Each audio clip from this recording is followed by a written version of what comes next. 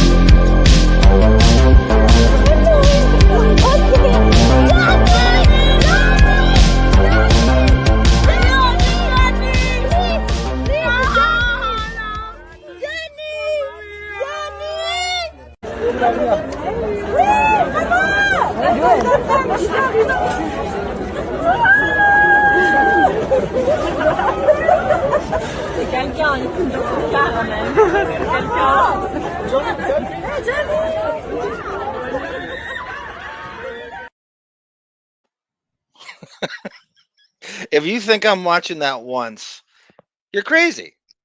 I think You're you've watched crazy. it more. I cannot. What a curveball that is.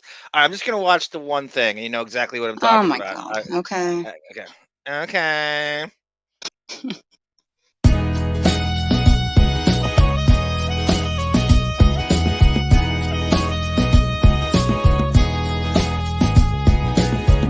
Monty Python.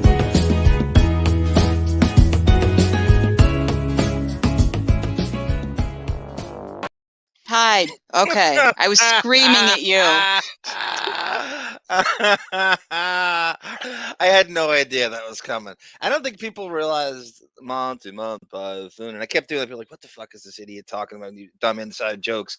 When we had Bon Jovial on, and that's exactly what I'm talking. But Bon Jovial had the drop, which is crazy, and he played it. What timing he had with that as well. That is so brilliant, Sarah. When did you decide to do that?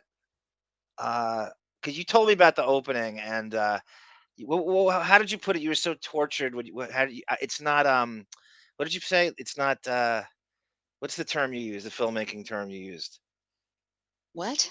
You were criticizing your own work on the opening. You said it's not. You're not fully sat. It was like some perfectionist term. No, You used. I have to clean up the audio where he says that he skips and there's Oh, a it's crackle and it it's drives me crazy, but don't know I what didn't you're have listening time to. I didn't have time, and that is a. I'm doing an extended version in the next couple weeks. I get an extended version. That I know you crackle. do. That I don't know. I don't know what you're hearing. What are you, Catherine Bigelow over there with your filmmaking perfectionism? I mean, that's so fucking funny. I could listen. I must have watched that. Oh my god, is it so good? I can't. And then that's obviously from the trial and this whole the backstory, and it's kind of tedious maybe, but I'd say I had this earworm where I couldn't stop. I had this crazy weird OCD where somehow after I heard him sing the Marvin Gaye stuff with the Jeff Beck tour, which I thought was such a weird song for them to do, and Bon Jovi said it's the most awkward one in his opinion, and it's all subjective opinions or whatever, and I couldn't agree more, that I couldn't stop taking the Monty Python and then putting it into the Marvin Gaye song. And it's just a stupid thing. I couldn't stop for hours walking around singing in stores, people staring. Somebody caught me singing it, by the way, in the supermarket. Like thinking, when you think you don't think any. I'm staring at my phone, and I started singing it, and some broad looked up and just gave me that look, like I heard you, and then uncomfortably walked away. That's all right. It's so funny. Welcome everyone. WINO Forever the Deafening, episode 71, I believe. Mm-hmm. Right? Yep. A. Smith, welcome. God I damn. want you to know, this late start is not my fault. Somebody says they have to restart their computer with 3 minutes to go. ARM time. It was not me. I'm doing some last minute Feeney. I know you are. That's why I don't get mad. But she, I called you a she. I apologize. But what was I going to say? I forget. Did you just emasculate me? Yeah, I did. I'm so sorry. A. Smith wants to know if you got his message. A. Smith, I think you're slated for an appearance on the Armageddon Thursday Deafening version at some point or another. This next week. If you want to, you don't have to. We might circle back to. I'm not sure if we add somebody else. David and Honey I Shrunk the Karate Kid, Scott Balow. because we got to get back to the Stern Depp agenda. And And I have all actually that talk stuff about on, it. and just really, really dig in and get through a lot. There's so much, so much. Pell, welcome, sir. Don't know if we're able to make you. Sure, guys, talk about JD appealing 2 months. Yeah, Sarah's got that, Pell. But it's just that we all figured that all the appellation and appellate, is it? Is appellation a word? Appellate. Appellation. That's like Appellation. a territory or a mountain. The Appalachians. I don't know. I tried to make In my like own Tennessee. legalese word. Hopefully, John O'Reilly will pop in and tell me that is a real word. What I was going to tell you that wiped out of my mind was looking at chat. People make bets on how late you're going to be. Yeah, well, that's before not bad. every episode. Do they really? They do. I was reading them. Who am I to criticize Depp's latenesses on the set if this is what I'm doing? Holding up all these crew members, right? I can't. What a hypocrite I would be, a Deppocrit. What's good for the goose is good for the bed poop and wildebeest, says Pell. Yeah, I mean, we all knew these appeals are coming. You really think she wasn't going to appeal till her dying day? You really think she's just going to, yeah, he's right. I lost. She still has one claw in him this way.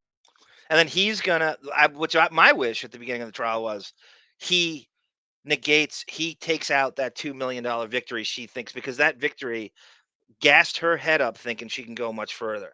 If it was a clean sweep, it would be it would be so glorious. But that 2 million, it was kind of an albatross asterisk over me. It bothered me. It just stung. I don't know. I didn't. It was a compromise. It was a compromise verdict because you probably had some broad on the jury who was like, person on the jury who was like, I don't know. I don't want to say she's lying because she's a woman. So they probably just gave her that nothing win. Hey, let's not discount what my point of that he needed to be there on that last day. Nope. I am dying on this. I am even more steadfast in my belief. You're a juror. Just really quick. I don't want to beat you over the head with this. You're a juror, okay? You're making $40 a day. You're spending 6 weeks doing this. You're on the last day. You got to spend all day deliberating. You're working harder than he is. Last thing you find out, oh, Johnny's not going to be here. Amber Heard's going to be here. Everybody else is going to be here. He's flying off. You go, what? I'm making $40 a day. I'm sitting here. This guy's jetting off to Europe with Jeff Beck for a pre-planned tour. Well, I guess he's not canceled. I got to fight this out till 4:30 in the afternoon. And he gets to go forgetting to Europe. It didn't matter for him. Maybe that's what swayed the $2 million. And they even had the chance to go back in the room and correct their mistakes on the form.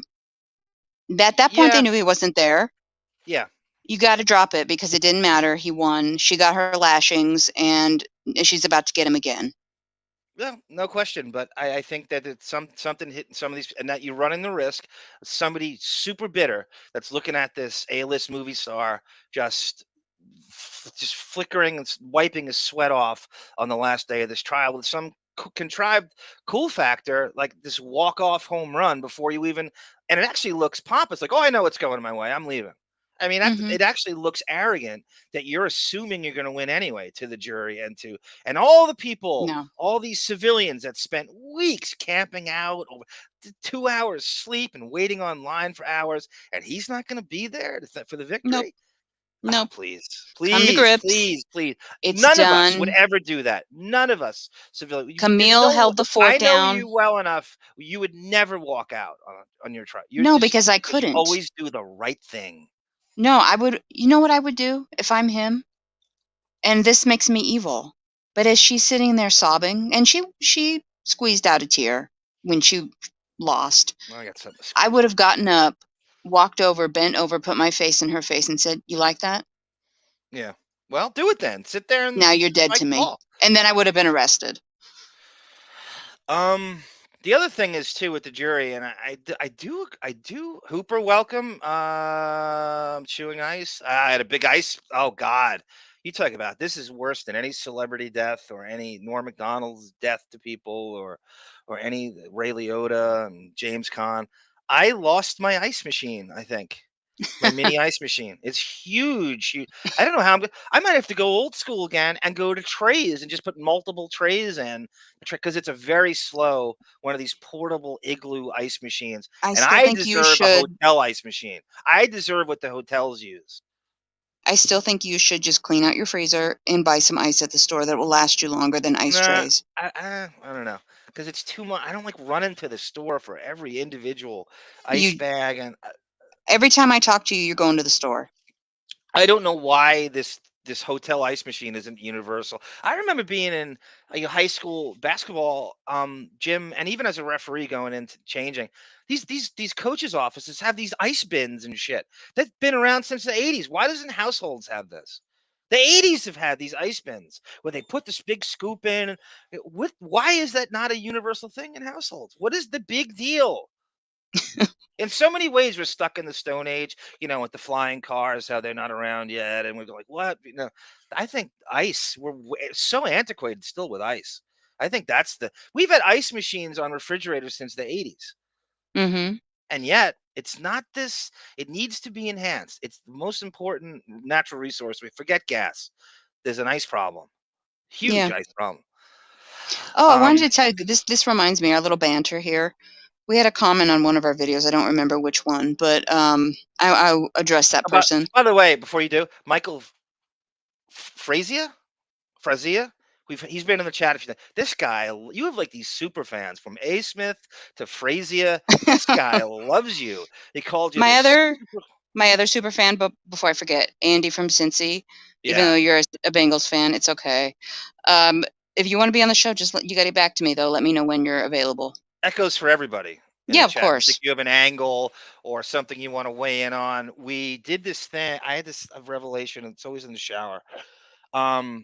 You're supposed to take pictures. We had Bon Jovial on, and we talked about the Jeff Beck stuff. We got a very deep. Sarah and Bon Jovi went down a great musical alternative path. I think I have decent music knowledge. I'm weird though because my problem is I know a little about a lot of music. I have a lot of genres that I and I think I could safely use the word dabble in.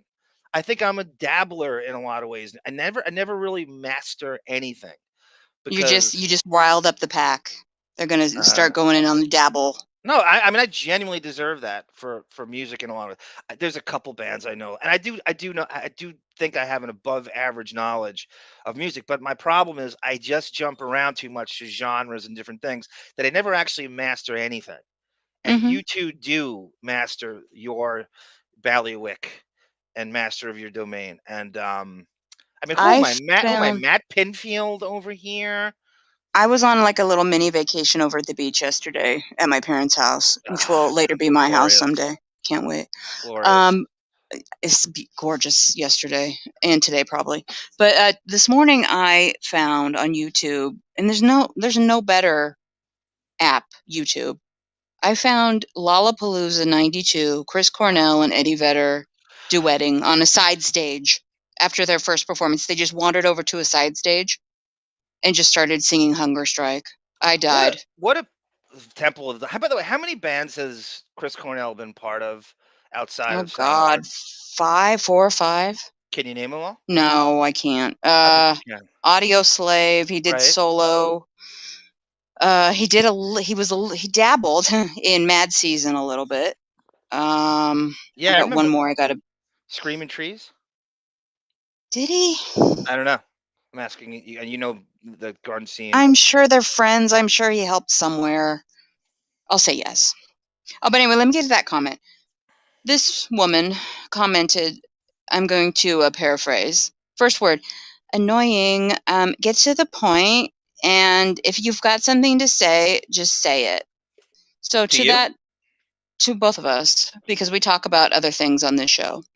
So, honey, fuck you, and hit the back button and don't come back. No, I want you back. I want the pushback. I want you to come on. Go watch Legal Bites and pay $50 for your message to come up on the screen and then get the wrong answer to your question. With fake fans who know nothing about the man's career. Have a nice day. Grifting posers who know nothing about you're looking at a guy who saw The Astronaut's Wife 8 times in the theater. That's the level I'm at. No one's close. Welcome, Cindy Clausen. Melvin Goldstein. Welcome, sir. Barbara DeRush. I love to call her Babs. We talked about ice. I know I'm behind. Hooper 45. His arm on I am not on a laptop. I am on a desktop.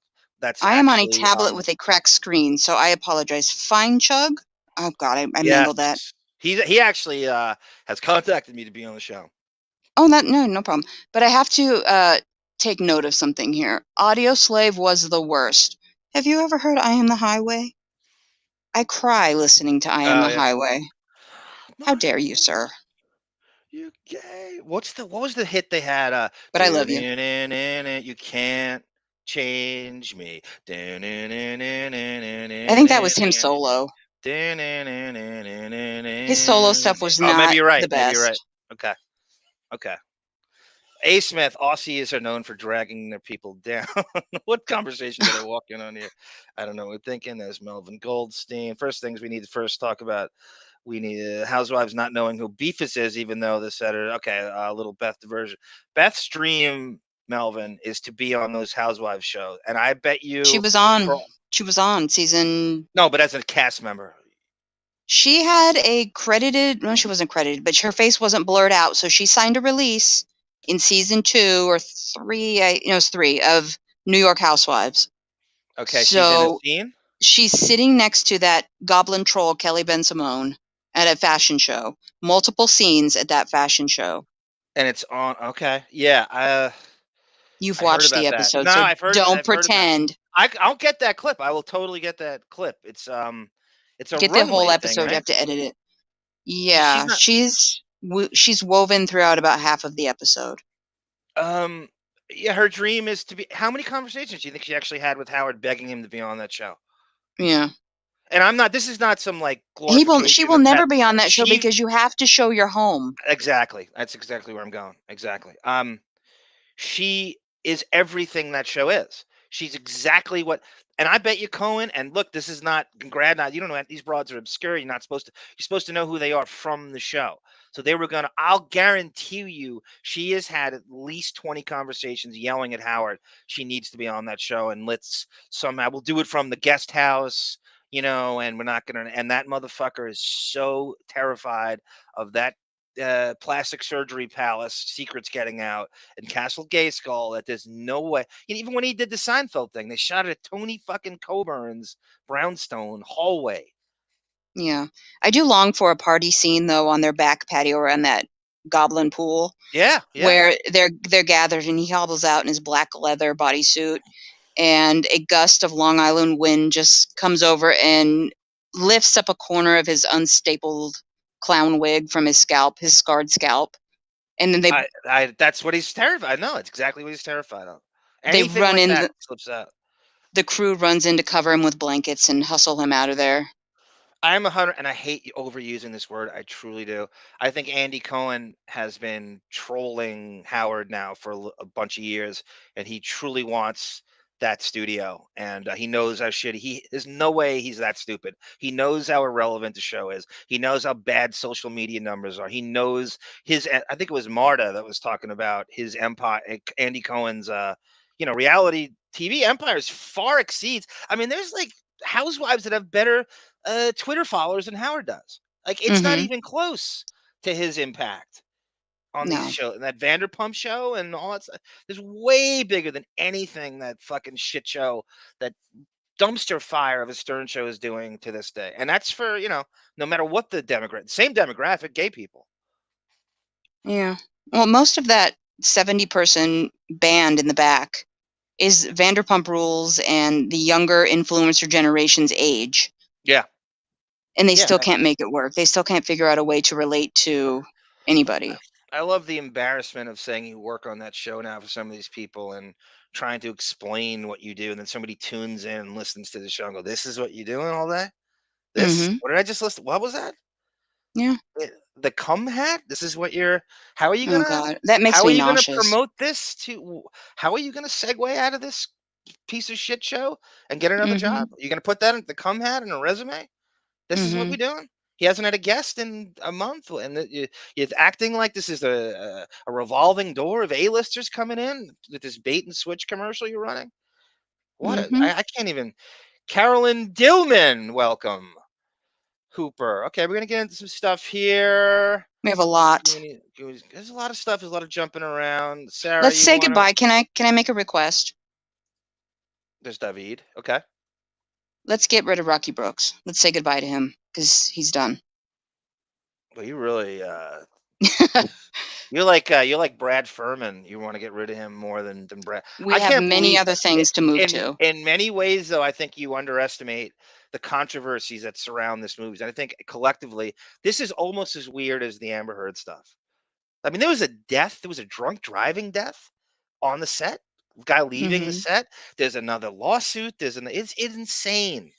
The LAPD conspiracies about shutting it down because of the I'm not saying all that stuff. Rocky Brooks needs to. Yeah, well, so what we did is, so we can interact with the chat more, is we reenacted the rest of the transcript by ourselves, and I recorded it, and I'm gonna play it while we're listening it with you. So we're not doing. You cannot work the chat when you're reading a transcript. You just can't. I've tried, and people drop off. You can feel. I don't even look at it. It's impossible. It's an instant headache. So let's get that in, and then we'll give the update on that, and we will move on to this week's news. David tagged your insult. He goes, Appalachian Mountains. You could buy some nice apple butter from the Amish. Almost sounds like Mark Harris saying it. West Virginia apple butter is delicious also. How do you know what the Appalachian Mountains? That's where I'm from. That's nice where I'm from, homeboy. Buttermilk. You're not from. No, my father is. Half my family's in West Virginia. Okay, so I'm from Poland because my father's father. No, have you been to Poland? No. Okay. I'm a half Polak, half Greece. I think more than that. Man, what does that mean? You can buy some nice apple buttermilk from the Amish. Your Ostrowski levels of Polish. Thank you, A. Smith. We love you too, Hooper David. We have I gotta say, I don't like anybody, but I love the people in our chat. Oh, I was telling when we got off on Thursday, Bon Jovial was complimenting all the people in the chat. He goes, I've never seen a more, funny, supportive, micro chat, compared to the radio gunk. This is almost like the best of the best. I'm not saying that but it's just a phenomenal subgroup that are in here. Always. Oh, you might have to. I didn't make it members only. You might have to watch out for the girls and boys comments, if you know what I mean.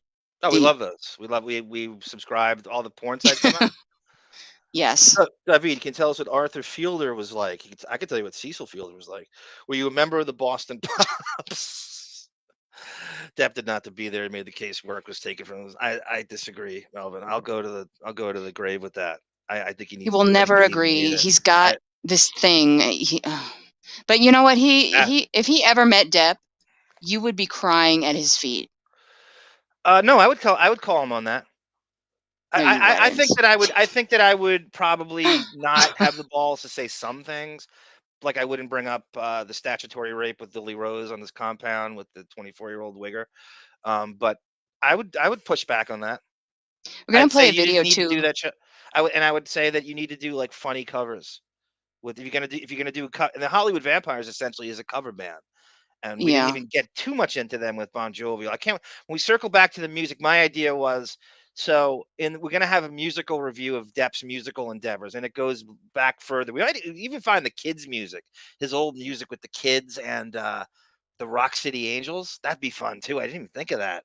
And we could have Bela, Honey, I Shrunk the Karate Kid, and Bon Jovial. And Biznick and any kind of music heads you think you're qualified to review it, like your fucking Eddie Trunk or who am I, Matt Pinfield over here. You're more than welcome to get, and I'll step back and let you banter and work like a musical panel on his group. The band P he did with Gibby Haynes and the Butthole Surfers. Depp has been a groupie And I can't through the 90s, and I don't know if people know this stuff. He's kind of like just a famous stand-in for their missing guitar player who's probably ODing in the bathroom. You remember Evan Dondo and the Lemonheads? Yes. He was Depp is in a video for them called "It's a Shame About Ray." I know. I tried to use it for one of our first videos, and I got struck so fast. Yep. Yeah. They covered Mrs. Robinson. Remember that? Those were their big hit somehow. No, wait, Oasis. You remember the Gallagher brothers, and Depp was in rotation with them.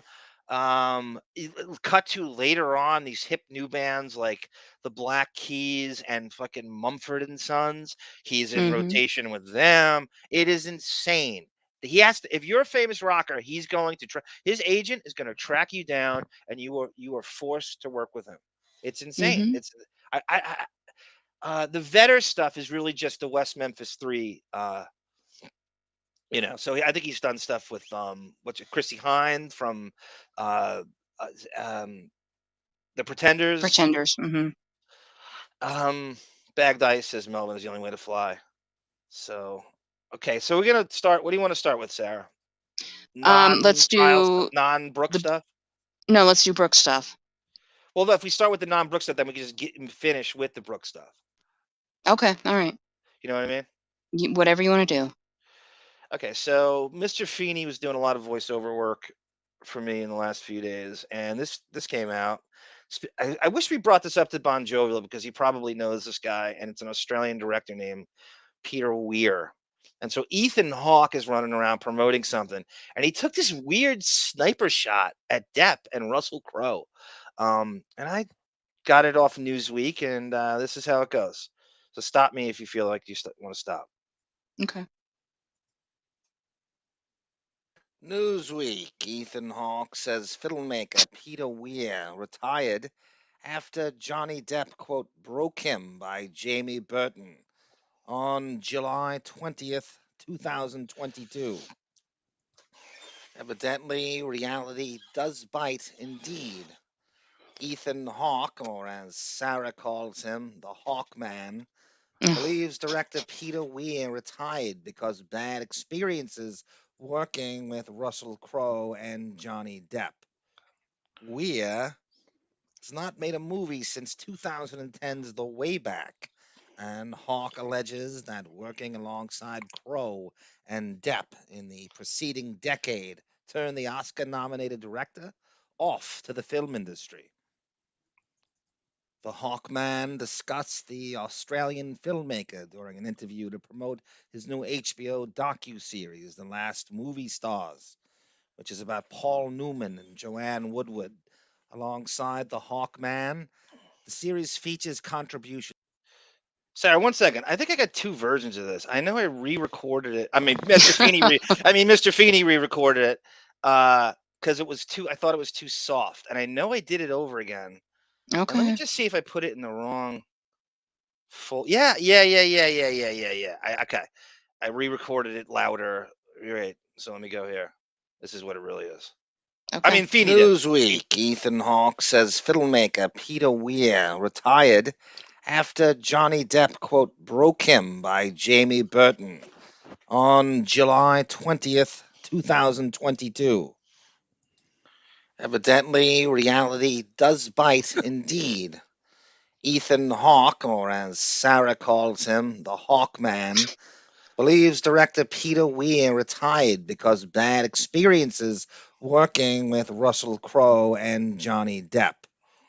Weir has not made a movie since 2010's The Way Back, and Hawke alleges that working alongside Crowe and Depp in the preceding decade turned the Oscar-nominated director off to the film industry.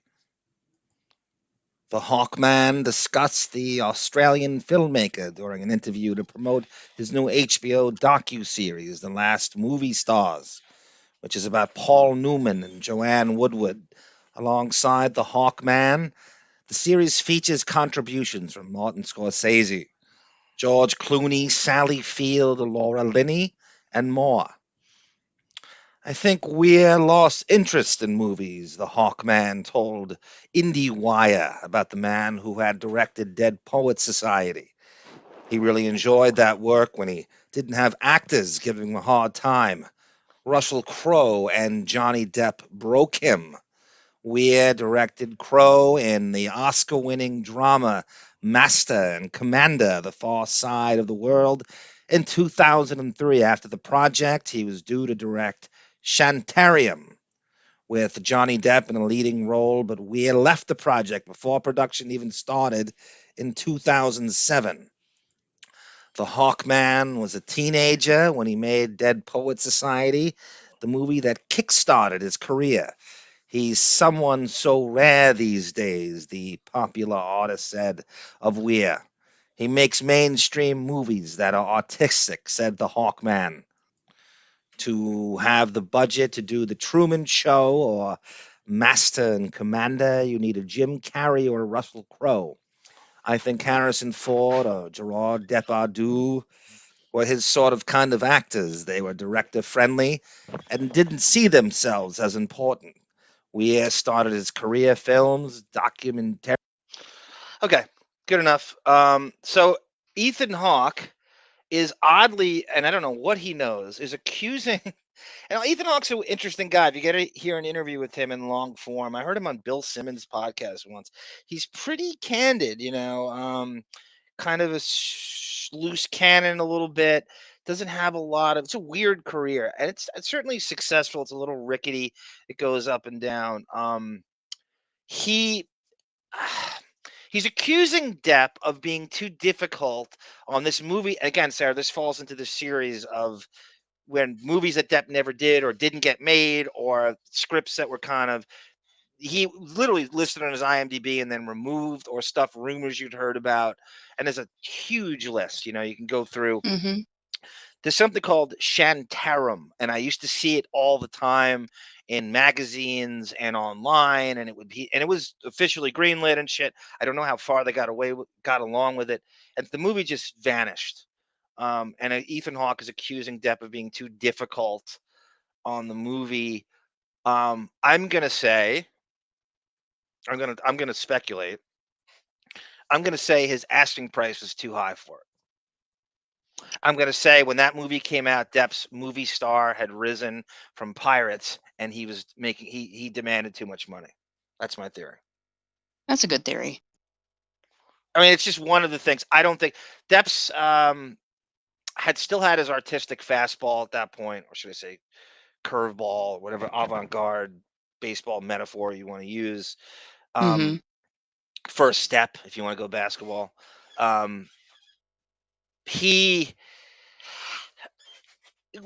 You want your actor caring about how the script is, which he claims is why he hated talk shit about Pirates 5.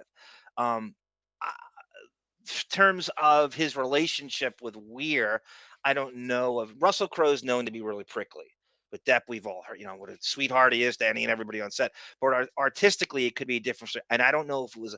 I'm thinking, and this is just me speculating, that Tracey Jacobs got involved in a negotiation thing as his star rose and his price tag rose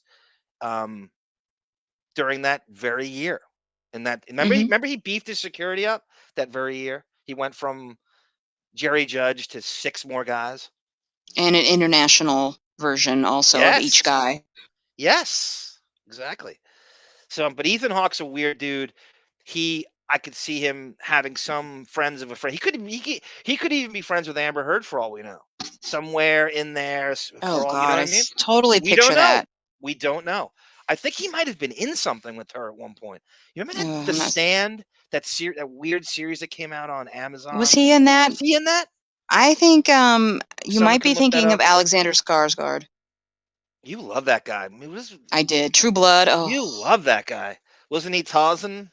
Monty Python. And yeah, I didn't. I never watched that. He's not a great actor, but him in True Blood, he was amazing. Remember the old voiceover artists in the 80s when they would do they tried to put a Juilliard lilt on kids stuff, and they would go, next week on Spider-Man. Python. Like he's Jewish. Spider-Man. Hi, I'm Melvin Spider-Man. Jackie the Jokeman. That's right. Speaking of which, David goes, Andy Cohen's basically Howard if he felt comfortable coming out. That's good, David. He's an instigator like Howard. He loves not knowing his whack pack, for example. AKA the housewives get in trouble and then become destitute. You know that. I think Marta was talking about that too. Is that what happened, Sarah? The housewives get broke? They make nothing. They get their heads inflate, and it's not the filler. Right. So they think immediately, you'll notice a housewife immediately will put out a book about her life because she thinks people care. Or the clock's running out on their fame. Yeah. They're not guaranteed another season or something. Yeah, but the book will fail usually. Maybe 2 housewives have had like success with books that I can think of, but they jump ahead to like step 10 before they've even conquered step 1. So yeah, it's just they ruin themselves. And Feinschlag is a great food reviewers have more followers than Howard is. We need to do a radio gunk, and we did this one time. We blurbed it. We did like a segment. We should do a whole show on celebrities who have more followers than Howard does on Twitter to shoot down his awful, ridiculous, most overpaid entertainer in the history of show business, and it's not even close. And just look at some of these niche personalities that have more followers than he does on Twitter. You'll be shocked. And a lot of those housewife broads are one of them, right, Sarah? Some of the bigger ones, or not bigger ones, but even just the general ones. You're right. Buttermilk is better, Maury Boy and Brendan. God, Mark Harris is so, God, is he popular? He's like, I think he's on the beloved. I almost think he's beloved in the Beetlejuice way. I'm almost gonna go to that. It's just a smaller group. He has a smaller fan club then, because he doesn't get a lot of mention. What is that? What's that? Brendan? I heard something. Shame about Ray? I was going, it's a shame about Ray. Okay.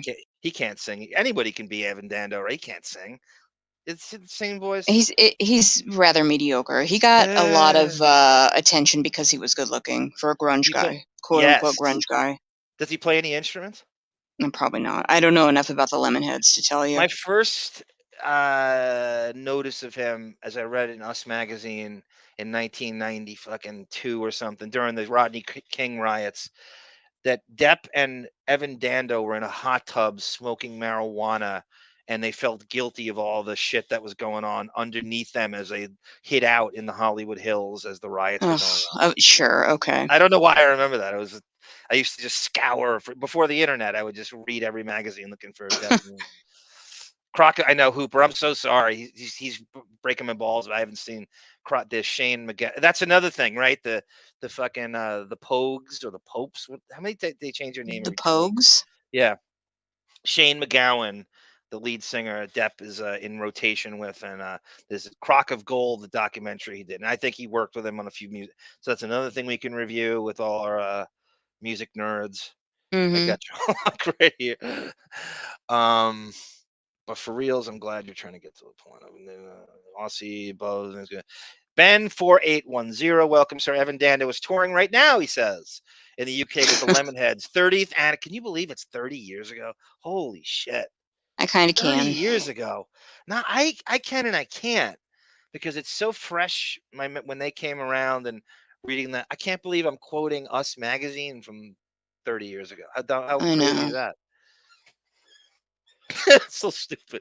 It's so stupid. Sarah, do you snack during these podcasts? Baby carrots and ranch. That's a great snack, actually, Melvin. Baby carrots and ranch.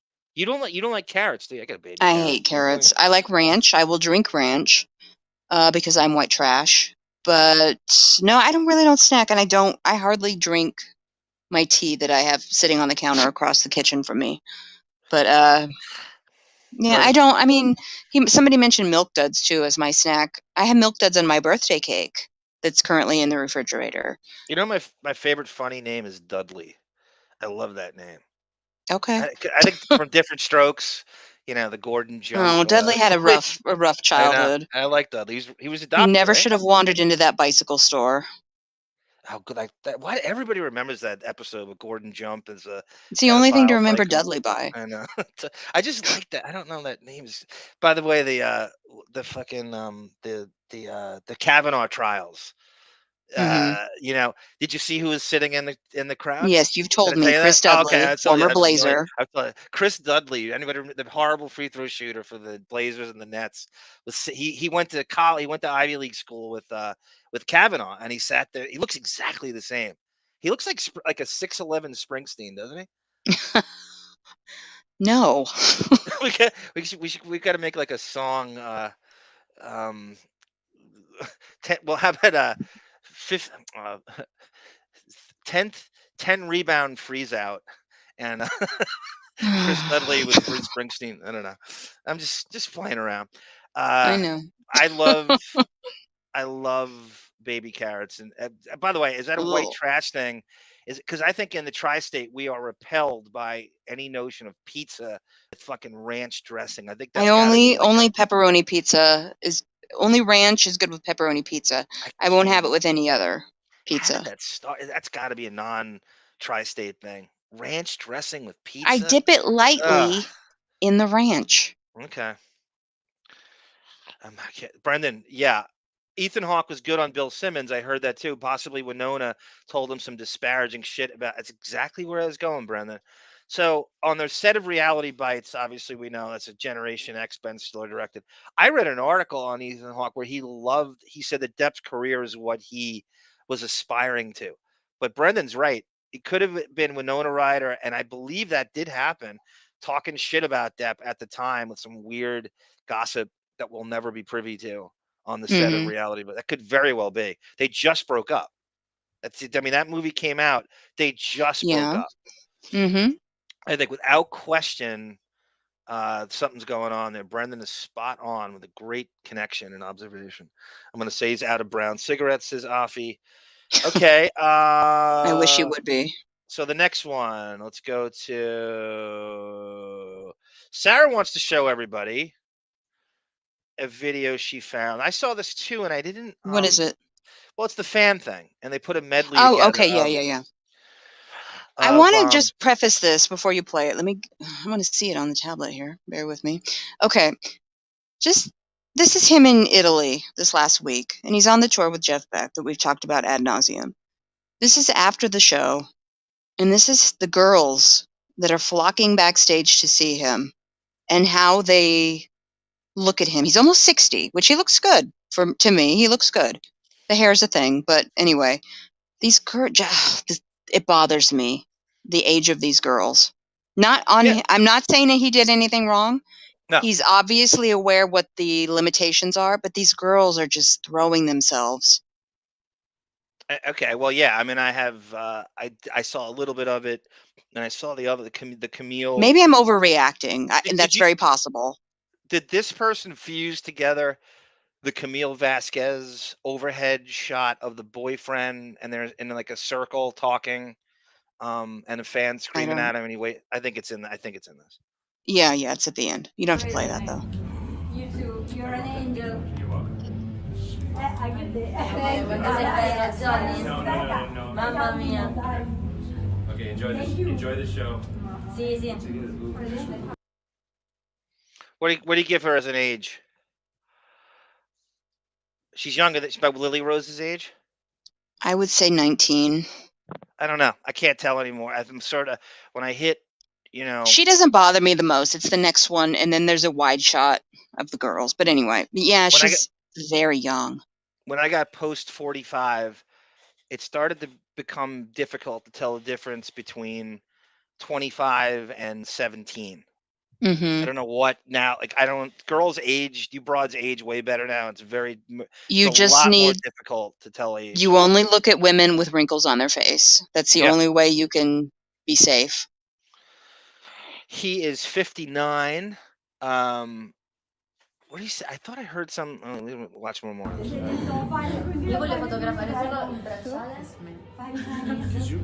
Kiss me.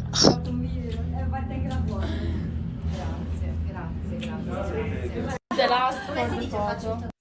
Hold on a second. Let's look what's in the background. Io voglio fotografare solo il bracciale. Did you, John? Ha fatto un video e parte anche la foto. What do we got in the background? Just shit little, what is that? Maybe a beer. I don't know. An amplifier. Could be just straight alcohol. I see little pictures. Okay. I can't. I'm on the tablet. I can't see very well. Okay. The last for the photo. Good hockey hair. Sì, l'ha capito prima. L'ha capito? Sì, sì. No, perché Picevallo era una traduzione semplice. Okay. I'm turned off by this. Sì, sì, no, ma io lo abbraccio. They're so young. So one of these broads recorded it, right? Oh yeah.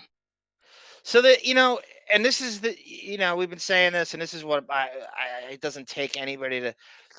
He had a European tour booked, and this goes on, this very scenario in every single city. There's a lot of rube young European Depp head girl Deptford wives that just like. I don't see any of them in the same theater I was in when I watched The Astronaut's Wife in 1999 and 2000. I don't remember seeing that. Exactly. Yeah, right? I know. So this is just this kind of bandwagon new generation of, and it really is insane. And he has this Euro appeal, and this is Italy, you said, Sarah? Yeah, it's Italy. That'd be great if he somehow morphed into an Italian accent during. I think he's probably somewhat, and the security letting them back to what extent he knows exactly what the perception is, but he's always had this kind of Peter Pan complex where and again, the statutory rape stuff where they laissez-faire in France and stuff. And I said to you before we went on, I crunched. We talked about Garcelle Beauvoir, speaking of Housewives, who is an actress, model, blacktress model, who is like Jamie Foxx sitcom, right? And she's been in some stuff. You know her if you saw her. Really, I mean, black truly doesn't crack. And she told the story about how she was a model in South Florida in the earliest of '80s at a club, and Depp's band, The Kids, was there, and he went over and did the old casting couch move with a band. You want to be in my video? We're doing, and so they submitted, his band, The Kids, submitted a video to MTV, and they were looking for chicks to either be in the audience or I don't know why a punk alternative band would need chicks in their video. It doesn't even. That was it's the almost thing, anti. man. Right. I can't even. You had to have girls. Depp didn't move to California until he was 20. So I'm crunching the numbers here. He couldn't have been more. He had to either be 18 or 19 during this. She is 3 years younger than he is. So I have her at the very oldest at 17 in this club. Now, you can, in Depp's defense, the drinking age is 18 back then. And I talked about this a little bit. It was also in the defense, he could have, and you don't agree with this, so I'm talking to a wall. He could have gone back later to Florida when he was older, making her older. I don't know. No, I don't agree because I know you don't. He never went back. He wasn't able to. He went to Florida at 20, married Lori Allison at 20. So he's married at that point and firmly ensconced in the California rock scene. And then he got Nightmare on Elm Street. So she said it. Garcelle Beauvoir said she highlighted the year. It's before he went. It's before all that. So he's maybe she can't be any more than 17. But in his defense, girls certainly at that point would lie to get into these clubs, and they do it all to this day. There's 17-year-olds getting into clubs with a 21 drinking age and stuff. So there's no question she probably just was.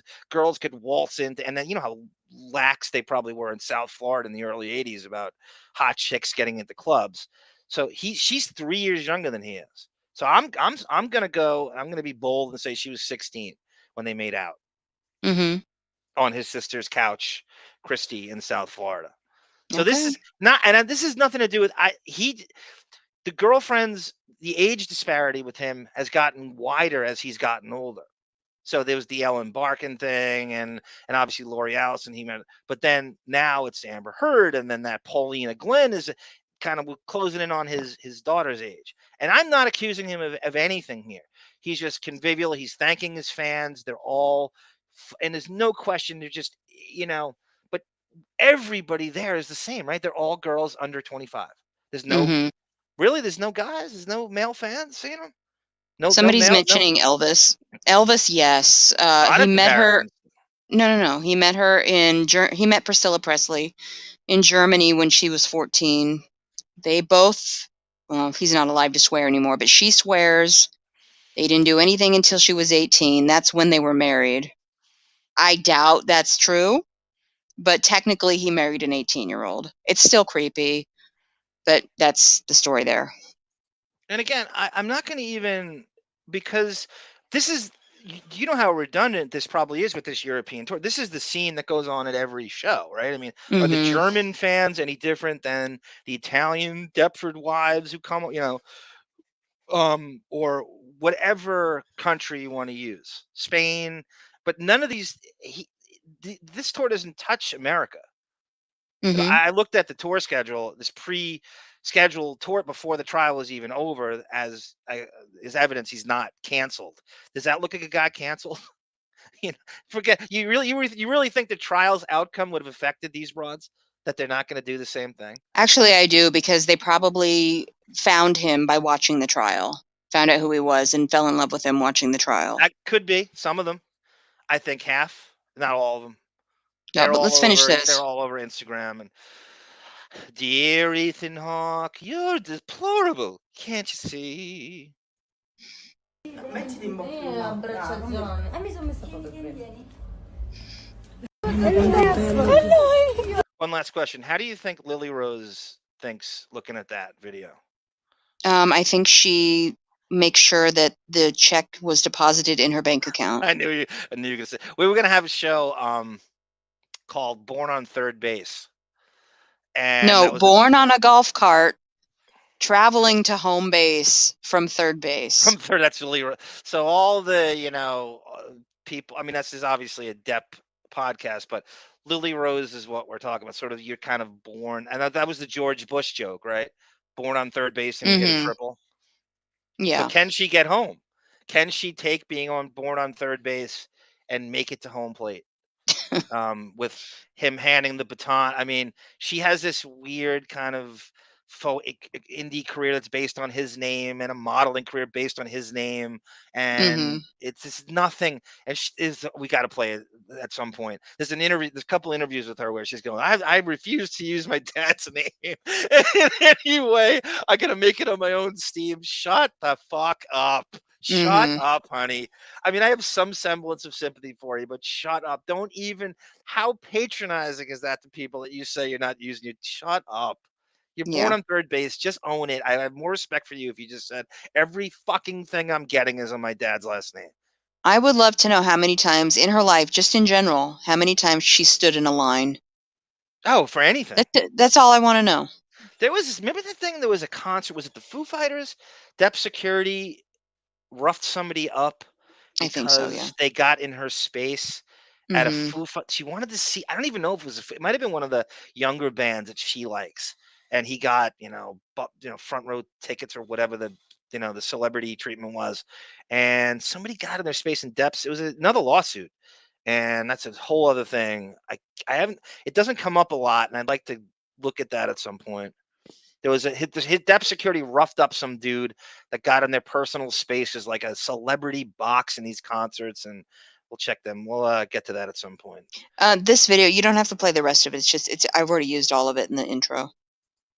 Well, there was a Camille Vasquez thing. Let me play it. Johnny! Johnny! Johnny! I love you, Johnny! Please, Johnny!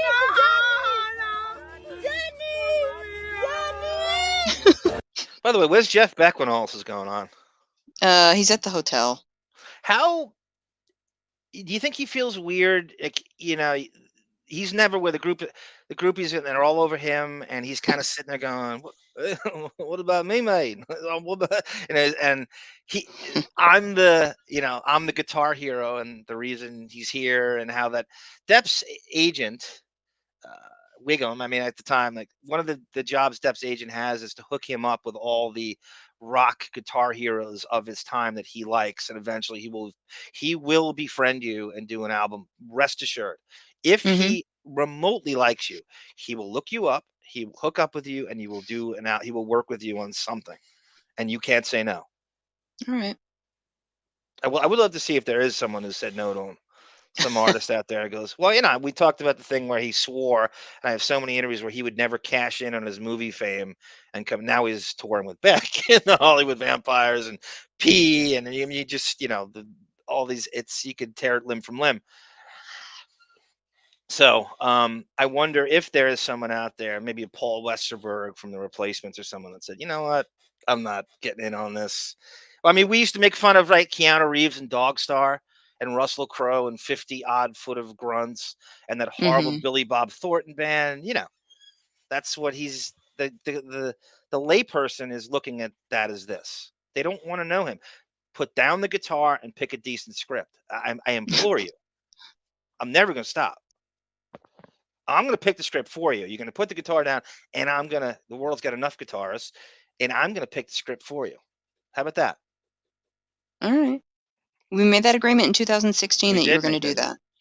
And what was your role going to be in all this? I am the stylist. Okay. You're going to put him in like what maybe Chris Cornell would look like modern day? I didn't like Chris Cornell's hair at the end, but yeah, maybe. But a power washing. I'm going to get him some new teeth, but he's going to have to stop smoking. Yeah.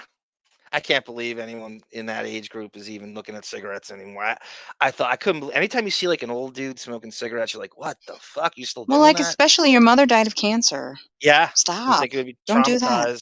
Yep. And those cigarettes he smokes, I read they're 3 times more toxic than a regular, because they're unfiltered.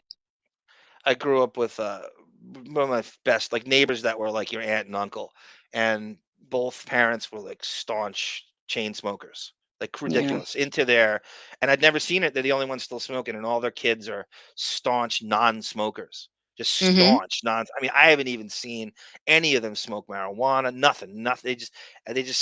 They all drink and stuff, and they're just classic, drinker, but none of them, And I think they were traumatized by it, and you think that would come in some form with him, certainly as kids. Have we seen Lily Rose? I think she does smoke. That French probably. thing is just undeniable. These broads look disheveled, blue cheese. These young girls, Babs to Rush is right. To rush, hurry, hurry, Barbara, run to me. These young girls grew up on Pirates. That's exactly right. That's their starting off point. The Pirates movies. That's the of course. That was his first movie. Was Captain Jack. Yeah. They were like a gleam in their daddy's nutsack when I was watching 21 Jump Street. I know. I wonder. I had that theory that Amber Heard and her Coachella con artist squad probably had like drunken wine binge Jump Street watching sessions where they goofed on him while he's off, for 4 months filming. Like Whitney. I guarantee they did. Just binge watch 21 Jump Street and goofed on him.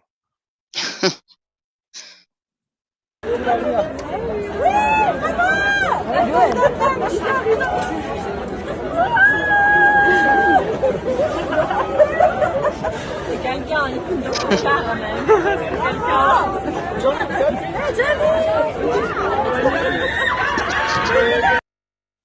Peckish, says A. Smith. Poor Papa Johnny. Papa Johnny, I've been on the old 16. I wonder if that's the real. Does Ben 4810 speak Italian? Is that what really was said there on that? That's so funny. That brought us some eyebrows. David C. Jimmy Page and Ted Nugent kept really young chick. John 21 makes Johnny look like a prude. Jailbait. And Depp is, one of the things that broke up the Kate Moss relationship was that she was not well read enough for him. He basically called her stupid. Speaking of biography. Okay, that's a good segue. You want to do that now? Yeah, Ted Nugent and that he needs to fucking be put to death by his own gun. That was so much. Ted Nugent went to girls' pageant. Oh wow, they know that Ted Nugent stuff is all you crazy. have to do. Everything you need to know was covered in the Ted Nugent Behind the Music. They don't pull any punches in that. Steven Tyler's creepy too. You ever see the pictures of him with Liv Tyler Yeah, when it's she's young? gross. She's like cupping her tits from like around her waist, and they're I tongue kissing don't and know. shit. Is he doing that? Yeah. It's Or are like that whole. you No, fantasizing? no. There's pictures of him like cupping. I Not, know I he did don't. the Rolling Stone cover, which was creepy, but I don't think he's doing that to her in the Um, picture. remember I the could be Hulk wrong. Hogan picture of Brooke? He's putting lotion on Brooke's ass on No, a. it's not the ass. It's the girl taint area that he's. Oh, the inner thigh. Is that what it? Yes, that little ridge. Don't get horny, but that little ridge No, he's rubbing. I'm not. Remember the fucking Stern show went to Sirius and the stupid guests he would have, like he would just. I remember stories I would hear of, like, I think it was like on Back Office. No, I'm sorry. He was at the intern show or the wrap up show. They admitted that Howard turned down George Carlin for Brooke fucking Hogan. Yeah, I know. Oh I my know. god. Therein lies the problem. If That you want tells to you everything you need to know. capitalization, yep. Okay, so TMZ has an article here. This made news other places, but I just went to TMZ. Okay, so Kate Moss opened up about her critical testimony in the Johnny Depp Amber Heard trial, and she says it's as simple as honoring your duty to be a truth teller. As you know, I'm reading their words here, Mr. Harvey Levin, gem of the media. As you know, Kate shot down rumors that Johnny had pushed her down a flight of stairs when they were dating years ago. Amber fueled the rumors on the stand, which opened the door for Kate's virtual testimony, 10-minute testimony, in which she said she not only did Johnny not push her, but after she fell, he was an angel, carrying her back inside their hotel room and calling for help. Swoon. Kate told the Desert Island Discs, I don't know what that is, I know the truth about Johnny. I had to say that truth. Moss went on to say, fairness and justice is what it's all about, so it wasn't difficult to take the oath and tell her story. Johnny and Kate had dated for 3 years back in the 90s. There were rumors maybe they had rekindled, whatever. They did not rekindle their romance. So that's Never. just the quick blurb from the Kate Moss interview that she did. I think it was in the UK. I think more is going to come out about that in the next few days. I'm amazed at how her name is almost frozen solid from the early to mid 90s. That really certain generations and even people in ours shouldn't even know who she is at a certain point. She just kind of, I don't even know, right? I mean, her name just fell out of collective consciousness by the time they broke up. And that was like he really put her on the map in a way. Not She's that always I mean, been. you knew her from the Marky Mark underwear shit, but. Well, of course, in 92, but she's always been, even though we're not hearing about her here, she's always been big over there. She's always been in the spotlight over there with some business venture. I imagine if she made the most a model could make during those times where this is pre-internet and the supermodel surge was still the Tyra Banks kind of, who is that? Not Famke Janssen, the other one. Oh God, well, there's a million of them. You know the names, Christie Turlington and all. I know the faces. Yeah, Christie Right. Turlington was rumored to be dating Bono while he was married. Who's the chick who's is that her? Ed Burns. Remember Ed Burns from the Brothers Yeah, McMullen? she was at least with Ed Burns. I don't know if they're still together. That's the guy. He does a lot of like They had behind. like I don't know 10 if he's. kids. Does he really? I think they both had like 10 kids together. Okay. And I just haven't seen him in a long time. And I'm sure he's done stuff behind the scenes. Probably I'm not aware, two. but I haven't seen him act in a long time. Maybe he's in stuff on a streaming service I haven't seen. But yeah, I guess that's But that was when models were actually supermodels, and I bet you she made as much money as you could possibly make during that time, in the way that whatever these print ads were, and she was the model of emaciated anorexia. She was the face of anorexia, and maybe unfairly, Heroin chic. Yeah, heroin chic got accused of driving chicks to anorexia. That was kind of the thing. I think she was one of the first models too that was booked to walk the runway in the grunge look. Yeah, that's kind of true though. She had a hipness because she was synonymous with the alternative grunge movement, because that was what.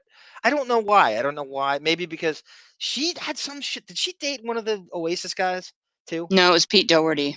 Oh, okay, that's who I'm thinking of. Because there's an old picture of Depp walking with the Oasis brothers, and he gives a middle finger to the paparazzi, and Kate Moss is in tow with them. She probably looks back so fondly on Depp because of Pete Doherty. Was right after Depp. Yeah, Pete Doherty is a true. mess. It's true. I mean, the Jennifer Grey stuff that I think it was it N.A. or Great Lazarus or all great people in the WINO thread sent us the Jennifer Grey, and I went and the passage of the Jennifer Grey for the Depp and then the Tracey Jacobs handoff and shit. It's a fascinating chapter in Depp's life. I think it's very underrated, which I didn't know until this book came out. Jennifer Grey's book came out. That she was represented by Jacobs, and that's how Depp got to Jacobs. Yep. It's great. It does not come up, and Jacobs hasn't brought it up. Jeff Beck and I have an idea. Sorry, I'm all over the place today. That's Do you okay. want to play Rocky Brooks to go out? What do you mean, our transcript? Yeah. Well, yeah. I mean, we're gonna comment on it as we get off and stuff. I Okay. have just some things I wanna from that. Barry is 80s kissing 65. Barry Manilow we're talking about. How did it get to Barry Manilow in the chat? It's so great. David, Celine Dion's husband, Johnny Beck, and David C. And Jeff Beck is, in fact, very odd too. He loves those guitar heroes, David C. I think it was Frezia in one of the comments is talking about how the Yardbirds, I guess, the rotation of guitar heroes in that band is insane. I wasn't, I'm not going to claim I'm a Yardbirds, but I know that I guess it was Clapton and Beck and Jimmy Page. Apparently, has Depp. I assume he's going to collaborate. Is Jimmy Page still alive? Yeah, I think so. Okay, he'll probably work with him in 2 weeks until. Take that video off. Okay. The next one, let me see. Let's try to get into. Do I have a? You want to do the intervention? Okay, yeah, that's a good idea. Very good idea. Okay, so we touched on, and we have touched on briefly over time, the Tracey Jacobs transcript, which is I mean, honestly, go listen to our series doing that, and there's a lot of stuff that was not submitted in the Fairfax trial from his ex-agent Tracey Jacobs talking about negotiations. He called Mark Forster, who directed Finding Neverland and Monsters Ball, is considered like a very respected director. They shit on him in this transcript. This piece of, I think the quote was, it was by Depp or a sister, "I don't want to do that piece of shit Mark Forster movie." And there's no taking that any way than just calling him a hack or whatever. I guess further hype that Tracey Jacobs series, the great Andrea Burkhart was very interested in that series. That's all I'm going to say. Well, when I contacted her about You're not supposed to say that part. No, I don't think I never got proper feedback off it. I think she glossed over it too much. She listened to it, so I can say she was very interested in it. She listened to it? Oh my God. Okay, let's move along. No, I don't remember. I'm just so scrambled by all these names right now. So I went and did this. So I kind of reenact. I hope you like it. I went and found an interview with Depp from Playboy magazine. I, in fact, do read Playboy for the articles. I am living proof that the articles are actually better than the pictures at that point. From 2004, he's promoting, I think, Finding Neverland. It's about right. Doesn't matter what he's promoting. And the Playboy interviews get pretty deep. They're pretty good. They're pretty hard hitting. And the interview gets into a thing about Depp's claims he's sober and he's in and out of sobriety, and he talking about if there was ever an intervention in his life and how bad did alcoholism and drug use get. Depp gives him a very some vague, honest but vague responses, and some of them could be construed as dishonest. And then I go to Tracey Jacobs' transcript and her account of what an intervention that truly happened. And we briefly talked about this last time, and Sarah and I have touched on it a lot over time. That there was an intervention staged on him in, I believe, 1994 after a heroin problem on What's Eating Gilbert Grape, and the breakup of Winona Ryder sent him into this emaciated, what was the term you used for his skin pigmentation? Translucent. Powder. Yeah, it looked like fucking powder. Yeah. While you're playing this, by the way, if I don't respond, I'm refilling my tea. Okay. So I'm going to play the Playboy interview. So now I've figured out this new thing now where this screen recorder app I have is such a phenomenal, underrated app. So now you can like read an article I'm going to do and kind of record the damn thing as you're scrolling through instead of, and I find it to be an easier process. Mm-hmm. And so I screen recorded myself. It's so pompous. Myself interviewing myself. Mr. Feeney's drilling Depp in the Playboy interview. You should. I'm About going to say something. You should be pompous, but you're not pompous. well, I think if you take the piss out of it by making fun of yourself, it's not pomposity. So anyway, Ooh, this is pomposity. Sorry, I should have rephrased. Mr. Feeney narrating the Playboy magazine. How's the volume, Sarah? Is it too soft? Okay. Let me see. Play it again. Okay. In May 2004 interview. I'd say go up a little Johnny bit. Depp. I don't know if I can. I thought I did. I thought I cranked it. Well, you once said that every. It's fine.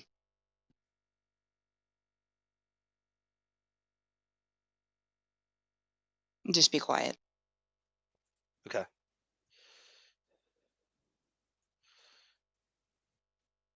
Come on, what's happening now? Oh, I muted it. Rob.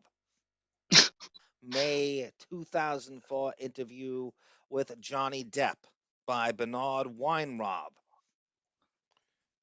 Well, you once said that everyone thinks of you as a drug-addicted, brooding, angry, and rebellious mental case. How apt is that description?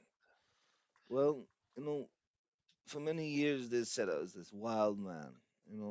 Now they say I'm a former wild man, former bad boy, whatever, former rebel. I guess former because now I'm a dad.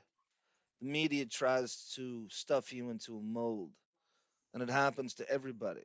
Oh, he's the new bad boy. He's the new James Dean, the new whatever.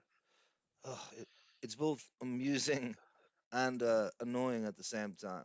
My mom reads that stuff, and so do my nieces, and so do my nephews, and all my family does. And at times it's just flat out fiction. Well, at one point in your life, it didn't seem kind of out of control, didn't it? Was it drugs? Well, no, uh, mostly alcohol. There were drugs. Hooper, is that true? Brooke Hogan's a Buckwall client? I don't know if that's a joke, but I believe it if it is. I want to apologize if the volume's even soft. You know how but what a big fucking big mouth I am. So it's not me. It's not me not projecting. You know that. No, just let it play. I think it's okay. I think it's okay, but I would like it a little louder. So in the future, if I do it I'm gonna amp it up another 400% because I amplified this. So I don't know if it's the app I'm using's not. I'm gonna have to just keep fucking raising the. I don't know. You never know. Like when I'm listening to it and it sounds good, it doesn't necessarily mean it's gonna be the right volume on Yeah, this. people are saying the volume is good, so just continue. Okay. 2 pills, and there's a danger that I would go over the edge to some extent. I could have. I thank God though I didn't. It was the darkest, probably during the filming of What's Eating Gilbert Grape. And do tell, what were your drugs of choice? Well, no, I was never a cokehead or anything like that. I always despised that drug. I thought it was okay. You heard it, guys. You all listen to the trial. How much did cocaine get brought up? I mean, it was like Pablo Escobar was on the stand itself. So he's admitted, been forced to a million times of being a cokehead pushing 60. So he says here, which is just, I don't get it. I don't know what he claims. Coke is never of any interest to him. This is 2004. Does anybody believe that? I don't. Sarah? I have to this tablet. I have to go back and forth. I'm reading chat. So, Oh, I'm asking. I know. I heard I heard. It's possible, though. I mean, maybe he got into coke later. I don't think when so. the money started rolling in. You know the circles he rolls in.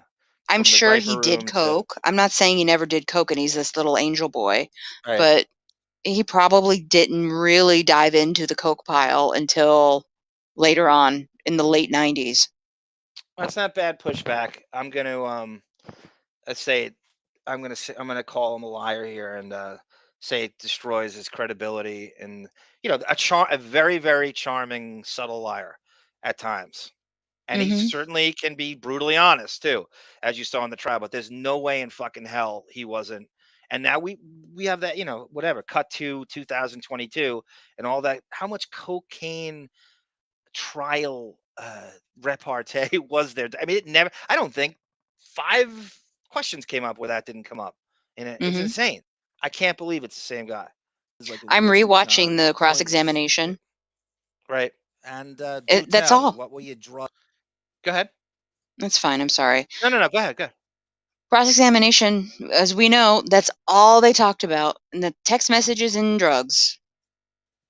Yes, everybody buy a shirt, please. Army needs a new ice machine. Very true, Hooper. Or whatever super chat. I do need a new, and I don't know what my new method's gonna be.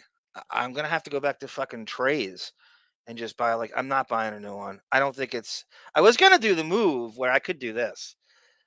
You buy the new ice machine, right? Keep the box, keep the receipt, change the serial numbers, return the broken one as it's the new one, and then get your money back, and you get a brand new ice machine. But I think it's too worn looking. I don't think they're gonna go. You still along have with the it. box? Because you said it was a couple years old. No, you have to buy a new one initially. Use the new box. Oh God, you're such a put scammer. the broken ice machine in the box. Change the serial numbers. Oh. This goes my for anything. God. This is a consumer advocate. I'm sorry. This is a consumer advocate move. Buy the new ice machine with your own money. Get the receipt. Obviously, keep the receipt. Just kidding. Take the box. Take the broken ice machine. Put it back in the box with the receipt. Get your money. Return it. Get your money back. You get a brand new ice machine. That's how some people would do it. That's not how you would do it. Right. That's how. Who's the great scammer right now? That we're. Oh God. Nobody I know. Okay. Ready back to so anyway, Yeah, he's sorry, go talking ahead. about he's talking about cocaine. Of choice. Well, no, I was never a cokehead or anything like that.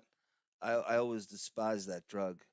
I thought it was like a waste of time, pointless. But I was poisoning myself with alcohol and just kind of medicating myself. I was trying to numb things. Well, what things? Well, I was trying not to feel things. That's ridiculous. One of the dumbest things you can do because all you're doing is really postponing the inevitable. So someday you have to look at all those things. You look them in the eye, and rather than try and numb the pain. Well, then, how far did it go? Were you ever an actual addict? Well, no. Thank God, I was never hooked on anything. I never. It's weird, he's a tortured artist. By the way, welcome Lauren Marie, and thank you for all your support. Speaking of Lauren Marie, all her kind words on we have a Patreon that's very minimalist. It's so I'm posting on that obscure Depp stuff that I'm taking ownership of, by the way. I think, the statute of limitations and that with a kind of like a almost like public domain, it's going to be arms domain. So I'm taking ownership of all these weird things that Depp released, like this short film he has and various stuff, RPG. I'm taking ownership of that from Charlie Sheen. It's going to be mine. I own it all, and I'm not giving anybody. You certainly have a right to it. I do have a right to it. I don't even say that sarcastically. You do. The money you have pumped into that man. I know. I was on $300 to my name, and I saw The Ninth Gate in the theater 8 times. How many? Yeah, 8 times. Yeah. Shocking. I think Depp owes me. He truly owes me. $300 to my name, and I saw The Ninth Gate in the theater 8 times, not caring what was going to be the repercussions of it all. And so that Patreon will have forbidden fruit. So Depp Weird Bon Monts and stern stuff that is blocked on YouTube. Really good, salacious shit compilations I personally put together. I worked endlessly on. I put together the Patreon.com/WINO forever, $2. If you want to, download it. We've had people sign up for more than that, $2. That is so appreciated, more than you will ever know. I'll take requests. Yeah, oh, of course, yeah. But $2 is the base subscription level. I guess that's what you call it. The last one was the Hurricane Sandy one. I put that's 8.5 hours of Howard embarrassing, out of touch Howard, sociopath, not understanding the severity of Hurricane Sandy while he's 1.5 miles away from the studio in the Millennium Towers. Just repulsive human being, not shtick. That's the piece of shit he is. I never had a monkey on my back. I just wanted to self-medicate, to sort of numb myself through liquor. That's how I dealt with life, reality, stress, change, sadness, memories. List goes on. So all you civilians who truly have had a rough life and are living and can't throw money at problems, do you buy his pain in a way? His life has been glorious far more years than it's been bad. Although I will say this, the Amber Heard stuff, you can say, and again, look, this is a guy in a pussy fog that created that he fell for her feminine wiles during the casting of the Rum Diary. So he's to be blamed for this. Do not mistake this.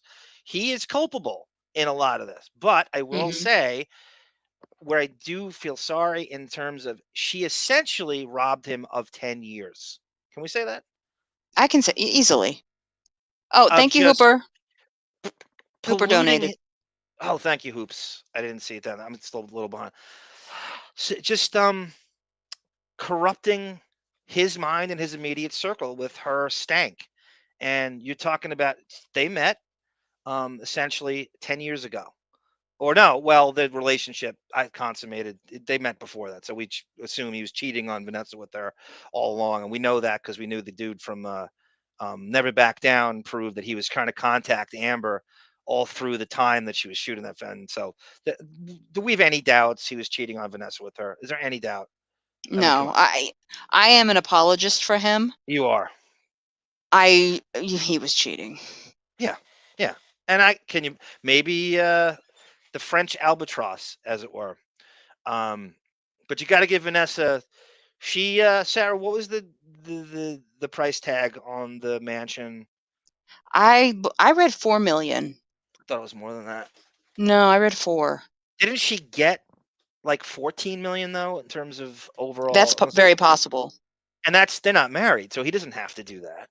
No, the funny thing too, though, she went out fairly soon and got married. She did like the Allison Stern thing. Very sad. Oh God, beat me to it. That's so good. Addicts, Barbara Rush. Addicts never admit what they're using or what they're even doing.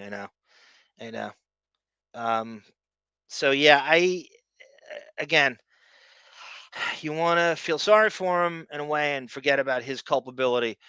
She consumed a decade of his life, and I think he does look at it and go, "That's 10 years I can't get back." And I think most of it is bad. When you look at the kind of, starting to outnumber the good, I think it's And now he's racked with her stank and stereotype. Because unfortunately, as gloriously great as a lot of his career is, there's a large swath of the population that only looks at him and that trial and his relationship with her. I hate to say it. I was just really basically trying to feel nothing, as it were. I added that. Well, then, what led you to stop? Family, friends, they sat me down and said, "Ed, listen, we love you. You're important to us. But you're fucking up. You're killing yourself. You're killing us also in the process." Did you listen to them? No, well, no, not right away. Okay, I want everybody to just pay attention. This is the intervention he's vaguely dancing around that Tracey Jacobs details later on in 2019. So he's sort of he's downplaying an actual intervention they had. And he's it didn't really take, and I don't know, just brushed it off. Hey, you don't listen right away because you're just too dumb. In fact, you're ignorant. You're human. And it finally seeps in. So finally the body and mind and heart and psyche just go, yeah, you're doing the wrong thing. Did your family and friends actually have to do an intervention on you? Well, at a certain point, they intervened. At the time, I said I appreciated it. So I kind of went through the motions and stuff. I said it was okay, and I went for a couple of months. Being a dumbass, that's all I could take. But I could see things turning into a nasty tailspin, as it were. And then I thought, well, maybe I'm slow, but this is just ridiculous. Well, fuck it, just stop. So I stopped everything for what would seem to be the better part of a year. I guess I just I reached a point where I just said, Jesus Christ, what am I doing? Sue Monster, welcome, and thank you for all your kind words all the time, every time. I hate Coke too. I never got it. Just sobered me up and made me fall asleep. Isn't cocaine supposed to make you super hyper and yeah, manic? it's supposed to. Yeah. Is that another effect? Does it have different effect on people? I've never Celebrities felt use that. it as a diet Yeah, medication, right. basically. Appetite suppressant. Right. Mm-hmm. God, I hope G Canada didn't hear me say it. I have no idea what it did. I didn't know it had a reverse effect. Dracorius. I used to love sprinkling some Coke into a joint or bong hit. Like I said, Hooper, I don't. I used to be funny. I used to have friends who slightly into drugs, not so much Coke, but marijuana. I used to go, "Where do you get this from? Who gives you that? Where are you getting this?" I swear, A. Smith tried to school us on the dealers of A. Smith's, the George Young of Arizona.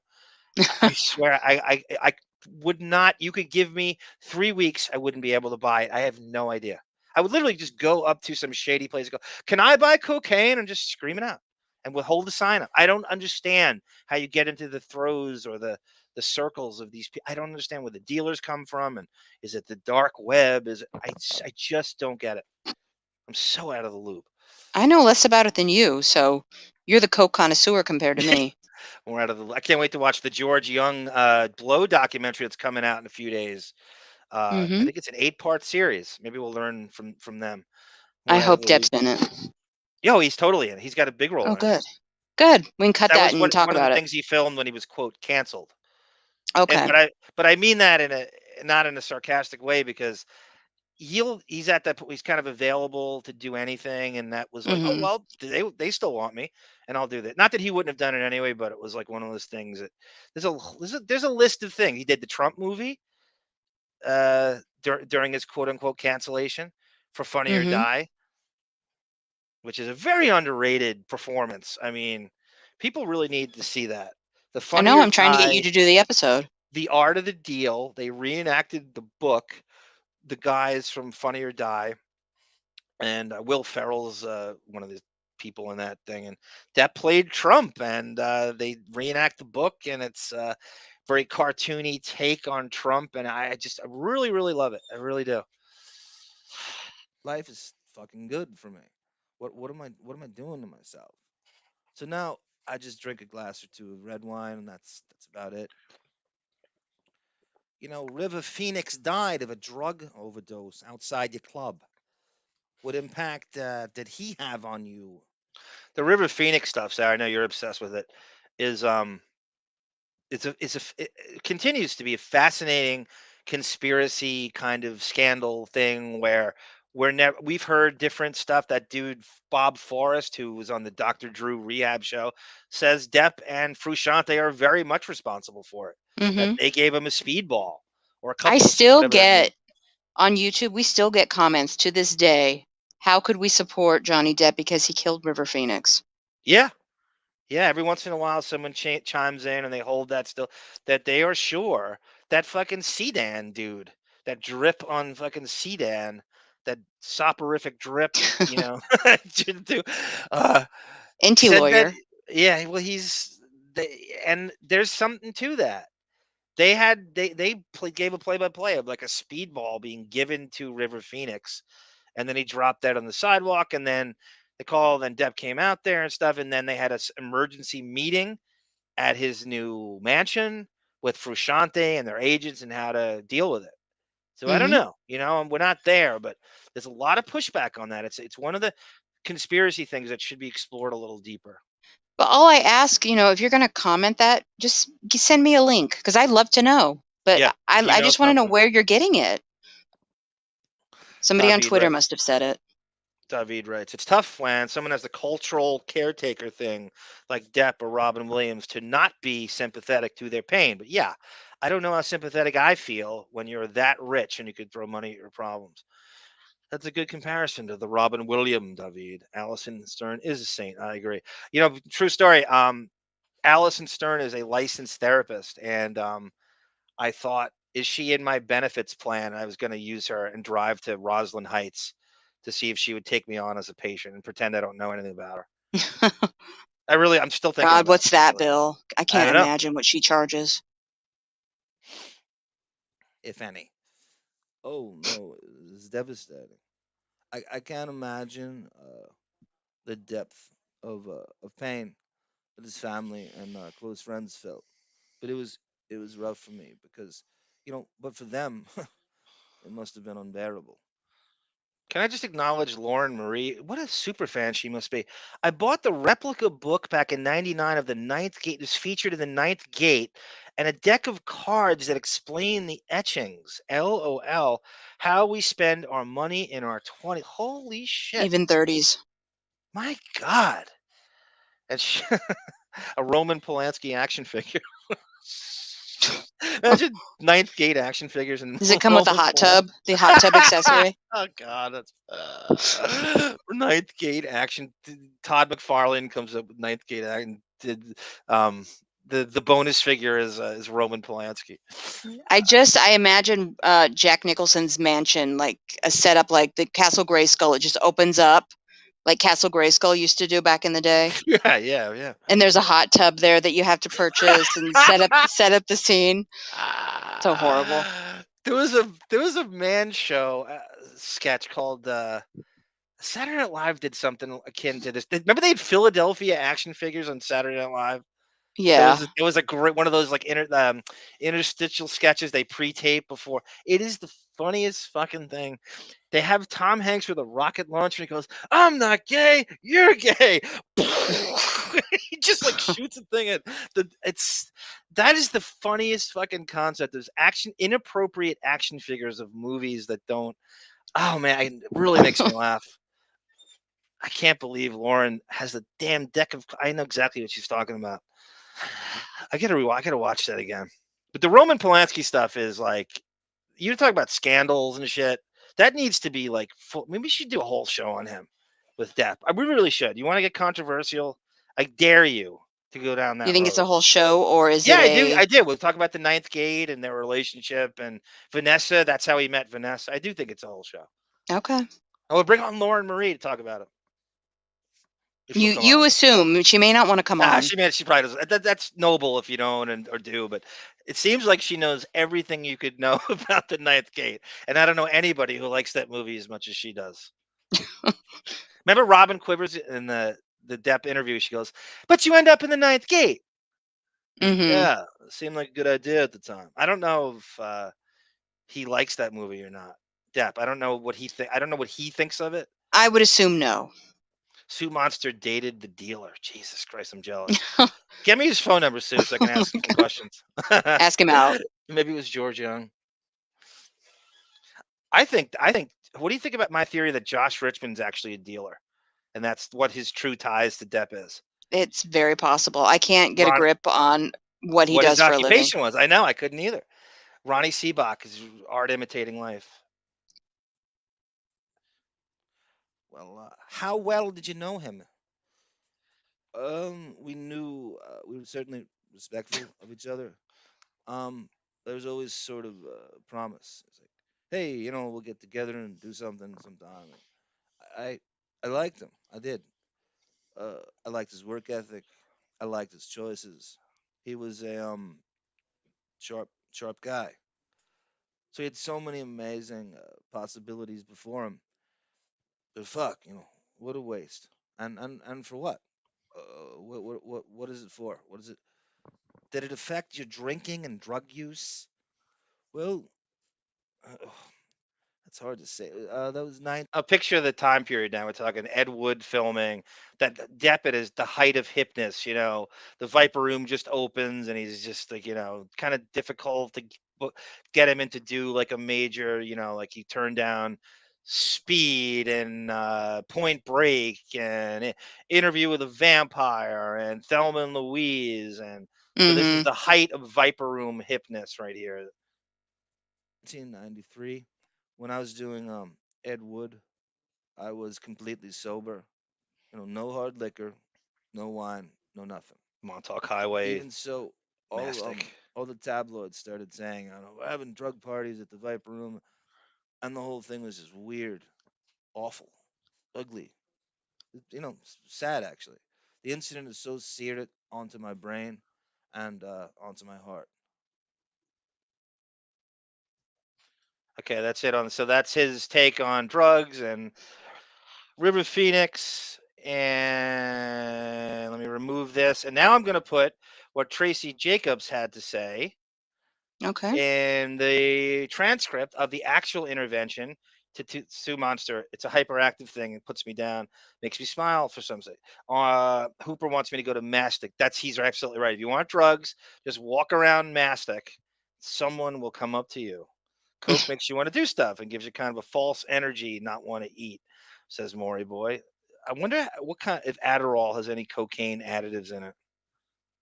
Because I can't believe, like I said, am I the only one in the world that doesn't have Adderall on? Like the 7-Eleven doesn't sell it. What is going on? Did they just give it to you on request at? I don't know. Can you just walk into a CVS and say to the pharmacist, "Hey, I you got think any you Adderall back there?" I think it was pretty close to that a few years ago. And like everything else, it was just abused, and now they're afraid. So they over secure it before they give it to you. Sue Monster says we should totally do a new River Phoenix dive. I would like to go back to that, Sue. I don't think we're done with the Viper Room. I really don't. We kind of did though, didn't we? We did, but I don't know. We found some new stuff that I remember we regretted that we didn't get to it or didn't Yeah, it find was an it fast interview with enough. him. Yeah, I think there's more to it than that. The River Phoenix stuff is really the guy Bob Forrest again. He was like one of these rock guys who knows everybody. Was at the Viper Room with Phoenix that night. He brought him out to the sidewalk, and he swears that Depp and John Frusciante from the Red Hot Chili Peppers are responsible with the speedball wise. Hop over to Massachusetts, 45 minutes away. All the edibles you could ever want to eat, says Babs DeRush. You're in Salem too. Medicinal car. Oh, Salem is a big drug. Yeah. Well, no, it's all of Oregon now, but there's a pot shop on every corner. Hooper 45. Hey, Smitty, I'm barbecuing pulled pork tenderloin and corn cob and zucchini. I make a pretty decent pulled pork now, Hooper. I started doing that about 2 years ago. I didn't realize you do it in that slow cooker, and then it's really just pork and barbecue sauce, right, Sarah? What else would you do with it? I still use a pressure cooker, and I use apple cider vinegar. Oh, Lord, I disagree. You guys are much wittier. Believe me, I think you'll.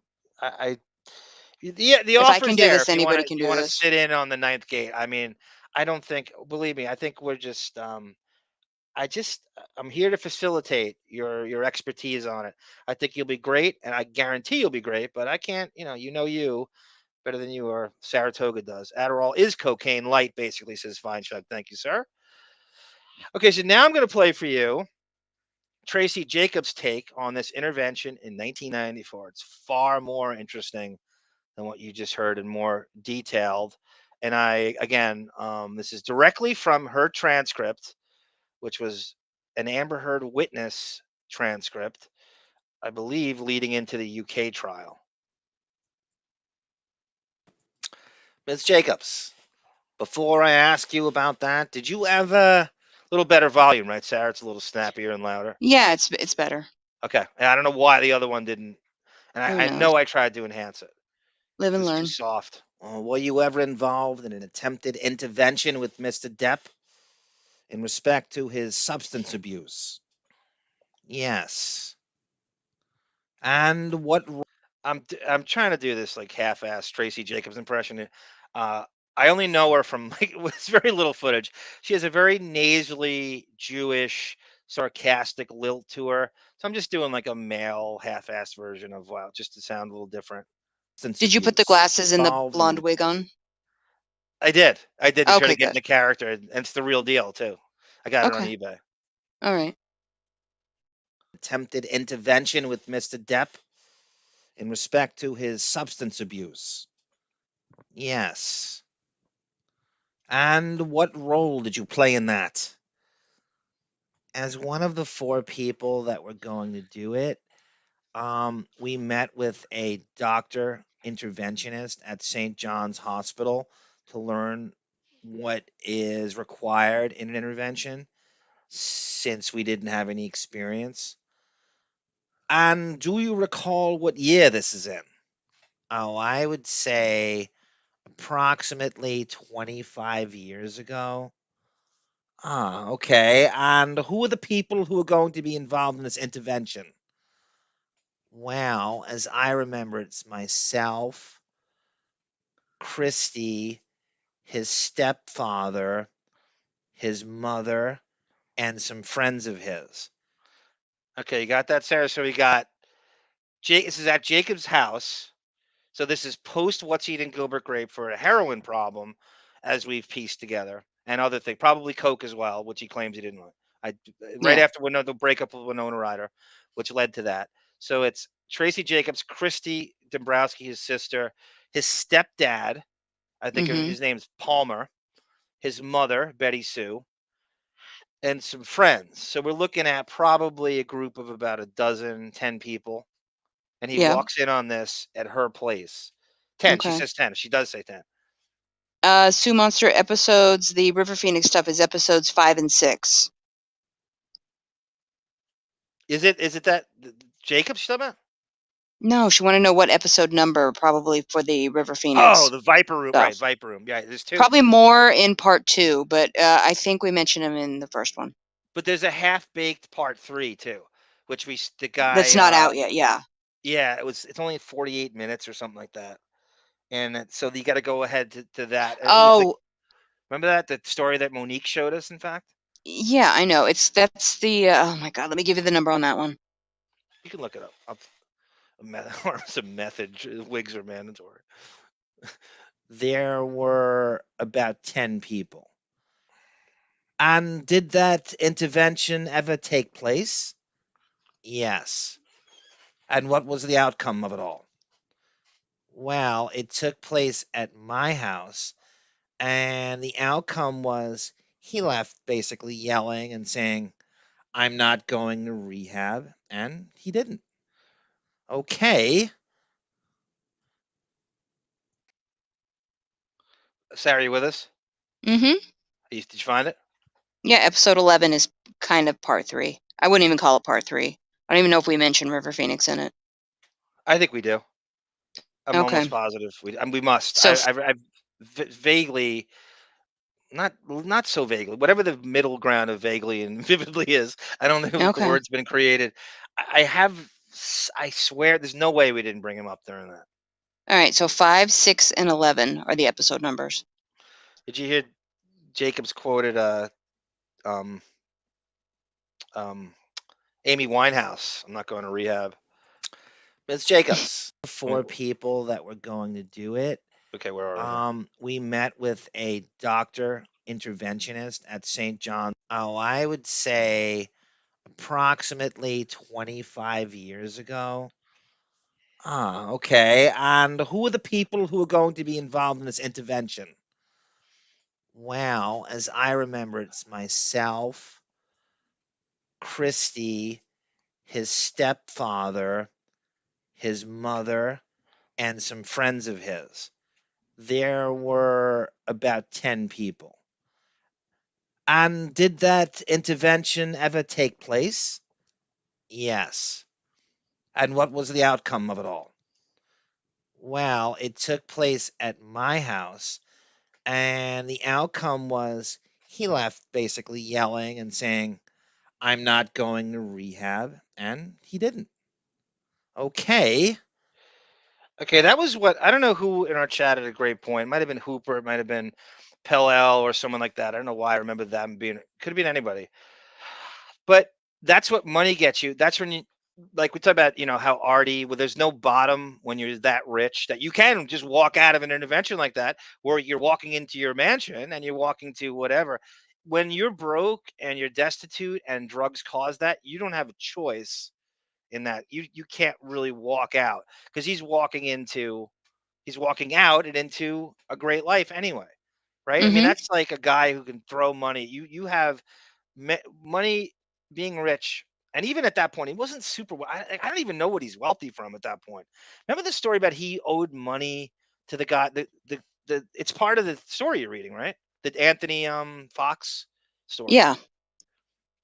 So, do you remember something from that where it claimed that Depp was given money by financiers for the By Viper some Room? mobbish type people. Yeah, and that's one of the conspiracies. And this guy, that Anthony Fox, disappeared, and Depp blamed Fox for owing him the money, and that's how he disappeared. And this is part of that. Honestly, Depp at that point, Jump Street money, I think he'd probably burned through that. Scissorhands, I don't think got him more very low seven figures, maybe. He'd Mm-hmm. done Benny and June. So I don't know what the fuck he's so wealthy from at that point, right? I mean, he's going into Ed Wood. That's not a super rich movie, but he acted like he was. Mm-hmm. His name usurped what any kind of. There's more money in his name than what these movies constituted.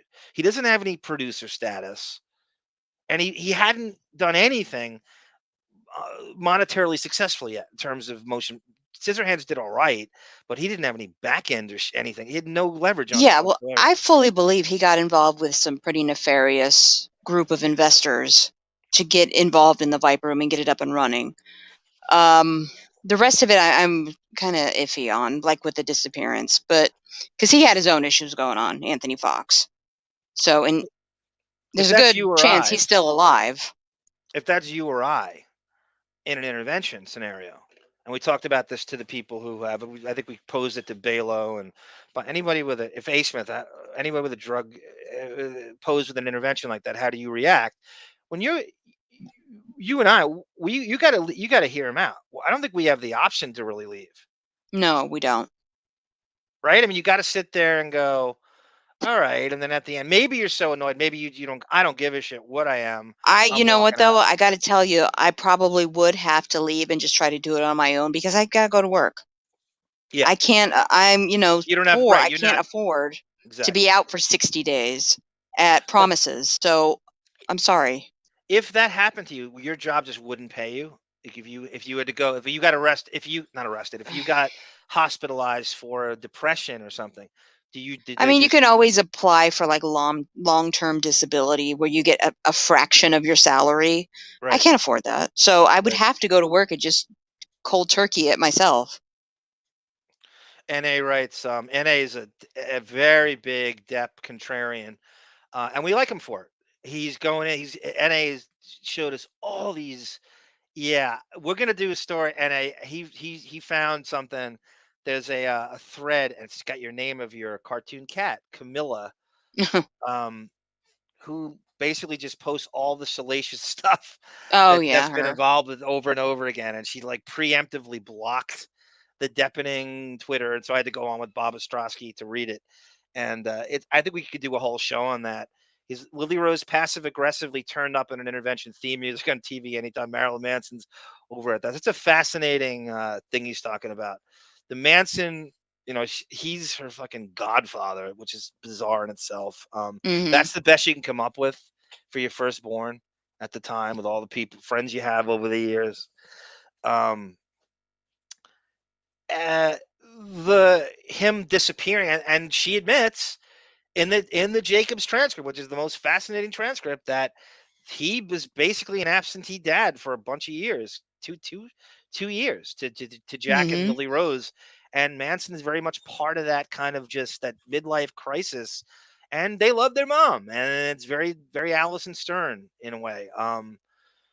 And he just kind of withdrew from the family, and that's a very much the Deptford wives could avoid it all they would. He basically abandoned his family, probably not financially, but emotionally, for about 2 years or so, maybe more.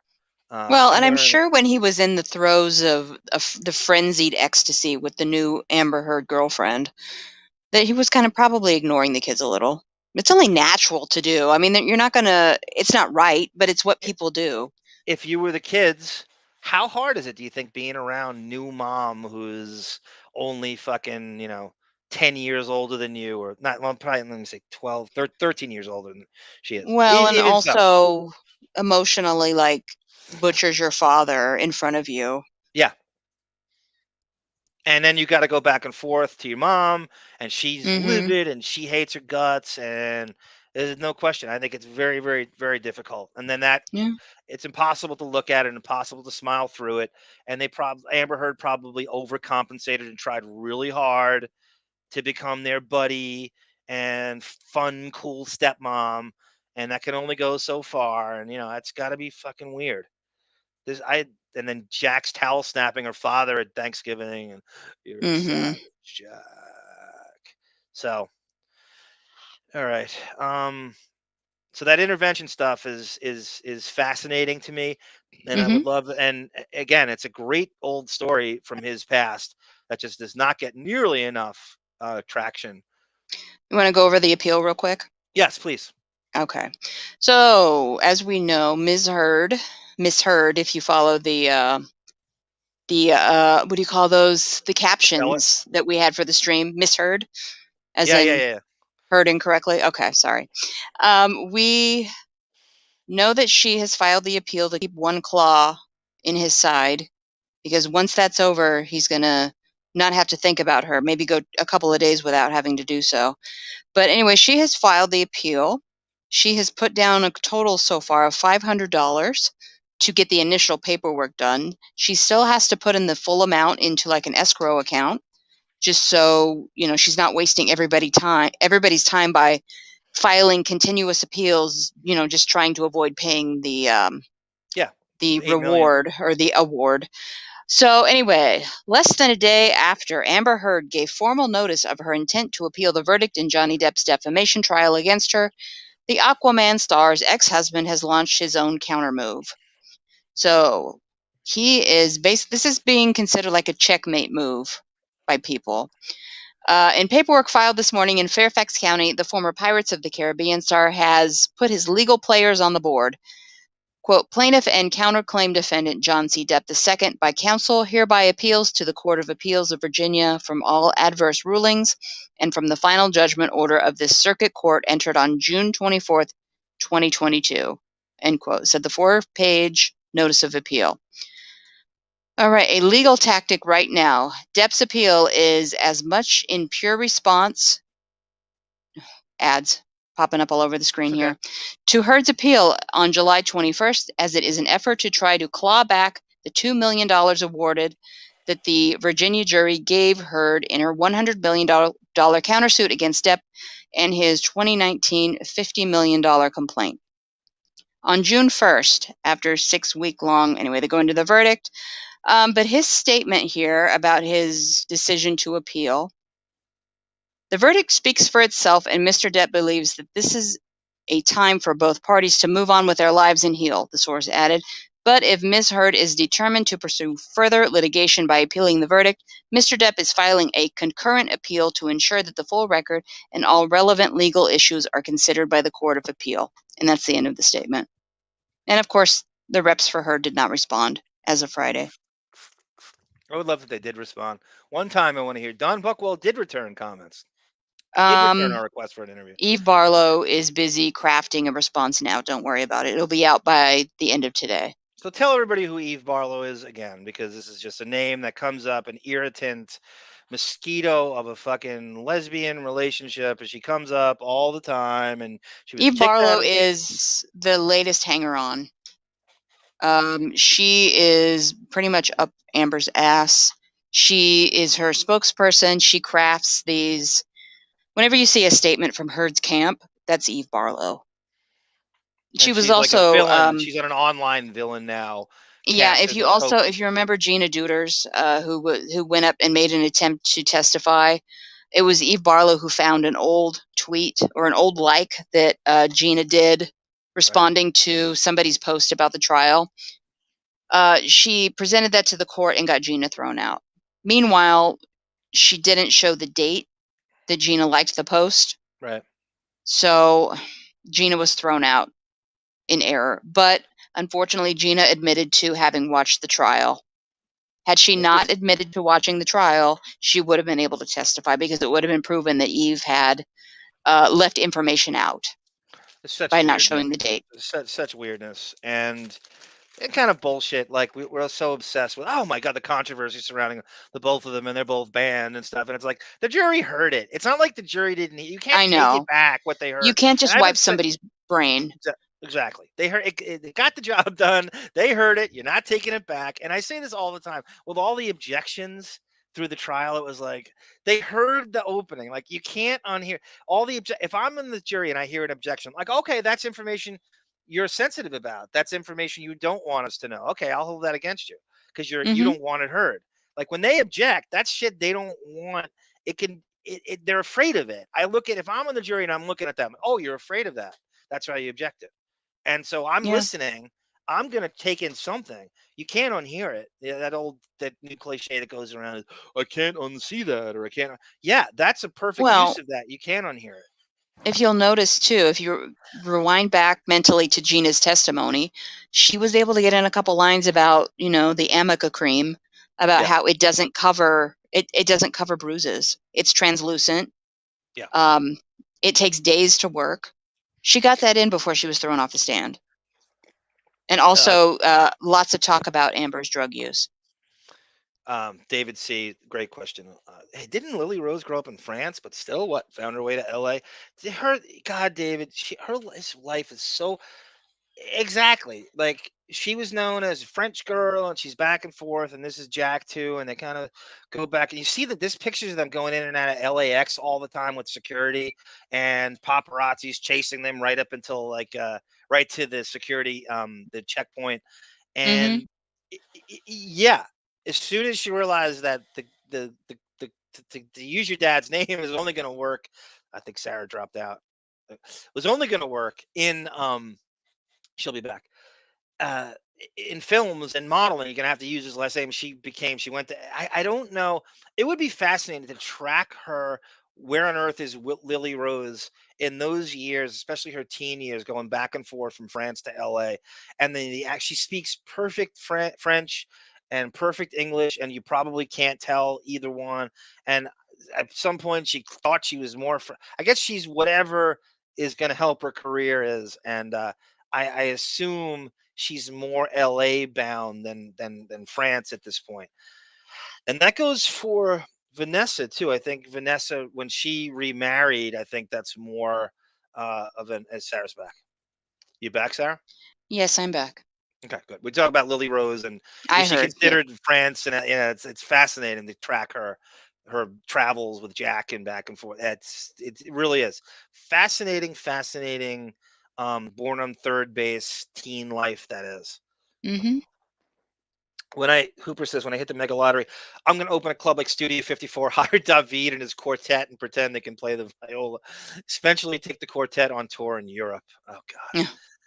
There's a lot of chatter about this being another trial. This won't be on television. This Well, is you like an said appeals court thing now, right, and that can't be televised. I think it's all going to be behind closed doors, and it's going to be over before you know it. I think it was NA that said he wants a best of 3 in terms of UK and Fairfax. No. Uncle Brian Manson is your godfather. Oh, the embarrassment. It is strange. It is so strange presenting that. Oh, well, my godfather is Brian Warner. Who? Marilyn Manson. Mm-hmm. Really? Your dad couldn't Big find Bri. one? Don't you Big Bri? Don't you have an Uncle Danny? That's 10 years older than your dad. Why isn't he the godfather? Right? Why isn't your brother the godfather? You know, I had a poster of him on my wall in the 90s. Danny Depp? No, I'm talking about Marilyn Manson, Brian okay. Warner, where he went through this thing where he would take a razor blade and cut his stomach. He had I can't believe what my parents allowed me to hang on my wall without even saying a word. But he's got he's looking down at his stomach and his stomach is bleeding because he's just cut himself. It's like tic-tac-toe on his stomach. Yeah, it was real. He still has scars on his stomach. Play it. Can't sing, can't play an instrument. His lyrics are stupid. He's I can't believe that ever worked. And by the way, before I forget, I mean, I've said this a few times, like Depp's musical integrity is compromised 100%. Like even collaborate, just even talking to this guy, he's supposed to a bastion of punk alternative musical integrity when he went to LA, complaining over and over again that guys got signed for gimmicks and hairdos and bullshit like that. Marilyn Manson and getting famous or signed or in the musical in that era is everything you're supposedly against. Right? It's everything anybody with musical integrity. It's about the sound I'm making. It's about the music. It's about instrumentation. It's about lyrics. He's everything you should be against. Every stupid fucking fly by night flavor of the month bullshit gimmick you should be against. You should be embarrassed of any collaboration with him, any friendship. I don't want to hear it. You don't have my approval, and my part of rehabilitating his entire career and image is getting rid of that son of a bitch. Lock, stock, and barrel. I hope he loses to Evan Rachel Wood. I hope he gets eviscerated. Well, there's also some, and that's the new thing, the new wagon to jump on with YouTubers. It's like, we're going to dive into the Marilyn Manson case. That's why I want him to lose so magnificently, because they're trying to do a depth, like they're the same person and it's the same case. And I want him to lose so it's just embarrass everybody that thinks they have some angle. You're not going to catch lightning in the bottle again. You think these super chats are going to Sarah. Well said. Be anywhere near what Johnny Depp brought in for you? Grifters, yep. But yeah, there's a little few things. I need to look at the details. I'm so barely into that case. I really don't care. A lot of the Deptford wives who can be lemmings and naive rubes about stuff are just like, no. I'm not. No. It's different. Don't lump them in the same category. That's okay. I'm not taking that. Well, they're moving too into. I guess they've always been there, but because Johnny Depp is innocent, Michael Jackson is innocent. Oh, I know. Why do they get thrown in the? I don't know. That's so weird. It's the same type. That's like that's a lot of smoke in that case. So yes, there is. I want nothing to do with that. 16 accusers, right? I don't know about that, but there's a great article on that in Rolling Stone online. Was it like a year ago, Sarah, came out? Crazy piece on him. Are you talking about Manson or Michael Jackson? Manson. Okay, all right. Yeah, I mean, of course there are women that just they see the gravy train chugging along and they're going to hop on the back. But I don't know. I have like bootleg videos from the 90s of him backstage. Yeah. When he's on tour with 9 Inch Nails. You could use against him. I can totally see him doing some of this stuff. Yep. Yeah, you know a lot about him. And didn't Trent Reznor speak out against him during that? Trent Reznor is like, don't even talk about me. We don't get along anymore. I have nothing to do with you. Just keep me out of it. He said he's a piece of shit, right? Didn't he say something? Yeah, basically. Yeah, and another Trent guy Reznor's like a guitarist of what was it? Another band guy was speaking out. I don't remember. Toured with him and said that I think all that's true, and it was a couple people. I think it was like an assistant who said that. No, but it was an actual guitarist who went on tour with him years ago. I think you're thinking of John Five, his guitarist from Manson, but John Five supports him, I'm pretty sure. I can't Wes remember what Borland. it is. Yes, David C. Thank you. Wes Borland. Okay. Who's Wes Borland? I think Limp Bizkit. He was a guitarist for Limp Bizkit. David C. knows a lot about music. Maybe we should have him on with you know, Bon Jovial and Biznick and Scott Baio and review. He knows a lot about music. Mm-hmm. Like he always has it right on the. It's crazy. Sue Monster. Thank you, Sarah. I'll do 5 and 6 at my office this week. Okay, good. It's like a good 5 hours between the two. Yep.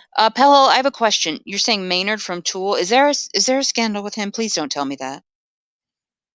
I didn't know that either. Courtney Love thought he was too coked out and quit her tour with him. Yeah, I went to that tour on the first few shows where she actually was a part of it, and she walked off early. Manson and Courtney Love, you talking about? Yeah, my two favorite bands at the time were touring together. Okay. Amber is just stalling, trying to save face by doubling down yet again. Lauren Marie, yes, sir. Yes, ma'am.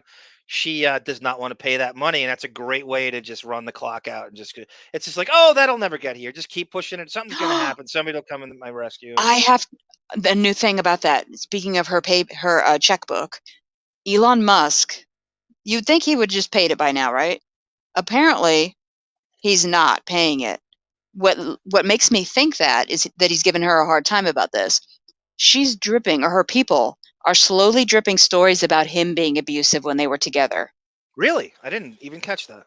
There were 2 articles that came out late last week, and we've always known where she told people that he would bug her Tesla or whatever. Remember that story? Yeah. But now more things are coming out. How he was controlling, and he wouldn't, he would bug her car and just along those lines. But get ready for that stuff. If he continues to say no to her. The Elon Musk thing has got to be, it's just another layer of craziness that never ends and new layers. Well, apparently, he's constantly in the news. Well, this is a good theory about him that I saw. Oh, good. Something else we can... with him and her, so who knows? He is a major freak. But it's amazing how they promoted, I mean, we get in the trial, I heard,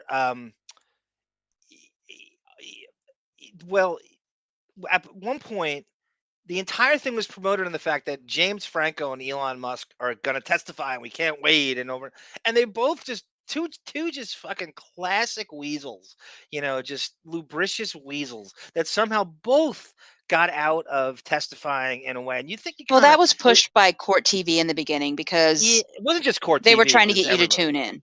Yeah, it wasn't just them, though. At the time, Court TV was like going to be the main stage for this here trial, and there were really going to be no other options until there were much better options. I know, right? I know. But anyway, let me get back to the Elon Musk thing real quick. He's a freak in bed, apparently. I mean, because she would show up, she'd have like choke marks around her neck when they would go out together. But they would visit a lot of sex clubs where she would do things with other women. He would also get in there and do things with questionable aged people, especially in Europe. So apparently she's got some information on him that she's been holding over him. I can't wait. I hope they just destroy each other. I can't stand him. I can't stand her. I think he can annihilate her by blinking.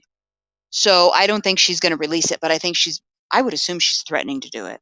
I'm still waiting for all these great innovations and ways that he's helped our lives. I don't understand what he's done for me. I don't get it. I keep hearing like, oh my God, like what is for you and I and the civilians and stuff who can't buy a Tesla or whatever. What exactly are we supposed to be grateful for him that he's? I don't care. I'm never going to be able to own a Tesla. I don't care about a rocket ship. I don't care who owns Twitter.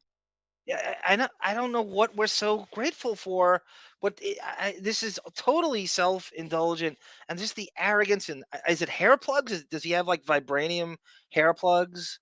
And that's I don't know. He's I don't think I've ever heard him talk. So apparently he's very thick. I don't know. I mean, he's got quite the following. You have to get if you have sex with him, your orgasm has to come on PayPal. Because I think he has something to do with I don't know, maybe the creation of. My friend Brendan said maybe, I don't know if that's his thing. I don't know. All I know is I can go months and months and months and months and not deal with any of his supposed innovations and creations. He has no impact on my life whatsoever, and probably never will, other than the Depp stuff. And he's a total arrogant prick. I just hope they destroy each other. I just hope they destroy each other. I hope so.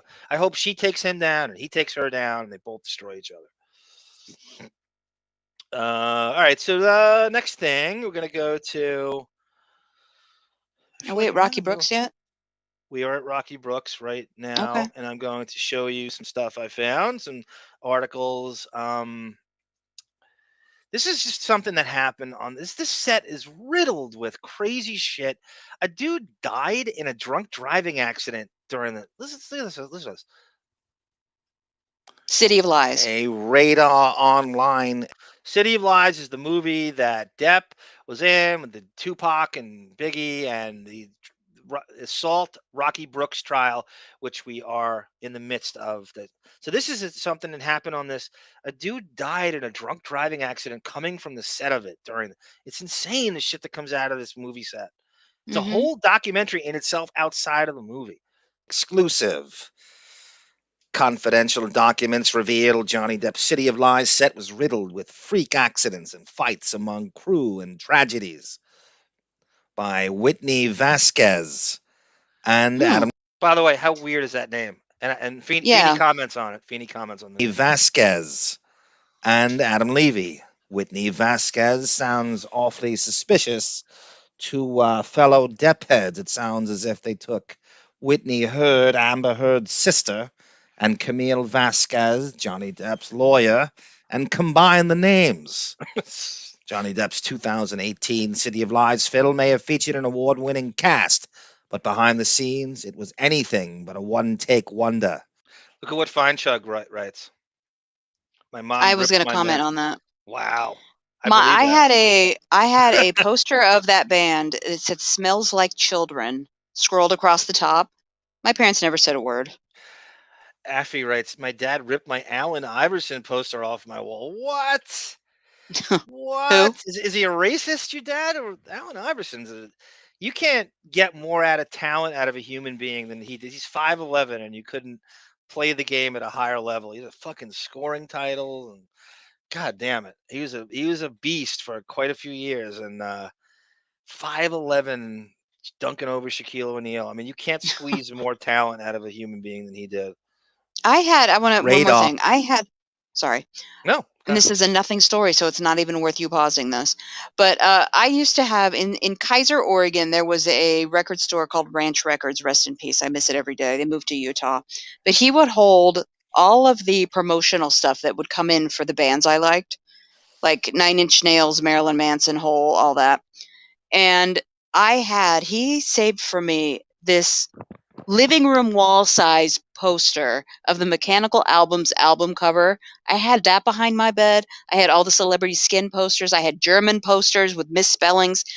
It was the greatest thing ever. All right, continue. What's wrong with you as a teen? David writes that. David is a great reference here. Remember this? Because I remember Manson bowling for Columbine, that he ever met the parents of the victims. I would just listen. Hack compassionate celeb soundbite. Yes, that's exactly the feeling I got, David. I never hated that quote. It's not. I mean, it's him trying to act like, but he got blamed for the Columbineization of the school shootings with the angst, as Jean Garofalo. It's an easy thing to blame music. Yeah, the goth, emo angst. And the high school, just perpetually in high school cliques, in that mindset, and he got blamed for, which I don't know how unjust it even is. Maybe there is some truth to it. Has obtained confidential reports that show the filming was not smooth sailing for the actor or the cast surrounding him. According to the documents, there were numerous accidents and one fight reported. There was also one crew member who lost his life in a fatal car wreck that occurred off the movie set. In the film, Depp played LAPD detective Russell Poole. The crime movie follows the Los Angeles Police Department as they investigate the murders of rappers Tupac Shakur and the notorious B.I.G. as if the crimes happened in the City of Angels. Depp and Forrest Whitaker, who played journalist Jack Johnson, began filming. Good enough. We'll go on to the next one. I got a comment. Welcome, G Canada. By the way, Depp turned down City of Angels, that Nicolas Cage movie, which is kind of funny. And that Nicolas Cage, ironically, who got him into acting. Go ahead. Sorry, Sarah. No, my deep comment is I really like that dress on the right, that ad. I'm so, my brain flatlines when I see fashion that I just don't even see it. Like I don't even see the problem with those kind of ads, that's like Amazon quality. And that pattern looks familiar. I think I've seen it on Amazon. But you click on that, they're $20 for the dress, and you get it, and it's worth $10. That's why I can't ever click on those ads and buy anything. Dorian Morgan, Marilyn Manson just repackaged 80s punk death rock, stole his whole image from the original Cramps guitarist. And guys like Alice Cooper, right? Too, that was kind of like a thing he was trying to do. Shock rocker kind of gimmicks. Yeah.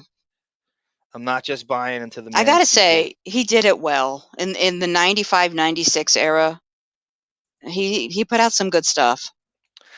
G Canada is the funniest fucking pro Amber Heard stuff to troll everybody. It's really hilarious. He thinks she needs somebody. I laugh so hard when he writes the hashtags Heard husbands unite. Amber Heard is a victim. It's so funny. And it's just, I wish he would go crazy with it on Twitter and stuff and get people, because he loves the pushback. All right, let me find something else. I found another story here. Okay, we did that. Brooks testimony, City of Lies. Okay, this is again. I'm gonna drag Harvey Weinstein into this.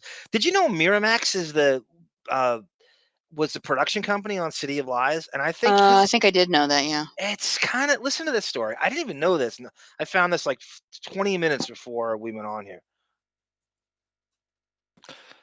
Page 6, New York Post. Bank goes after Johnny Depp's City of Lies in a $10 million lawsuit. August 30th, 2018 by Ian Moore. Bank is suing the distributor what is Johnny that? Depp's languishing film. That's the New York Post fucking sensationalist pictures of, so they somehow, I don't know. Is that the face he makes? Yes. Is that the face I look up and see when he's on top of me? I mean, that's fine, but that's a Paulina Glenn orgasm face. Yeah. And that's Biggie's orgasm face with Lil Kim. Right? Look at Christopher Wallace behind him. Did she find it to give him an orgasm? City of Lies for $10 million after the movie was pulled. Thank you, G Canada. This is the hash that really cracked me up. So he wrote this in, it was either in our chat or somewhere on Twitter, possibly. Hashtag UK court got it. I know, I've seen that. All right. I remember cackling looking at that, because I cackle at the notion of the Deptford wives going, that can't handle. He kind of pushed back. I need him to infiltrate the I stand with Amber Turd or the Amber Heard hashtag and see what information he can get. The Depp Delusion Reddit group, right? That's a fascinating thing. We got to send him in. I want to have somebody on our show from that Reddit and just not badger them, not just let them talk. And just I think what we would do is you would do that, and I would, because I would start screaming. Yeah, so I would promise them I'm not going to yell at you. We're not going to debate. I'm just going to hear you out and have a pleasant conversation and hear your side of it. What is it that you think? Even that chick, Camilla, and we'll have that cartoon cat of yours on at the same time. By the way, before that, you had a fucking picture. That is the cutest thing and I'm not even a cat person. There's you talk about cartoon character. There's a picture of your cartoon cat. It's charismatic, crazy, complicated cartoon cat, Camilla, in a dryer. Mm-hmm. She climbed into the dryer, and I know that's happened before. But it happens, but that was probably about 4 a.m. and I was taking laundry from the dryer to the sofa while getting ready for work. But yeah, I just come back and she's sitting in the dryer. I mean, every cat does that once, but I also have pictures of her in the washing machine. The washing machine. So she had to climb Yeah. over and jumps in. What would she do? She jumps up there and jumps in. That it's such a cute, and she's just looking at you like this is normal, and it's like a perfect, like, and I'm not even like a huge cat person, but that is such a great picture. It's such a, you should use that as like an avatar somewhere. Well, she's gorgeous, so. Yeah, it's a really cute cat. Really is a cartoon. It's a cartoon character. Mm-hmm. I believe Michael Jackson never actually really molested the famous kids like Culkin, but when the non-famous ones come forward, the more famous kids will defend them. It's canon. Oh wow. Oh, You agree hey, with that's That's a good take, as usual. Trent hates him, says Fine Chuck. He knows the deal. Trent is he's an Oscar-winning family man now. He buffed up. He writes soundtracks, amazing soundtracks. He's very good. He's so talented. I will never deny him I that. didn't realize how talented he was. You Oh my God. Yeah, how many instruments David plays as many instruments as him. That's about it. Who am I? Wes Borland over here, David C. From its planned September 7th release. It's just the latest pitfall for the indie film, which Depp plays the real-life detective who investigated the murders of Biggie Smalls and Tupac Shakur. After a location manager on the project filed a lawsuit against Depp last month for allegedly punching him on the set, Depp's legal team is vigorously denying the allegations.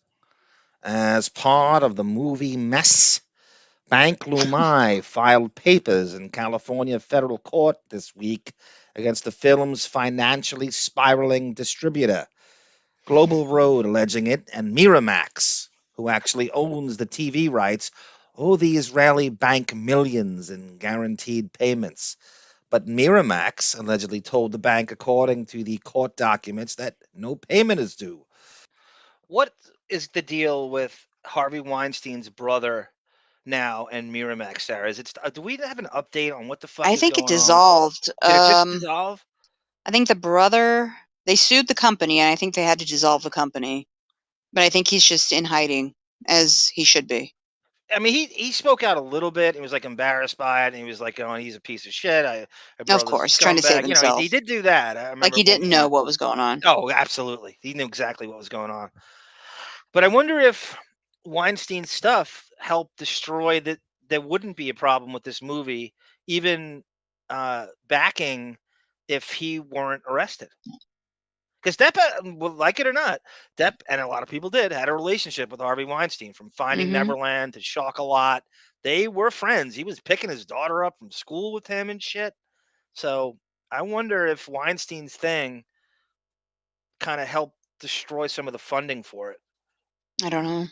As he gets arrested. He loses the case right around here, right? 2018. I'm trying to remember the timeline. That's about right. Murky. Because there were significant problems with the production that have significantly devalued the film, including the highly publicized alleged off-screen conduct of Johnny Depp, as well as a lawsuit filed against Mr. Depp and the production because he allegedly physically attacked a crew member on the set. A bank claims the real reason the film's been shelved is because Global Road is in financial distress and decided not to pay the $10 million of marketing and distribution expenses that were guaranteed as part of the contract. The bank is suing for breach of contract and other charges. Financially embattled Global Road, which did not comment, has been laying off employees and is reportedly selling off a number of films in its pipeline. It's unclear if City of Lies will ever even see the light of day. Meanwhile, Depp won a round in court this week in a separate legal battle with his former lawyer. An LA judge ruled Tuesday that Depp's oral contract with lawyer Jake Bloom is invalid. Depp's alleging. I knew the word oral would get you. When I was reading it, I was going to make like an oral sex joke, and I'm like, I just decided it. I just bailed. The Hollywood legal eagle racked up $30 million in fees without a proper contract. Bloom's countersuing, saying Depp's breached their deal anyway by not paying. Look at Dorian Morgan over here, Sari. So your ex was the assistant to Melissa Oftermauer, if I'm saying that right? I am so impressed. Who is the fairly attractive redhead guitarist? That's her. Oh, that is her. Okay. She's a bassist? Yeah, she's a bass player. Okay. My favorite whole song is So Gay. I don't know why. I think Malibu. Yeah. How'd you know that? Because you told me once and I laughed at you. I don't know why. I like it's a good song. It's a good song. It's kind of fluffy and stupid. And you would hate her first 2 albums. If you like Malibu, you would hate the rest of her music. Billy Corgan came in and Malibu'd that album up. Please don't walk any higher. I am barely on fire. Fly Jesus, it's like China. The angels, I'm gonna rescue you. I'm gonna set you free tonight. She does sing like China, in fact. No, you sing like China. A holiday's just another day. I know I'd rather be with me and I, but you should be with your family anyway. What a mess. Anyway. Don't ever watch that porno. I'm not. One Night in China, my God. Didn't Vince McMahon just retire? Yeah, because he's got scandals. Oh, how many scandals does he have right now? I don't know. He had to pay like $12 million, I think. God, to shut them up. I liked his dad better. I know. Thank you, Laura Marie. Page 6. What's your? I'm going to. We got monies. I'm going to get to that. I'm just going to play. I know you're slow, so I can't guarantee. No, I'm not that behind this time. I'm a little bit. Okay, keep going. Sorry. Newsweek Depp settlement. Why do I have this saved here? I think this is the. Okay, this is the kind of a capsulization of the City of Lies goings on. This is from Newsweek. The Brooke stuff. So Newsweek did a piece. Let's see what this says. I'll make it quick. Newsweek, Friday, July 22nd, 2022. Johnny Depp's assault case won't be dismissed until 2023, despite settlement by Ryan Smith. On July 12th, 2022, 11:28 a.m. Eastern Standard Time. Johnny Depp has avoided going through another court battle after settling the assault and battery case he was facing ahead of the planned trial. Weeks after his defamation trial against Amber Heard concluded, Depp was due to face film crew member Greg Rocky Brooks, who was accused the actor of punching him in the chest during a dispute on the Los Angeles set of the movie City of Lies in April of 2017. However, a notice filed in a Los Angeles Superior Court and obtained by Deadline now reveals that the case has been settled. As part of the deal, Depp will be required to meet unspecified terms by the end of August. The settlement agreement conditions dismissal of this matter on the satisfactory completion of specified terms that are not to be performed within 45 days of the date of the settlement, reads the filing. A request for dismissal will be filed no later than January 5th, 2023. Dismissal after settlement is scheduled for February 16th, 2023, reads a minute order from Judge Holly J. Fuji, which was added on Monday morning according to Deadline. And while the terms of the settlement have not been revealed, the notification indicates that the case will be reopened should the conditions of the settlement are not met. It also means that the case will not be officially dismissed until February of 2023, when a follow-up hearing on the matter is scheduled to take place. Newsweek reached out to representatives of Depp and Brooks for comment. I should say this too. Newsweek has a hard-on for Depp. They have written, and I hate using the cliche hit pieces, but they have a negative slant on it. Every time I find something, it is Newsweek, and maybe they're calling it like the seat, or maybe they may have some weird angle or something. The Ethan Hawke thing was a new. See, I keep going to Newsweek every time. They got something going on with Depp. They can't stand him. All the negative stuff. They're one of the top 3 searches every time. They got something going on with him. They hate him. Him and the dude from Deadline and Newsweek. Are Yeah, they them owned by the and the same people? Post. The Post, yes. Oh God, the New York Post, they hate him. Well, they should kiss his fucking ass because he started the Fox network. I agree with you, but they are owned by the same company that he sued. So how quickly we forget. Depp launched the Fox brand and the Fox network in 19. As you say, no Rupert Murdoch. He turned on the lights. He turned the lights on, literally, in the promotion. Remember that thing? And the lights come on. He turned the lights on. There's no Fox News. There's no Rupert Murdoch. There's no New York Post. Not Post, but anyway. He's not buying the Post without his money from the Fox brand. I see stuff all the time that kind of goes back. I love connecting those Fox. Welcome, Shellbacks Club. Welcome, sir. Great hearing from you as well. I am going to, what do I want to say about that? So, Sarah, so it sounds like, what's the deal with that? So there's a settlement. We don't know what. And when we go through this transcript, it's beyond assault. It's about earnings. It's about earnings. This guy, Rocky Brooks, claimed Depp had him blackballed from the industry. Was what really this is about. That his influence. This, in my opinion, what you're gonna hear is the most pitiful thing I've ever heard. It is. It gets more and more pitiful as it goes on. Okay. So I said hi to everybody. Andrew Morgan, of course, Shell Blacks, Barbara DeRush. Okay, so we're gonna play this. I'm trying to get through it. We'll stop it and stuff and play it. So this is Sarah and I reenacting the rest of the Rocky Brooks transcript. We did this on StreamYard because we wanted to interact with the chat more. The first time we did it, it was impossible to work the chat. It was just impossible.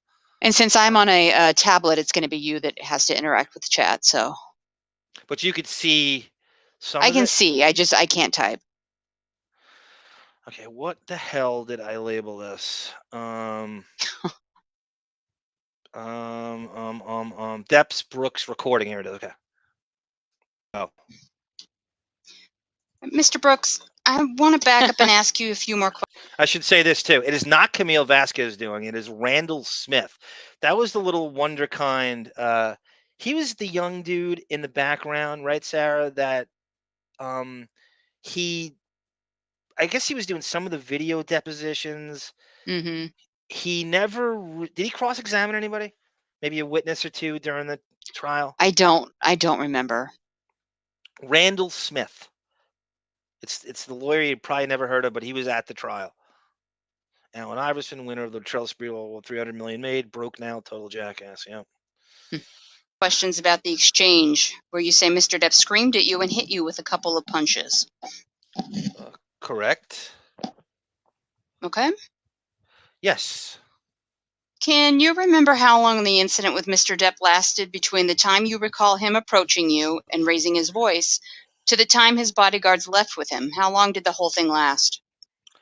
Oh, thank you, Af. Affy says, I think I guessed the racist angle with the Allen Iverson poster on his wall.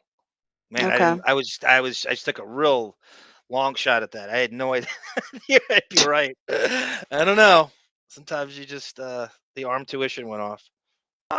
He seemed like forever, but my locker in high school, Affy, looked like an NAACP meeting. It was nothing but Wayman Tisdale and Armin Gilliam and Karl Malone and Lafayette Lever and Clyde Drexler and Jerome Kersey and Ken Norman. As my whole locker was just black guys in an all-white school. I don't know. I don't know. It seemed like forever, though. Okay. Can you give us an estimate? I'm sorry. A couple of minutes, I guess. Okay. At any point during that interaction, did you call out to anyone else to help you? No. At any point in that interaction, did you ever consider turning and fleeing? No. Why not? I didn't even consider it. Were you ever fearful for your own personal safety? Yes. And describe for me what your feelings were in that regard. Again, I'm standing there on set. I've just been punched twice. Lauren Marie brings up Jawbreaker. Remember that? Rose McGowan's in that movie, right? Isn't that Yeah, they met? that was her Forgot big about movie that. after Scream, or before. No, that was before Scream, but that was a big deal. Marilyn Manson in the day, Marilyn in a movie. Lauren says that's how he probably is in real life, how he was in that movie. Did you see it? I can see that, yeah. Okay. I go with that. By big star. And I'm being yelled at, offered now to punch him in the face for $100,000. And that's a very scary situation to me. I'm sure you would agree. I've never encountered anything like that in my 25 years of production experience, and I was very scared, quite honestly. That being said, is there any reason you didn't reach out to anyone else that was in that same vicinity and ask for any kind of help? It was kind of a spur of the moment thing, so no. Sticking with this incident here again for a few moments, can you recall any physical interaction you displayed when you were hit with those punches? Objection. Asked. Oh, you? Sorry. I don't care. Okay, go ahead. I don't remember. Can you even recall flinching at the time you were hit with either of these punches? Objection, asked and answered. Christina Ricci, Sarah, was in something called High Kings with Jared Leto, and I think she's on the Weinstein list. The Weinstein. I think she put herself there. Yeah, I don't know. But there's a list. I mean, it's the list.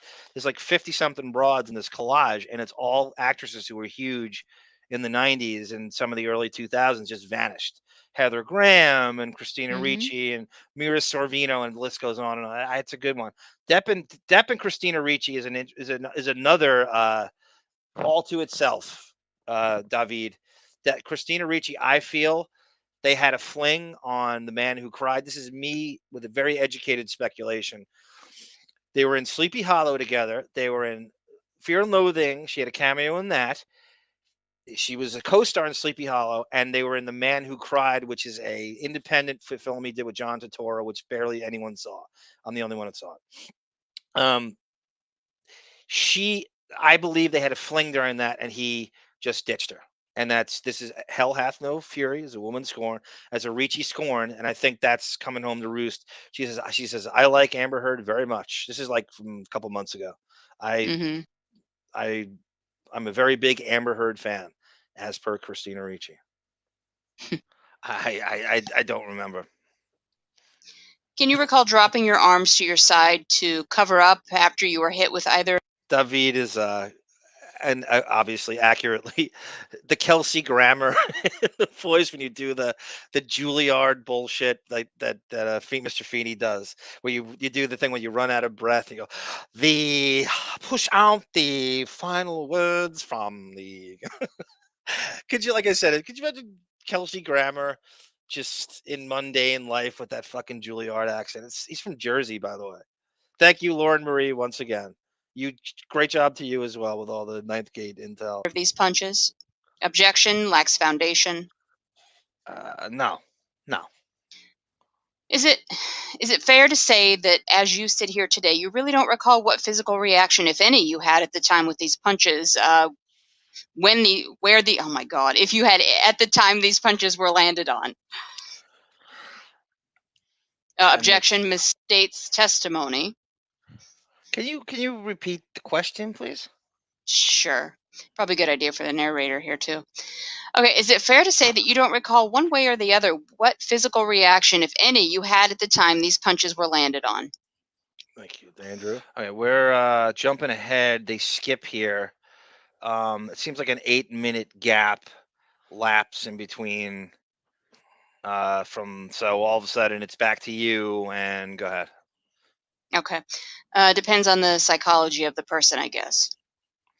I wonder what we missed there. I feel like we missed something. I don't know. Sarah Pellel is a question. I think I go with him on this. You think hit pieces is a woke word It seems like it's always synonymous. I'm so tired of hit pieces. It's always a great story. Anytime there's a quote unquote hit piece, it's always something you really want to read. It's obviously against the person you like too, right? It's only a hit piece. I don't know. The professional victim uses hit pieces. Howard uses hit pieces a lot. And Depp is a love him He as used you it may, when he's a victim. he used it when Rotten Ass was going through the orgasm of reading all of those headlines at the very end of the cross-examination. So this is Drick. This is a hit piece. Do that again. Is that your Depp impression? No, I did it. No, I'm done. Oh, that was so great. It's recorded. Bon Jovial or Melvin or anybody wants to make a drop, please use that. That's like the Robin Quivers impression. That's so good. That's so funny. Thank you. That was so. No, I mean that as it was really funny. It wasn't expected to be good. It's so funny. Keep going. This is long. I fucking hate that. Can I just say, Sarah, you're doing a magnificent job again. You're a great lawyer in all these. You're really hard, very hard. No, you're very hard hitting, and I think you'd be great in the actual Fairfax trial.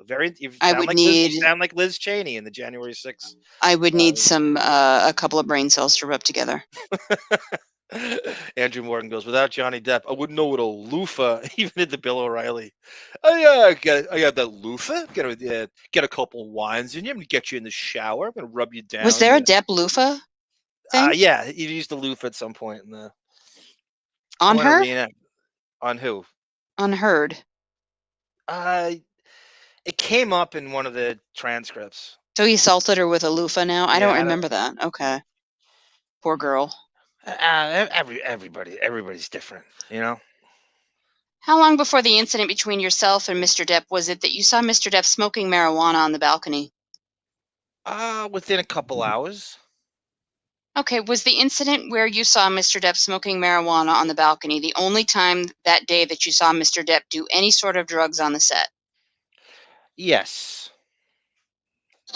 Have you ever personally observed Mr. Depp take any other sort of drugs other than marijuana? No. Did you actually, when you observed Mr. Depp on the balcony... Sarah, you know who Owen Benjamin is? Sarah?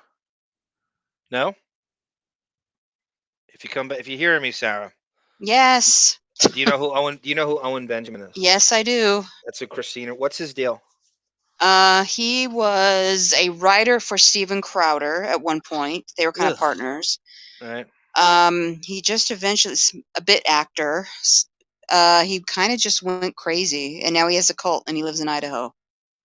Where did Richie meet him? That's crazy. I have no idea. Just on the scene.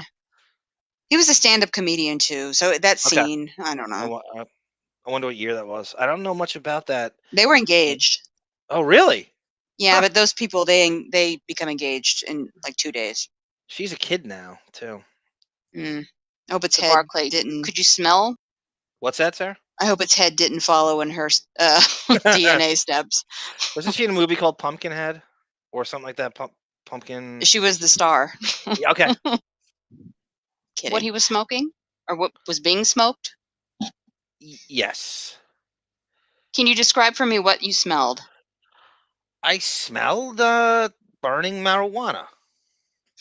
Is it fair to say from your own personal experience you knew at that point in time what marijuana smelled like? And then it skips again. Okay, again, 4 minutes.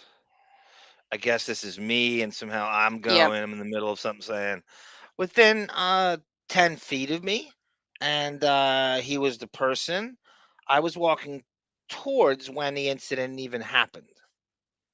As you sit here today, can you remember anything Mr. Rigg told you in this phone conversation that caused you to believe that he had witnessed Mr. Depp punch you?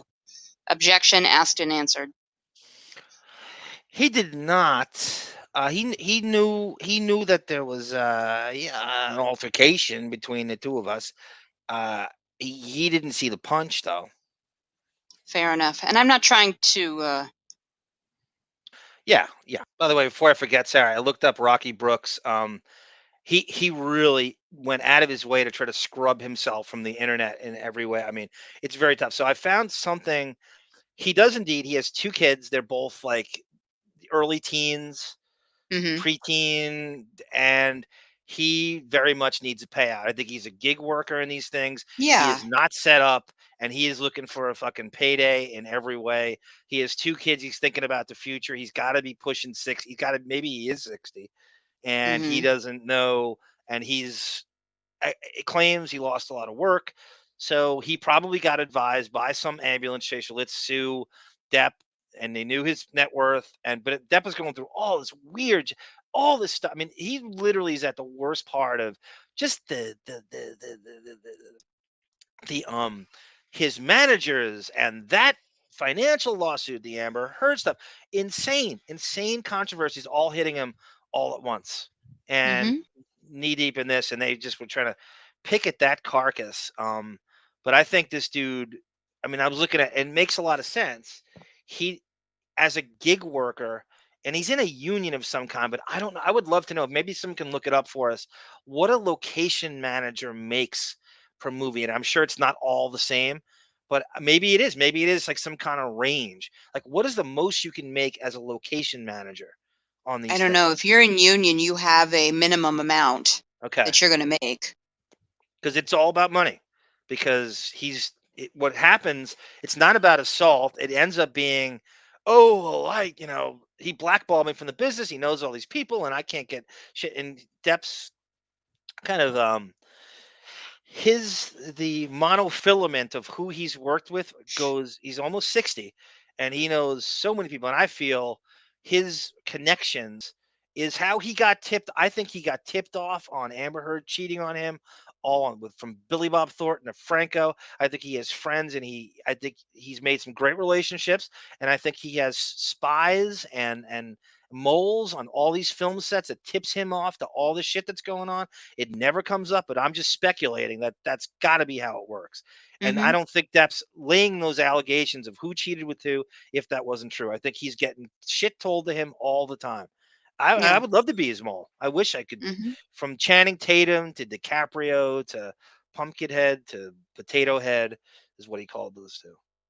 And I like Channing Tatum. Yep. Trick anyone. I just want to know what everybody told you. Yes. Now, you say you talked to Mr. Rigg 2 times. Is that correct? Yes. Tell me, how did the second discussion come about? You see, Sarah, I'm not the only one. Andrew Morgan loves your imitation. He loves your cartoony Depp. Andrew Morgan loves it. I told you. Hooper loves it. Everyone loves it. Oh, thank Lori you. Morgan. If you come back to me, I got to run to the bathroom. I'll be right back. Okay. I called him. And we skipped 4 minutes. Oh, God. Okay, I'll skip to line 4. Do you remember ever speaking with Malcolm Connolly about the incident? I don't. Welcome, Scott Balo, or should I say, Honey, I Shrunk the Karate Kid.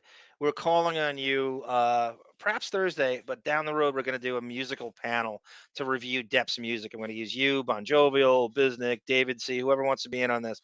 And I'm going to kind of hang back and chime in with my dabbler music knowledge. And we're going to analyze some of the collaborations he's had over the year, from Mumford and Sons to the Lemonheads. And so we could definitely use you on that and your opinion on his music. And we're going to go all the way back action. We go all the way back to his days with the Kids and the Rock City Angels, pre-fame, and the old bands he was with. Remember Malcolm? Who's Malcolm Connolly? Okay, let me shift gears now to now, at least from the witnesses. We can go back to the incident. Let me know. I tend to get kind of locked in. Yeah, David. Back to G Canada for 1 second. You and the Toronto Raptors fascinate me because you have a whole country rooting for one team. A whole country rooting for one team, and the NBA can't figure out how to monetize the ratings for the Raptors. It's some kind of weird problem with North American.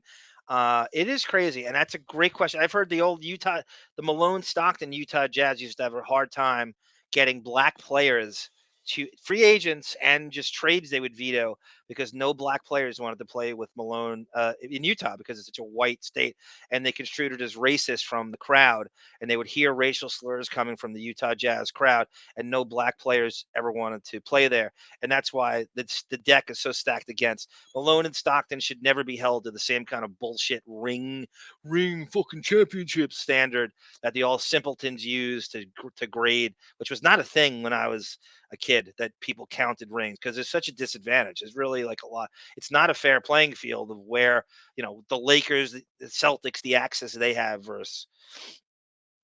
But it's funny, an entire country rooting for one team, the Toronto Raptors, and the NBA can't figure out how to run that up the flagpole. Okay. So if I'm oblivious to your needs, you need to tell me. I got a few minutes left in me, yeah. All right. So after Mr. Depp and his bodyguards went back to what they were doing after the exchange with you, what do you remember doing on the set in terms of performing your job functions?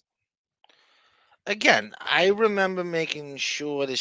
Sarah, I don't know if you rejoined, but Balo says that the Lemonheads were an amazing band before they hit it big. That's an interesting take. I've never heard that. I wonder what their old stuff was like.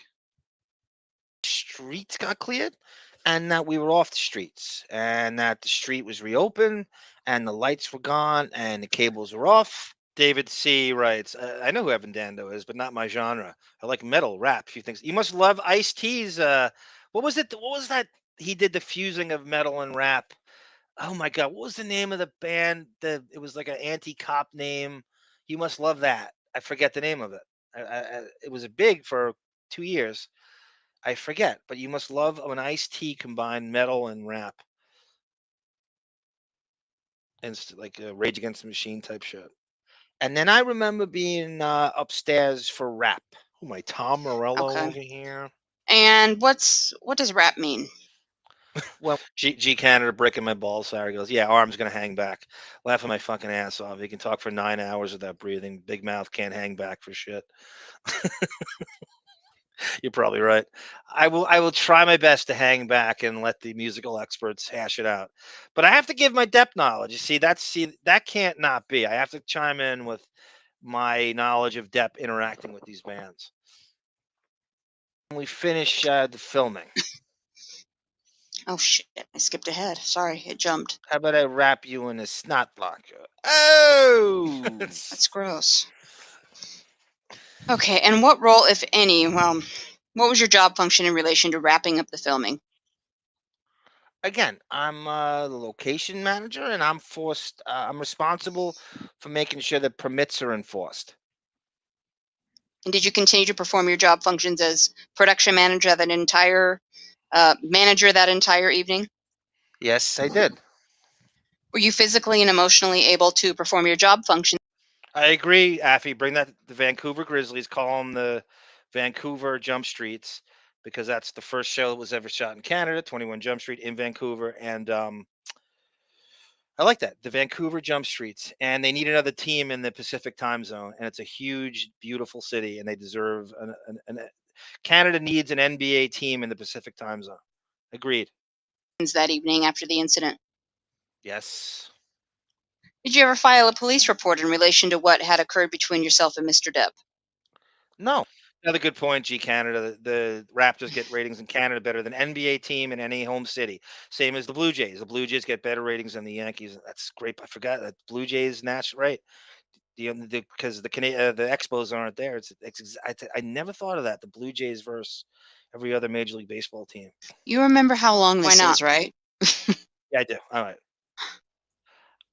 It just didn't occur to me. Did you believe the evening of the incident that Mr. Depp had assaulted you? Yes. Did you ever talk to anyone? I want to exclude your wife and your lawyers. Well, I'm sorry to stop it, Sarah. David C. and Pillow, thank you, sir. Body count. Body count. David C. was talking about how he loves rap and heavy metal at the same time, and I thought about that Ice-T group that came out. Cop Killer, Body Count. Thank you, guys. Thank you. It was bothering the shit out of me. I just couldn't pull it out. It's been so long. See how I'm a dabbler, Sarah? See what I mean? No comment. And it skips again. Not too much, but 1 minute. A minute, but all right, I'll just go to line 2. Okay. I was a bit surprised. Yeah. At the time, on the evening of the incident, was it your understanding that Mr. Big Rig was actually employed by the LAPD? Welcome, Brian He Jano. was a retired officer. Okay, how do you know that? Because he's a retired LAPD officer. Did he tell you that? Yes. I work with him many times. In Okay. fact. Bear with me. It keeps wanting to scroll on its own. So all these cops, in LA, the LAPD, they all work on film sets as security now. It's like a side hustle they have. And this guy Big Rig apparently is known in the thing. It's just he witnessed the fight and he's got a weird account of it, and it's very he said, she said, he said, Depp said kind of thing. And so this dude comes, a Big Rig is his name, Jim Big Rig. I don't know if it's a nickname or a fucking pro wrestling kind of name, and he's on all these movie sets and people know him, almost like a Chuck Zito type maybe. Okay. Let me tell you. Okay. Have you worked with Big Rig since the City of Lies project? I believe he may have. Yeah, I think so. Can you remember what projects you worked with him on?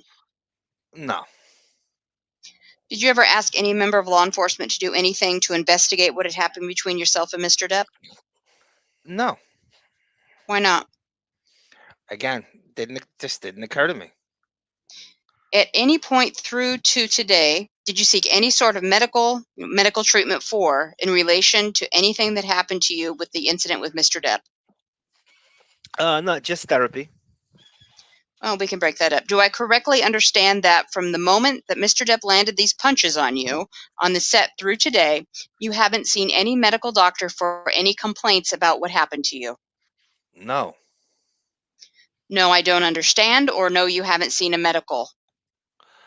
No, I have not seen a medical doctor. Is that because you didn't feel the need to seek medical treatment? Yes. And you've given some sworn discovery responses in this case that say essentially that the injuries you're claiming are emotional injuries, not physical. Is that still your position? Yes.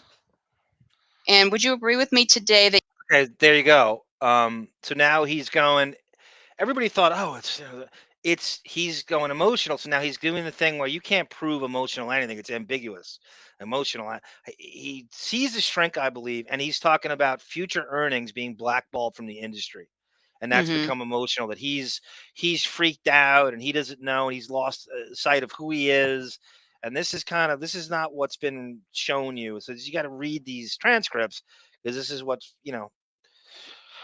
the narrative, everyone, almost overused word in the world, but I'm guilty of it too, is You that are. yeah.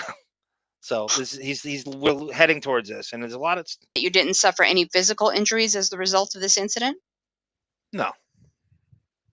No, you wouldn't agree, or no, you didn't suffer any physical injuries? He hit me, it hurt, so that's a physical injury, I would say. Would you agree with me? Would you agree with me that that physical injury was never something that rose to the level that caused you to think you needed any sort of medical treatment? Yes. Did you do anything to self-medicate yourself for any physical pain as a result of anything that happened in the incident?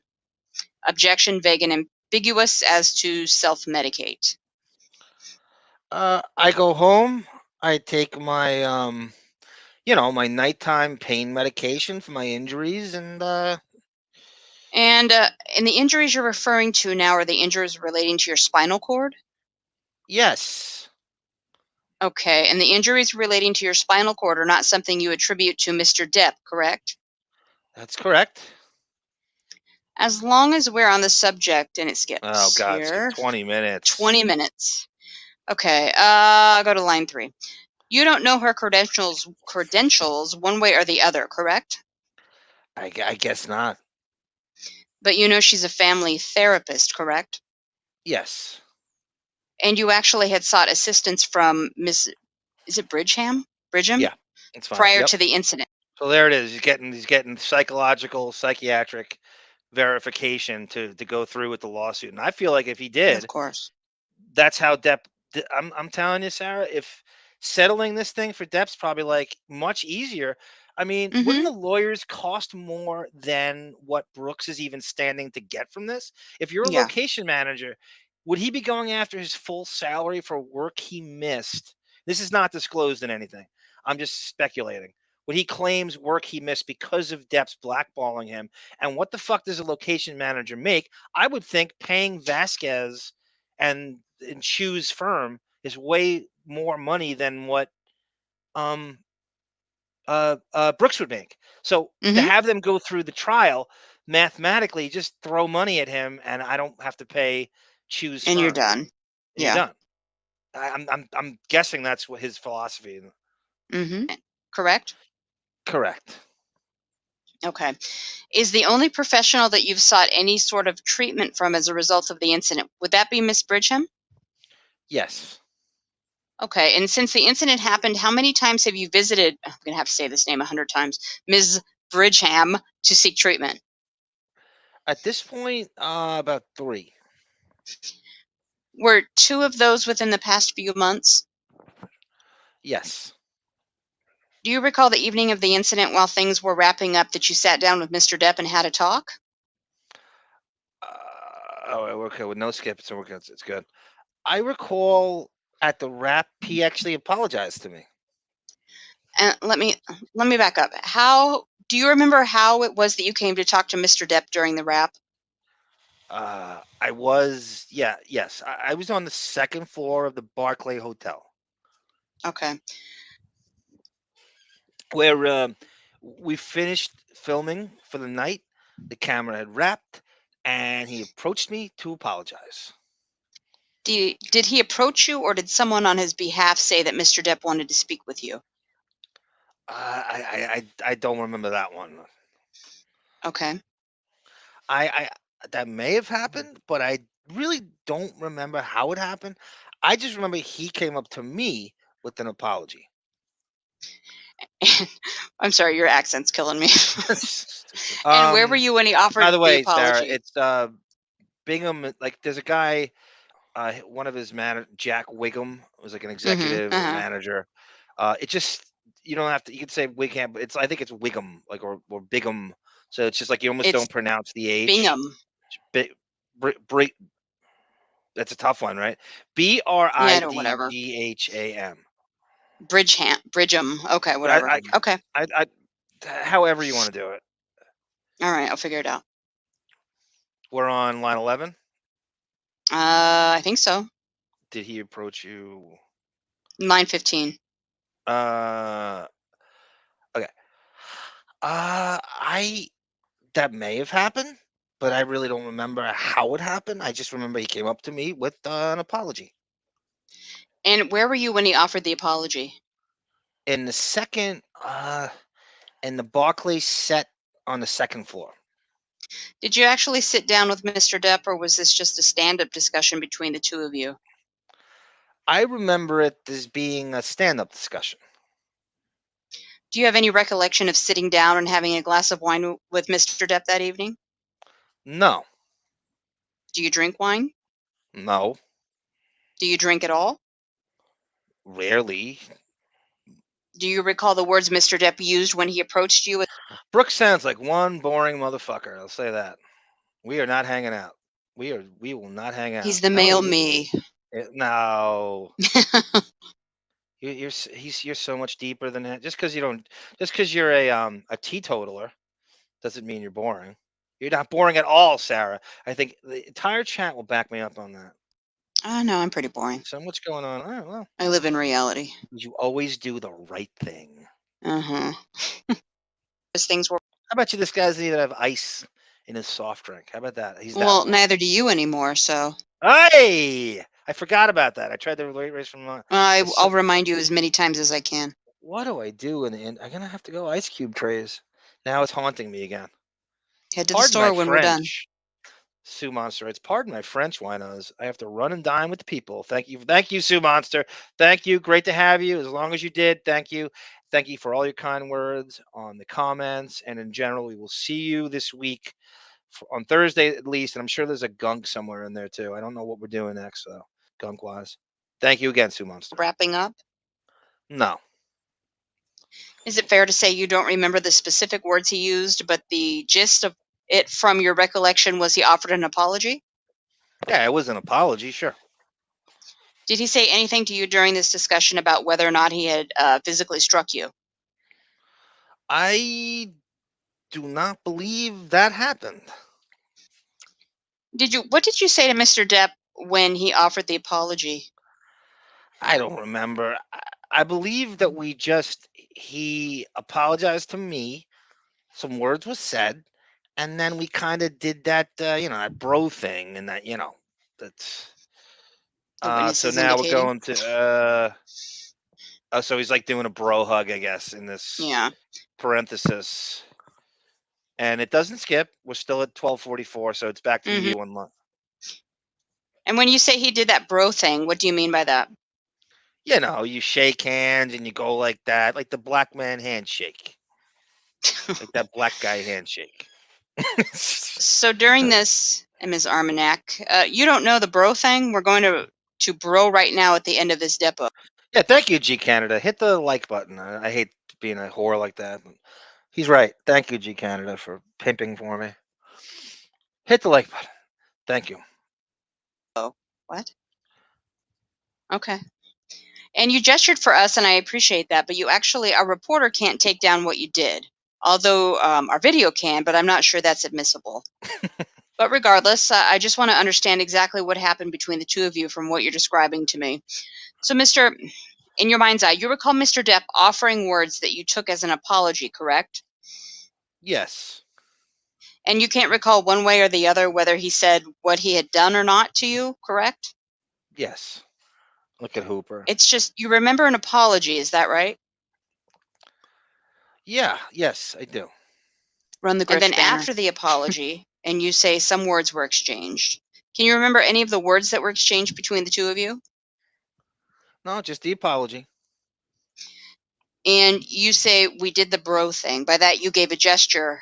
Did you kind of shake hands with him? Yes. Was it like a fist bump or something like that? Or describe for me how it was that you did the bro thing. It's the handshake, and then you do this move and it kind of this, and give it one hey, oh. That's it. Thank you, Sue Monster. Yes. We weren't trying to patronize or badger anyone. We're just being sarcastic. Much appreciated. I am without an ice machine. That story is true. We had to stop the show for Sue Monster because that's amazing. Thank you very much. While we were listening to that, I was fantasizing. I was ruminating about the hotel ice machine, but I was also thinking that I was thinking about having a Ziploc bag with water in it where you take it and then pound it on like a cutting board to make it. Is that a possible way to make ice? That's your thing. You are the ice master. Is that a way is that something I can do? I'm not going to rip the bag. Just buy a bag of ice. I know, but I don't want to have to every time. I've been through that buy the bag of ice thing, and it's for pikers. You just get. Oh my god! Sometimes you just don't feel like running out to buy bags of ice. You go to the store every 2 days. Every time I talk to you, you're going to the store. That's true.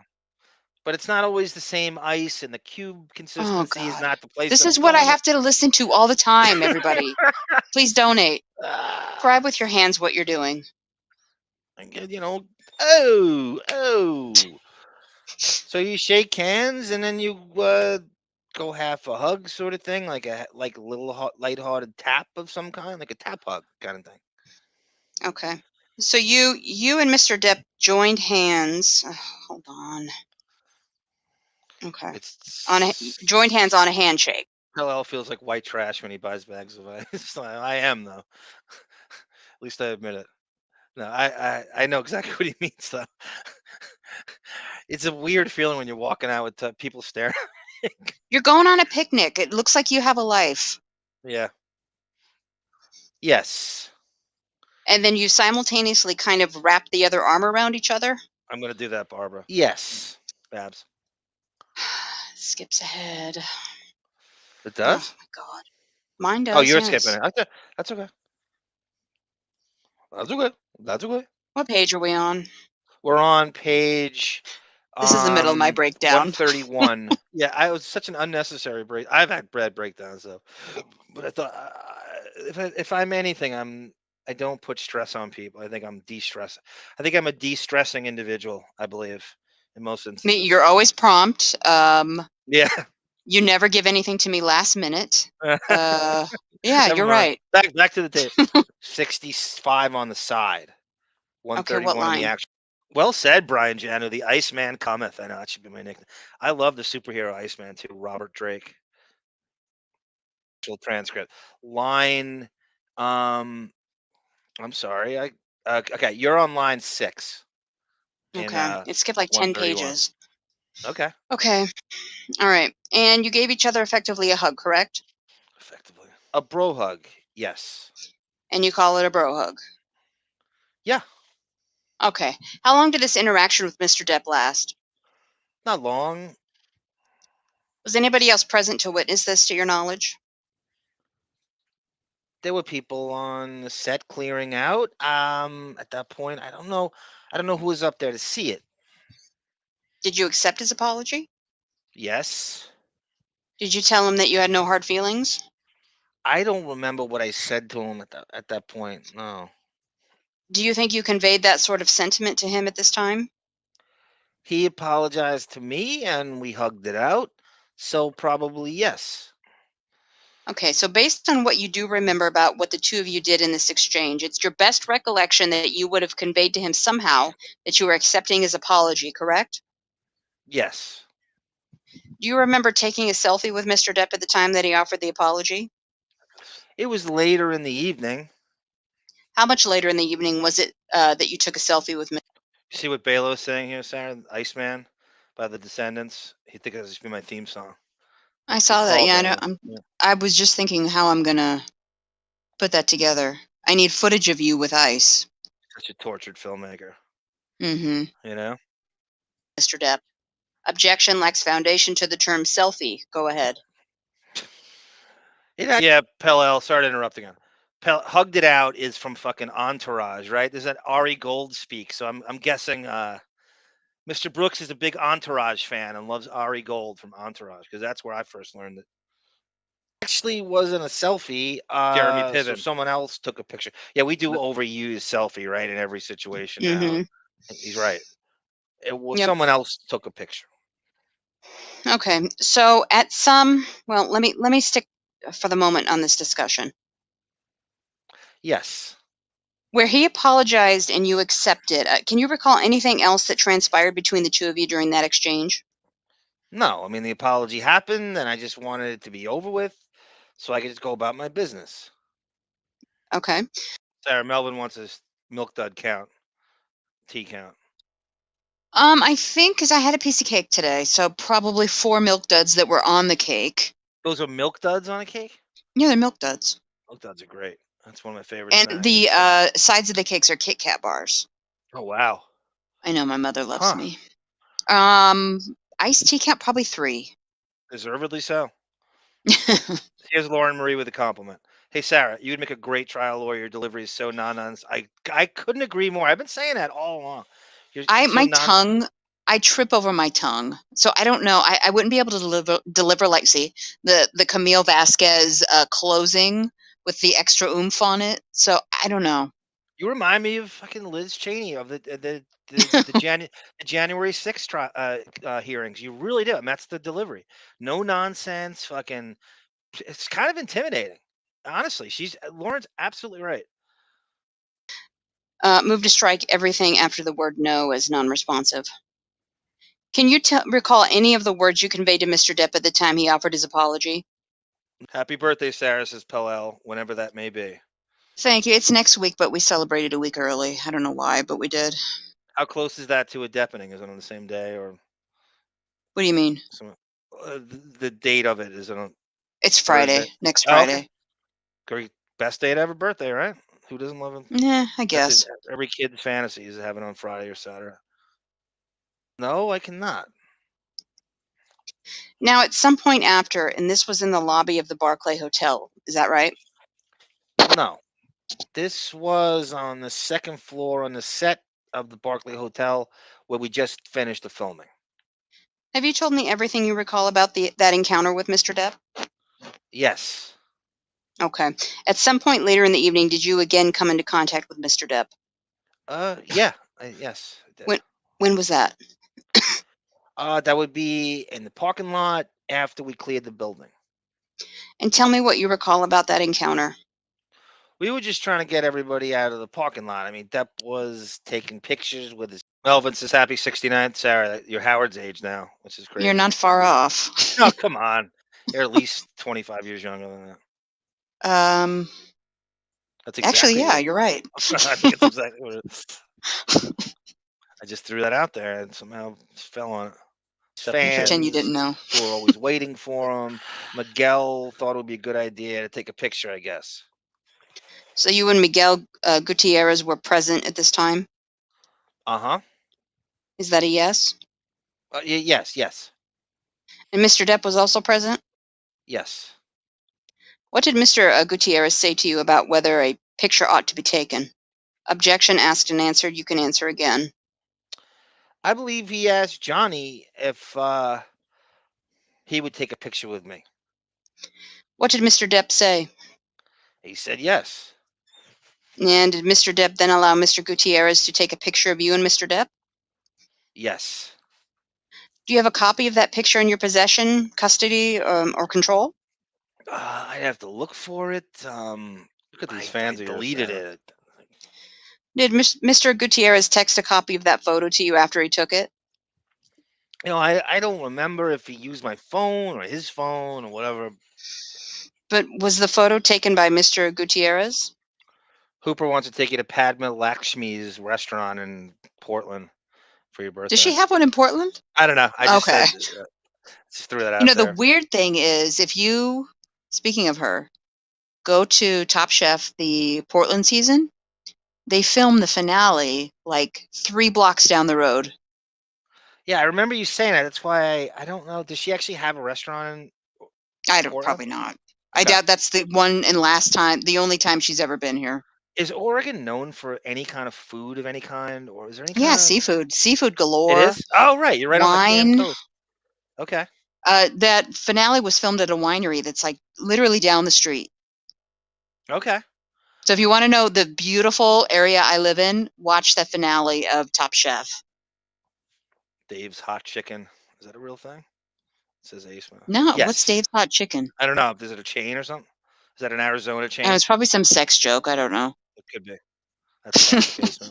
Was it on an I-type phone? Look at A. Smith's avatar with the banana. I didn't even realize. I didn't even catch this initially. Oh my god! I can't. My screen is cracked. I can barely see it. It's a banana with an erection coming out. Oh, all right. Coming out of the peel. Yes. And you don't remember if it was your phone or his phone, correct? That's correct. Have you looked on? Do you still own the same phone today that you had with you that evening? Probably not. No. Yeah. Okay, coming up, Sarah, is the social media stuff. When I went to look him up, and when this story hit, I was trying to find shit on him, and I couldn't find anything. So this explains why you can't. Okay. Do you know what became of the phone that you had with you that evening? Yeah, it broke. What did you do with it after it broke? It's in Oregon, Sarah. I replaced it with a new phone.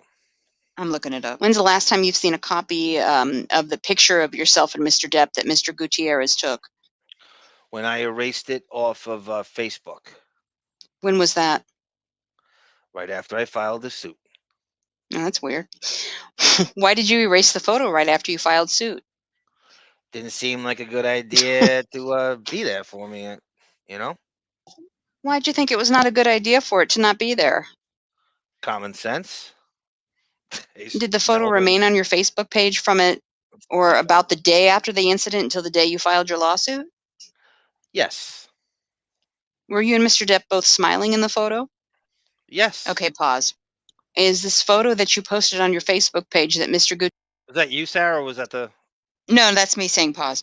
Dave's Hot Chicken is like around Portland. It's in like the hoity-toity part of Oregon. That's why I don't know that chain. That's what part all. of Oregon? Around Portland, where all the trailblazers and the rich people live. It's like a suburb outside the city where... Yeah, I see Tualatin, Beaverton, Clackamas. That's all around Portland. Okay, it looks freaking good, though. That's where Damian Lillard lives? Yeah. Okay. Gutierrez took, is that the only photo that you're aware of that was ever taken of yourself and Mr. Depp? Yes. When's the last time you've seen that photo? Objection asked and answered. When I erased it. And it skips copy of. Yeah. I'll go to line 2. Yeah. Did you talk with any of Mr. Depp's security guards at any point in the evening of April 12th after the incident between yourself and Mr. Depp? I don't remember speaking to any security guards. No. Do you know who Sean Bett is? I think he's one of his security guards. Do you have any recollection of speaking with Sean Bett at any point about the incident between yourself and Mr. Depp? No. Do you recall speaking to Mr. Bett at any point about any topic whatsoever? I want to say that this interview does not exist. So this is the real transcript. This happened, but there's nothing of this. There's no clips. There's nothing. This is just reenacting it from top to bottom. You can't even find the blurb. With Depp's thing, you can actually find a 3-minute blurb of him talking about Brooks. And with Brooks, it's completely locked away. There's nothing on this. So this reenactment's all you're going to get of how it even went, because you can't find shit on this guy. No. Did you tell Mr. Depp at any point the evening of April 12th after the incident that you thought he had physically assaulted you? How dare you, Affy? No. I love that jersey. Did you tell Mr. Depp at any point the evening of April 12th that he had done anything to hurt you? No. Did you tell Mr. Depp at any point on the evening of April 12th that he had done anything that caused you to take great offense? No.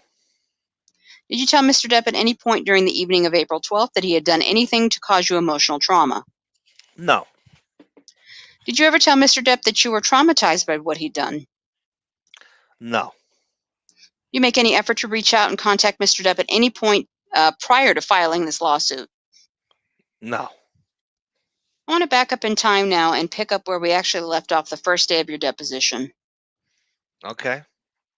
I was examining you in the first day of your deposition about an exchange that had occurred between yourself and a security guard from Gilmore Associates shortly before the incident with Mr. Depp. Do you recall my questions about that? Yes, I do. And you agree with me, or let me ask you. You agreed with me that that exchange with the Gilmore security guard was something that occurred in the range of 15 minutes before the encounter with Mr. Depp. Yes. Now, I think, did you flip off the security guard from Gilmore Associates at the time you were interacting with him? Objection asked and answered.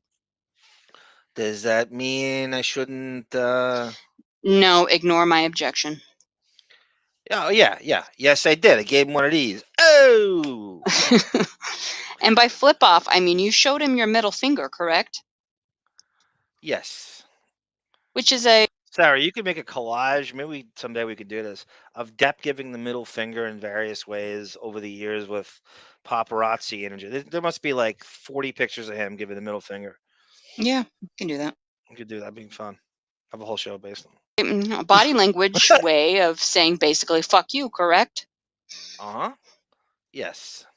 Why did you do that? Objection asked and answered. You can answer again. Okay. So you want to Why did you do that? Answer the question. Whoa. So again, Tom Gilmore Associates and Richard Wynn, who's filming the location for, he's on the Gilmore Associates. And when you film in that area, they're very adamant about trying to receive money from productions, whether it's deserved or not. And again, my job is to make sure we don't pay Richard Wynn when it's not necessary. And so at that point, there's like multiple extensions of the permit. I gotta have to say, the location manager, if this is always a job description, to keep him on schedule so they don't spend money is actually kind of an important job in some respects, to make sure they don't go. And this, when they're on the shoestring budget like this thing was, and Depp's salary, which was in the Jacobs transcript, really exhausted the budget of this. I think Depp got $5 million for this, and they didn't want to pay him that. It was crazy to give someone $5 million for a movie like this at that point. So, but again, Will Smith and DiCaprio's production company shit on this and turned it down. So Depp had to save the movie by coming on board. And that was his. They wanted 8 and they gave him 5. As Jacobs tells us. And the last extension of the permit went over time about 10 p.m. on the street. Likes Portland. But he feels that he needs to be compensated for his buildings. But we're not filming in his buildings. We're filming on the sidewalk in front of an old empty bank, which they own. So they felt they needed to be compensated for, my job as a location manager is to watch the money. And we're severely over budget at that point and over schedule. And a $2,500 extortion payment wasn't going to happen on my watch. Let me fast forward some of this out because I don't want to spend a lot of time on it. So he's implying that they have to pay out. Is it a mafia thing where they're I think he was romanticizing. I think so too. That's the Teamster in him, romanticizing that the mafia is shaking them down to pay them building fees as they're shooting this. This is crazy shit. Right. We've already covered it. Is it fair to summarize that Film LA eventually said, go ahead and film without Gilmore signing off? Yes. And then is it also fair to say that once... What happened, Sarah? You hear me? Yeah, I can hear you. I don't know what happened. Okay. Well, audio's cut out here. I can't get this to... Huh. Are we at our limit? No, I don't know. I don't know what's going on. I didn't mute it. I can't. I'm going back. Skip ahead a bit. Hold on a second. Let me reinstitute it. Do you know what the page we were on? Really weird. It just muted on me. Sort of in the middle. Your business. That means when anybody who is entering the area of our filming is between, oh no. So it skips 6 minutes. 6 minutes.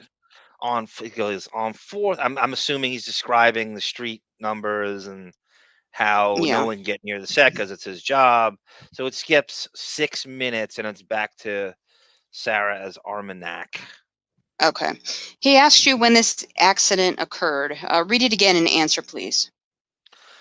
Well, there's been 3. There's been 2. So do you want to know the very first? I'm sorry, I'm confused. No, don't apologize. You can read back the question. How about that? So you can listen to it when it's read back. Excluding recent period after the accident during which he recovered from multiple neck surgeries. So do you want to know after the accident or after my very first one? Or let's walk through your first and then we'll get to that one. He sounds like an ambulance chasing motherfucker with just one crazy injury after the next, and he's looking for some. It looks like he's just constantly looking for some payout. He's like a brake tapper. Yeah. Brake tapper. Nice. I know a few. Nice. You're pretty down to earth. How'd you know what that phrase is? They do that because they don't want to work. Okay. How many accidents have you had? So I've been in 2 accidents. Okay, so tell me about the first one. I was rear-ended on the night of April 1st, 2011, riding home from work, and it's the last day of filming a Sony pilot. Riding home on a motorcycle? Well, I wasn't rear-ended in the West Hollywood kind of way, if you know what I'm saying. No, I was driving home in my car. Did you suffer any injuries from that accident? Yes. What sorts of injuries? Nice sarcasm. Neck, wrist, back. Did you have any surgeries as a result of that accident? Eventually, yes. Are you still suffering symptoms from the injuries you suffered in that accident? Yes. What symptoms are you suffering from today that you attribute to that? Sarah, I gotta say, you're doing a phenomenal job here. I'm really intimidated by this legalese technique. No, really. I mean, you sound like fucking Liz Cheney at the June 6th hearings. It's crazy. I'll take your word because I avoid that at all costs. No, man, you sound Phenomenal. The sarcasm too, the little subtle sarcasm in your voice, which is so important for them not buying it. I don't know if I'm being biased here, but Accident. Yes, you are. that is all related to my numbness in my feet, my hands, my loss of balance, and the fire going down my right arm, and the pain in my neck. Did you have any spinal surgery as a result of that accident? Yes, I had cervical laminectomy. Nice job. And?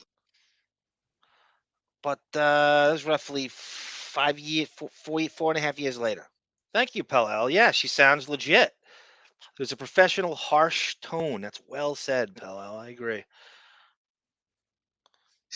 When did you have the cervical laminectomy? Nice job. I know. In August of about 2000. Excuse me. No. September 2015. Oh, quite the jump there. All right. I And what know, is a... right? I don't know. 15 years. Right there. If I'm I was just the off a flags little go bit. off. Yeah. And what is a cervical laminectomy in layman's terms? That is where you this is your nerve passageway, and this is your nerve. Affy says a very strict secretary as well. It does have that tone. Tight ship, regardless. Tight fucking ship. And this is where your nerve passage. This is the nerve passageway. That clears it up. Thanks. Well, this is what it looks like when it's normal, and this is what it looks like when it's pinched. It's like a degenerative stenosis, some shit. It narrows and then it's completely pinched off where I couldn't even feel my body. So, or barely walk.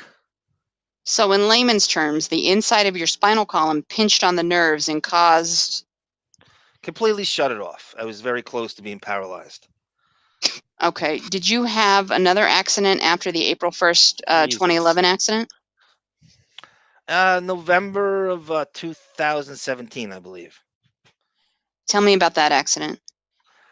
I was driving to meet a producer for my next job. It's a commercial, and a lady downtown ran a light. She turned left in front of me, and I T-boned her. Guys like him love saying T-boned. They love such a... Did you sustain injuries in that accident? I did. Like a T-bone. What sorts of injury? Again, neck, back, wrist. I just re-injuring everything all over again. This was in November 2017? Yes. So that would have been several months, roughly 6 months, after the incident on the set of City of Lies. Was the second accident you had? Yes. Yeah, Pell again. When you listen to Sarah, you almost sound like you're on trial and in trouble. I agree. I'm intimidated. I really am intimidated sitting here. Good. And did you aggravate your spinal injuries that you had from the original accident during the second accident? Yes. Okay. So did your pain and spinal related issues become worse as a result of the second accident? They returned. I wish mine was. Hoopers. Okay, and did you ultimately, have a surgery where, okay, it skips. So did you have surgery? Were you hospitalized after the November 2017 accident? I was not hospitalized, but I went to seek immediate care. How long were you? How about the uneven parallel bar event, huh? I'm watching these gals bang their cervix off a frozen theater rope at 80 miles an hour. Next time, I'm going to be skeptical. They tell me I'm being too rough in bed. Under medical care following the November 2017 accident? I was on medical care continuously through about May. So from November 2017 through May 2018, is that right? Uh-huh. And you were under continuous medical care for your spinal condition caused by this accident during that period? Its vagina was severely bruised. Were you able to work during that period? No.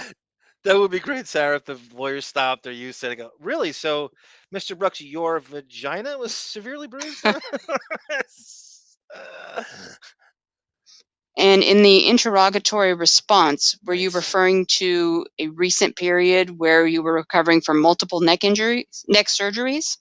Were you referring to the period of November 2017 through May of 2018? I have to check because at that time, if I'm recovering from multiple neck surgeries, that would be right after my second surgery. So, So that would have been August of 2016, correct? yes. Just so I'm clear on this, the response refers to multiple neck surgeries. Did you have more than 2 neck surgeries? No. So is it fair to say that between November 2017 and May 2018, even if you had wanted to, you couldn't have worked during that period? I could have worked. There we go. Okay, did you make any effort to work during that period? Yes. What efforts did you make to work during that period? I was sent a script by a previous producer, and Were you hired on that project? I was sent a script for Netflix by Bruce Wayne Gillies, who was actually the line producer of Labyrinth. And That's weren't City you Lights, and aka City yeah. Lights. And you weren't hired on that project ultimately, correct? Ultimately, I was not hired. Right. Okay, were you So you see where he's going here. He is saying he's being blackballed from the industry. So he's running through projects that he's getting denied. And it's either he's getting blackballed or his injuries and disabilities, not able to do it. And this is where he's adding to. I'm assuming we haven't gotten a number. He's going to add up these supposed jobs he was denied. I'm going to throw a number at Depp's team. It's a very interesting number. Yeah, I would love to know exactly what it is. If we can ever tap into what We the fuck kind of get we kind of get an idea at the end. You know who would know? Xavier would know what a film location person makes per. Does he? Oh, okay. I was like, does he tap out on his breaks He knows too? the industry. He knows driving through LA. I think he knows exactly who, and it's a perfect. Yeah, I mean, he knows the area too. Actively seeking out work opportunities after the November 2017 accident and before May of 2018. I was looking for work while I was recovering from disability, doing my physical therapy, and getting ready to go back to work. Okay. At some point, did your doctor or team of doctors clear you to return to work activities after? That would be funny if they're negotiating and Brooks's team goes, well, I think, see here, Netflix, Hulu, and that fucking thing. About 30 bajillion dollars, probably. You know, we can meet in the middle. The way this goes, I don't put that, I don't I know. Put that past him. Classic fucking con artist. November of 2017. Yes, they cleared me to go back to work sometime in May. May of 2018? Uh-huh. Is that a yes? Yes. And so prior to May, between November of 2017 and May of 2018, were you under doctor's orders that you should not be going back to work? No, I was under doctor's treatment. Did your doctors tell you they didn't recommend you return to work between November of 2017 and May of 2018? No. So when you say you were cleared to return to work in May of 2018, there was some impediment to your returning to work based on medical conditions prior to that clearance? I was still in pain, but I would have been able to continue. I would have gone to work if there was a job available, because it's more important to work to support my family. I've worked in pain before. Did you seek out other job opportunities between November of 2017 and May of 2018, other than the one that Mr. Gillies that you had already told me about? Yeah, I was sent script for The Tax Collector, another movie, and I did not get that. Who sent you the script for Tax Collector? Dan Katzman. Oh, it is? Let me back up a minute on returning to work issues. From the day after, let's pick April 13th, the day after the incident, 2017. Do you have that date in mind? I'm sorry? Say that again? Sure. I just want to focus you on a timeline. Right. So my focus now is from April 13th, 2017 forward. Uh-huh. Do you have that timeline in mind? Yeah, okay. All right. That would be the day after the incident with Mr. Depp. That's true. Okay, 1 second. Focusing on that time period, would you agree with me that during that entire time period, you have been physically and mentally able to perform work if work's available for you to perform? Yes. And then there's been no impediment to your working from any injuries you suffered from anything Mr. Depp did to you that would prevent you from working in that period. Would you agree with that? That's correct. And so the only impediment to your working that you attribute to Mr. Depp has to do with the fact that various employment opportunities ultimately didn't pan out for you, correct? Yes. And that So herein lies the case, which doesn't come up. He's going to try to tabulate all the crazy job opportunities he's been denied since, say, 2017, and then that's going to be the number he throws at Depp as you multiply whatever the top, sure he consider like he's gonna aim for the highest number a location manager ever made and throw that at him, and hopefully they're going to hope he settles because he doesn't want to deal with the legal team and the publicity it's going to get. may or may not be because you've been blackballed, or that the potential employers otherwise don't want to touch you because of the publicity on this case, correct? Blah, blah, blah, blah, blah, blah, Well, objection. Calls for speculation, lacks foundation. I didn't get your response. I don't see it that way. And how do you see it? I see it that I'm not getting work because of the incident. Okay, but you agree, however, that from April 13th, 2017 forward, if work was available... Thank you, A. Smith. That's 2 bags of ice.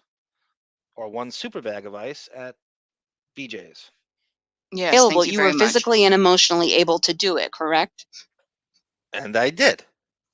Okay, so no physical or emotional injuries that you suffered prevented you from working on April 13th, 2017 forward, correct? Yes. So to the extent that there's some impediment to your working after April 13th, it has something to do with something besides any injuries you suffered from this incident with Mr. Depp, correct? Repeat the question, please. Okay, would you agree that to the extent you've been unable to get work from April 13th, 2017 moving forward, that inability has nothing to do with any injuries you suffered based on this incident with Mr. Depp? Objection, vague and ambiguous, lacks foundation, calls for speculation. I believe my lack of work is directly related to the incident. I want to distinguish the incident from your injuries, and we'll take it one step at a time. Okay. Are there any physical injuries that you attribute to the incident that have prevented you from performing your work functions since April 13th, 2017? I mean, Sarah, this guy's dream, and I'm sure he's fantasized about this all through his career, quote unquote, is to literally dire straits, money for nothing, to have 6 to 10 location manager jobs paid to him without having to actually do it at the top team from on. And then I think he has 2 kids, I found out. And they're the age where it's always college. It's amazing what these universities get away with, that threat of like, your life is meaningless unless you give us $70,000 a year. And it's always whatever. I mean, it's the first thing a humanoid, a simpleton says, my fucking college, kids in college, whatever, inheritance or whatever, and his wife. And so his dream is to be paid out. It is. He probably sees guys all around him pulling this stuff in Teamsters. No. Are there any emotional injuries that you attribute to the incident that... And you're going to pounce on Depp when he's vulnerable and in this state of just like, oh, I'll just throw it out. You pile on. The timing is very weird. Timing, right? You're going to be believed because this is Depp at his lowest point when public sentiment could not have been worse. Have prevented you from performing your work functions at any point from April 13th, 2017 forward? Forward to now or forward to... And it skips 16 minutes. Holy shit. Okay, so we come back. Armagnac objects to something, misstates testimony. I was working. I had jobs. I did some jobs. Were there any jobs that you had sought in that period rejected or turned down because anybody told you it related to the incident with Mr. Depp? Not yet. When's the first time you can ever recall hearing from any source that any job opportunity you didn't get was in any way tied to the incident? Here comes the Teamsters. After I came back from disability in 2018. So that would have been in May 2018. Yes. And what's the first time you can recall hearing any source say that there was an issue with the incident that impacted your employability? Russell Bertolino, who is a Teamster Local 399 transportation coordinator, tried to get me on one of his shows. And he was told that I've now been blacklisted by Depp. Okay. See, Sarah, how do you prove that? Right? If you're Depp's team, like they're just going, You this is don't. the angle he's going. You can't. How do you prove that he wasn't told that? You don't. And the names he's going to bring up here, it probably he promised them a cut if they would just go along with it. Yep. Right out of a social club. Hey, Bertolini. Oh. Okay, it looks like it skips just a few seconds.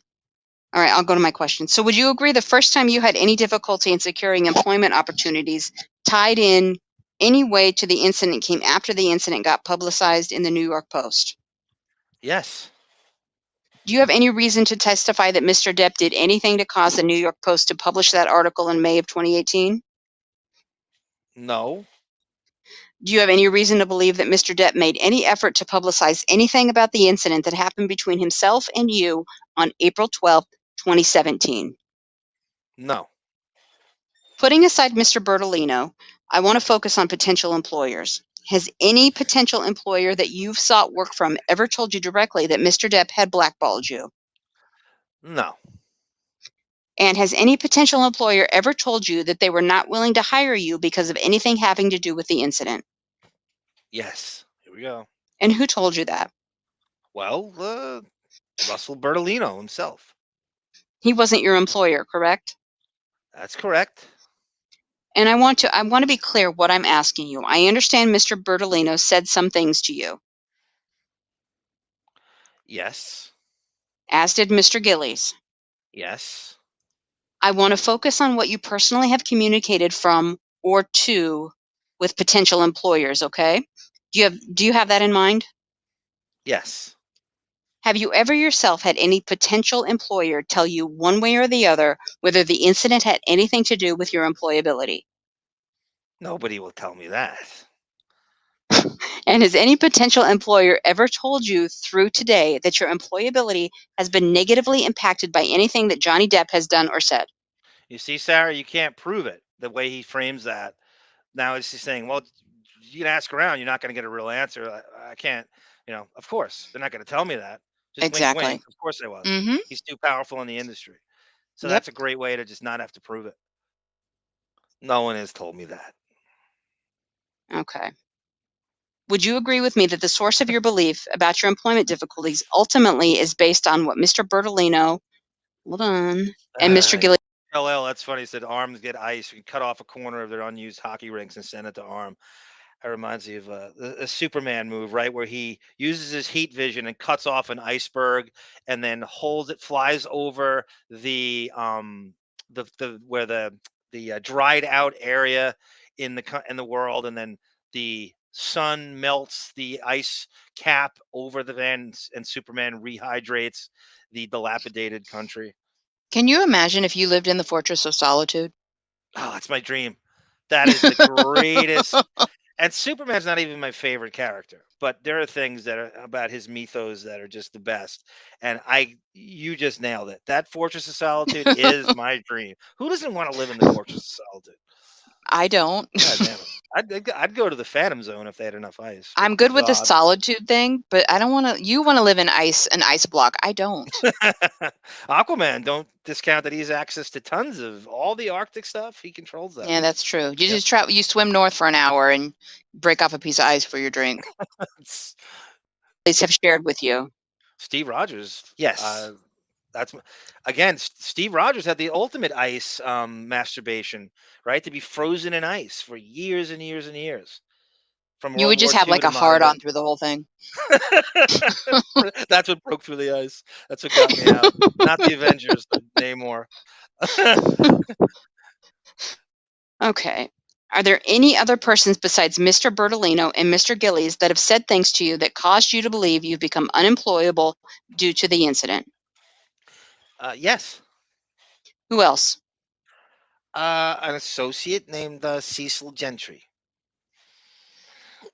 Okay. When you say an associate, where is Mr. Gentry an associate? He's a production designer. And what has Mr. Gentry told you? Anything about your employability after You know what's weird, Sarah? Today's day and age now in Hollywood, which is both good and bad, there's so many more opportunities in a way. Like a lot of times when writers go, I can't get hired, or actors, there's the streaming services and all this stuff. Wouldn't you think there's more jobs than there used to be? Mm-hmm. You With would. all the TV and streaming service, even YouTube shows and shit, I would almost be like, oh, really? Well, there's 20 times the opportunities there were than the 90s. So Yeah. wouldn't you think it's weird to me that I would think it's easier to get it hired. But again, the blackballed thing is like Depp's influence runs so high that it goes through the streaming services, even though he's never been into streaming anything, Mm-hmm. which is what I wish he would do actually. Incident. He tried to hire me twice on shows he's been involved in. Production designers are generally responsible for the location department, and they were Blumhouse Productions. The first one was a Hulu show, Into the Dark, where he wanted me to come in and do the show, and that was met with a lot of no's. And the no's that was met with, did any source say the no's were? And we're talking at the same time, so the reporter's not able to get it. Okay, reporter. Sorry, 1 second. Armanac, excuse me. Sorry? Don't talk over him. Sorry? When he's asking a question, you need to finish until the end. I'm sorry? Excuse me, you need to wait until the end of the question. I apologize. Don't apologize. It's natural. Did he share with you what any other person said to him about why the answer had come back no? He told me because it's of the incident. He knew about the incident. Everybody did. Did he tell you what caused him to come to that belief? The producer told him. Did he say who that producer was? He would not tell me that. Did he say what exactly the producer had said to him? No names. He said that I'm not hireable right now. Did he say the producer said you were not? And it skips 3 minutes. That's a good point by Pell. He goes, "Thing they want an opportunity because it proves quicker they're too untalented to succeed. At least you have the excuse, I can't get work." That's so true. You can always bank on that. It can't be you. It's got to be them. It wasn't you. It's them. And who's the Chris you referenced there? Chris and Miguel Gutierrez. They're the brothers. And Chris Gutierrez is a good friend of yours, correct? The Cuomo brothers. Chris Gutierrez is a friend of mine, yeah. And is Miguel Gutierrez a friend of yours? He's a work friend. Miguel Gutierrez has stayed at your house on numerous occasions, correct? Same bad. Miguel has stayed at my house when we have work on the west side. So he stays on the east side. So he stays at my house when there's an early call or whenever he needs to go. So he doesn't have to deal with or fight any kind of traffic. And it saves him like an hour. And that's happened on numerous occasions, correct? Yes. Would you say he's a welcomed house guest at your house? Sarah Affy says they're actually the Menendez brothers, the Gutierrez brothers. I don't doubt it. They're still in jail, those two, right? The Menendez. Oh, yeah, forever. They're in with somebody else famous, right? Aren't in the same? They were in with OJ for a smidge. Oh, really? That's crazy. Yeah. Absolutely. In fact, you were the one responsible for first getting Miguel Gutierrez his union card, correct? West Gangster. Skips 2 minutes. Yeah. And all the jobs listed on Exhibit 36 union jobs? Yes, they are. Yes, they are. And how do you go about getting this report? I printed off my motion picture MPI, MPI HP page. Let me start at the first page in the most recent productions. You see it starts from date, and it's got an entry of 1/21/19. Do you see that? Oh, it's on this page. Lorena Bobbitt's in the same jail, Sarah, says David, too. Lorena Bobbitt's. Do you see that entry there? What's that? She's not in jail. David claims Lorena Bobbitt. He was there when that happened. I think he turned 50 when that. Lorena Bobbitt and everyone else from the 90s. Maybe he's making a joke. I don't know. I didn't know if she had a sentence or not. I see. Yeah, I see. January 21st. I could listen to Sarah 24/7. Says Hooper. I agree. Great speaking voice. Truly great pipes. The Liz Cheney pipes. The Natalie Maines, Liz Cheney pipes. Give me a pipe. Oh, David was kidding. That's classic David. It's funny. I'm just a 90s kind of reference. I should have gotten that. First, no, yes. I did. You didn't. You did. Is that the last union job you have had? Yes. And does this report capture all the union jobs you had prior to the date dating back to 2006? Yes. On the year below, if you continue down this first page, if you look, you'll see it's got a December 25th, 2018 near the top. And it skips here in a second. And if you scroll on down, you'll see it runs chronologically, blah, blah, blah. So go ahead. Yes. Yes. So were you employed at any point between October 8th, 2017 and September 30th, 2018? Let me see here for a minute. Hold on. Oh, right. That was okay. That was when the accident happened. So it was my last commercial before my accident. And that's like November 17th. Was it November 17th, 2017? Yes. That's when that car crash happened. And so the lack of employment between 10/8 or the lack of employment between November 17th of 17 until September 30th of 2018 was due to the accident that you suffered. Is that right? Yes. Okay. Now I want to work further back in time. Let's look at the entry 1, 2, 3, 6 or 7 up from the bottom of the page. It's got the last Good Film Productions U.S. entry. Do you see that? Yes. And that's the City of Lies or Labyrinth production where the incident between yourself and Mr. Depp occurred, correct? Yes. And so does this report then reflect that roughly 2 months after the incident on the City of Lies set, you got employed on the Stars Por Vida productions, is that right? Yes. And you held that job for? It's like a 3-week shoot. Okay. And then you've got a gap between the middle of July and early September. And then you picked up another job, correct? Correct. That was the Homeward Bound Productions, Inc. job. Is that right? Yes, it was. Then after that, you had a slight gap, and then you picked up a job in October on the Corporate Management Solutions matter, correct? Yes. So would you agree with me that during the period that you were working on the Stars Por Vida all the way... City of Black Eyes, says Bill. The name is so aptly because lies abound everywhere. It's City of Black Eyes. I hate the name of that movie. Solutions, that you were able to find work and perform the work if it was available. Yes. So from your experience, you didn't have any issues getting jobs because of the incident in that time period, correct? Yes. The problems arose some point later in time, correct? Yes. Geez, however, I was always questioned about it. But questioned or not, you were able to get the jobs you wanted, at least through the Corporate Management Solutions job that you took in November of 2017, correct? Correct. Yes. And then right about that time, you had your car accident in November of 2017, correct? Yes. And you were laid up for an extended period of time due to that accident, correct? Yes.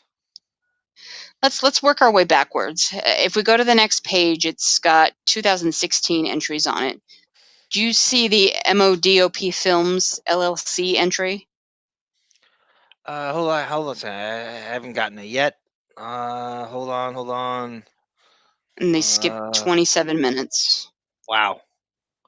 Okay, so he's pointing him to whatever. Okay, I'm going to go to line 5. I'll go to 2. And Okay, 20, when I got back off disability for good films, I was working and ready to go, and so now I'm ready to go. When you say when you got back off of disability for good films, do you mean the May of 2018? No, I mean February of 2017. Okay, were you on disability prior to February of 2017? Hold on a second. Let me look through this. I don't know. Hold on. I was on disability from November of 2017. To when? Until about July. Thank you, Brian Janu, sir. Very magnanimous of you. Thank you, Brian. Appreciate it. Sarah gets paid by the eye roll. No. You can hear it in the lawyer's sarcasm. Thanks again, Brian. May of 2018. And you were actually drawing state disability payments during that period? Yeah. And in July 2018, did you then get a medical clearance to return to work? Yes, but I was available to return to work previously before that. Whether available or not, you continued to draw disability payments from the state through July of 2018, correct? Yes. Now, you've claimed that you've suffered emotional injuries as a result of the incident with Mr. Depp. I'd like to ask you, can you describe for me what emotional injuries that you've suffered? Basically, I've lost my confidence in myself, and I'm unsure about my abilities to even continue doing my job with strangers. I've Oh my become God. depressed, withdrawn, Anything else? distraught, When did... distant. I didn't mean to interrupt you. Go ahead. No, distraught, distant. Oh. When did you first begin to experience any of these symptoms after the incident? The first bit of being bothered by it was the constant barrage of everybody who knew me or found out who I was at. All they did was ask me about this incident. When did that begin? It started right after the original incident, and then it kind of stayed. Like, he doesn't normally love the attention of being associated with movies. This is one instance where he's ashamed. He loves every second of it, the attention of being synonymous with Depp, unless there's some kind of online harassment, which I don't even know. I tried to find this. I couldn't find shit on this guy, so I don't even doubt that there's any even online harassment from Deptford Wives. Yeah, I don't. They yeah, I don't know how you would even go about. I guess you can look them up. You can look anybody up now, but I couldn't. I tried to find him on Facebook the day this incident hit. I couldn't find him there. I couldn't find him. And the name is like GRG. You know how they spell Greg with two? Why don't you put 5 G's at the end of it? GREGGGGG. And so that, and then it says, "Do you find Rocky Bro?" And it's kind of a generic name. And I tried to find. I couldn't. He had his shit wiped off, I believe, IMDb. Shouldn't location managers be on there, or is that some like premium? I don't know. Membership you have to have. I gotta say, my favorite thing of him from this is, yeah, I took this selfie down the day I filed the suit. Yeah. Because it wasn't a good idea to have it there. Yeah, you're right. You've seen the selfie of him and Depp with their arms around each other. It goes around. That's gotten out there. Yeah. Thank you. Thanks again, Brian. My I don't know what my ice strategy is going to be. This guy needs some Lexapro. Yes, Affy. Some Jason Kaplan dealt Lexapro. Who has the bigger tragedy, Rocky Brooks in a car accident or you with no ice? I go with me. I don't think it's close. I agree. That's gonna. I don't think it's. I don't. You know, not even a contest as to the trauma. I've been dwelling on this the entire 4 hours we've been on, thinking about ice off and on. Maybe 5 minutes went by where I didn't think about it. Go to the store when we're done and buy an ice tray. The problem is, thank you, Fine Chug. The problem is, what is it? The ice tray is. It's not that simple. It's the type of cube. It's, do you want the buy large a bag one? of ice? That's all I'm going to tell you. Well, we'll see. Solves all your problems. I'm overanalyzing it. Yes. at an even-keeled pace. And then once the May 8th New York Post story came out, it became really emotionally difficult for me because I just didn't want any kind of publicity off it. Okay. What sort of emotional difficulties were you experiencing prior to the New York Post article in May 2018? Just the normal stresses of life. So you have, did you have any additional emotional trauma or injuries that you attributed to the incident that manifested themselves at any point before May of 2018? I was definitely depressed about the whole incident, but I moved on. I'm a masculine male, and it's your job to shrug things off. Yeah, toxic masculinity. He's trying to act Yeah, like he's you have to put water in and wait. That's just too much trouble. Barbara DeRush, arm's gonna need therapy. Could you imagine going to therapy for this? And that's I, the reason you go into this. A new modality has been created or a new ailment. You I gotta, see it coming. ice trauma and move on and then A do your nice job. tutor. So I continue to try to, but Ice I try to coach. move on. Ice I coach. get jobs and move forward Ice coach is to great. work in the industry, but I've got a few more years until my retirement and just taking care of my family and working and what's physically better for me. You see, Sarah, right there is this scam. I got a few more years to my retirement, my family, work, Yep. and a payout knocks all that out. Mm-hmm. Cashing in on Depp is gonna take care of all that stuff. I'm going to United, bet from this point on you find nothing else on his IMDb. I tried over and over again. I can't find shit on him, and he's wiped it out. I'm Well, sure just he's been his, like his, advised to. if he's got an IMDb, it won't be updated. Nothing, he will never Nope. work again. And it's time to work. So prior to May of 2018, would you agree you essentially carried on business as usual? Ice road truckers with a teeth. I was carrying on business as usual, but I was carrying the emotional baggage of the incident with me. But you were able to carry that and perform your work functions, correct? Yes, And that remained the case at least through May of 2018, correct? correct. Did that situation at some point change, or let me ask you a different question? At some point, did your emotional trauma become more severe? Yes, Was that after the New York Post article? it started becoming more so then. What happened in your life that caused your emotional trauma to worsen at or about that time? It was just a barrage of phone calls and emails and texts from people all over the country that I knew, friends, work associates, school people. Hey, is this you? Did this happen to you? What the hell happened? I got um I got an email. Sarah, to pause on me?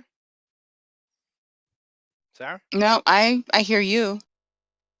You hear me? Let's do this again. Go forward a little bit. I don't think it's gonna matter. Okay. I think it's the same issue that happened last time. All right. It takes out the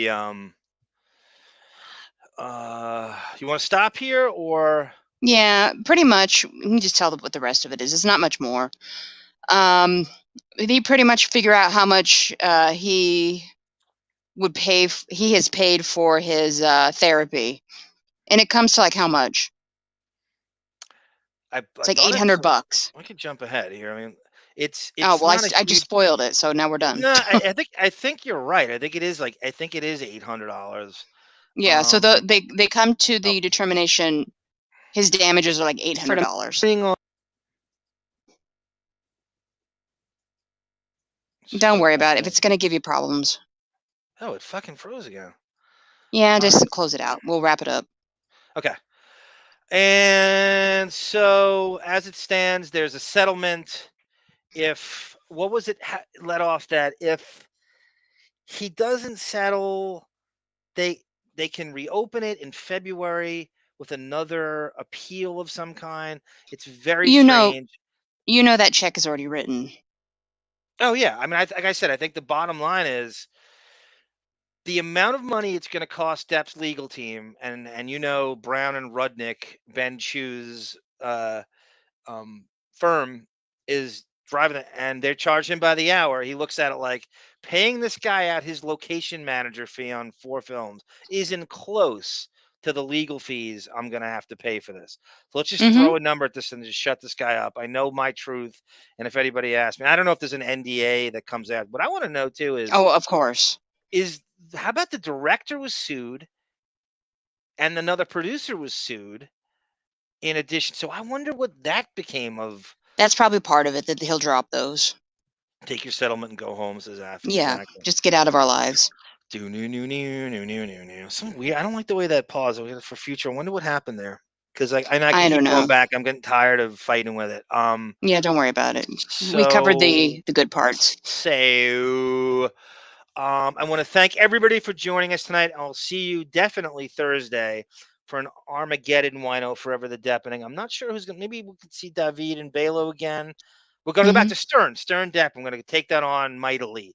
We're going to get right back into the end of the interview with him and then shoot through the moments with Depp and Stern and some shit I found. You guys will love to go through the years. It'll feel like a gunk in a way, because we're going to be taking on a lot of Stern stuff and ranting about him and his bullshit and contrarian and hypocritical take and waffling poser opinion and Scarfgate. So when Howard first tried to bite off Depp's personal style and Burton and stuff, when Howard first started wearing scarves, it's all attributed to Depp. So I have the Scarfgate compilation that I just put on the radio_gunk YouTube channel. Thank you, Lauren. Thank you for all your insight. Thank you for the great compliments. And please tell us you'll join us when we do a Ninth Gate Roman Polanski episode. I think everybody no pressure. No pressure. None at all. I think I have a pretty decent ability to make you feel at home, and you're one of us in 10 minutes. You do the heavy lifting.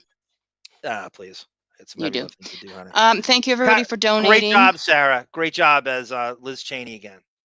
And we got a couple patrons. Thank you very much. And the Patreon thing, it's all forbidden fruit on YouTube that gets blocked, and some weird, obscure Depp stuff that I've found.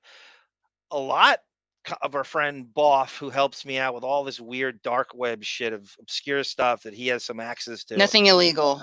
Nothing illegal. That I am taking ownership of. There's no public domain. I am taking ownership of it, and that will be on. So we're going to have a new. The last thing was the Hurricane Sandy saga, which is 8.5 hours. I'm going to try to put up something tonight. I think I'm going to put up Fred Norris not being able to handle the serious equipment and freaking out, and that was been scrubbed. And that's from 2006 when they first got the Sirius.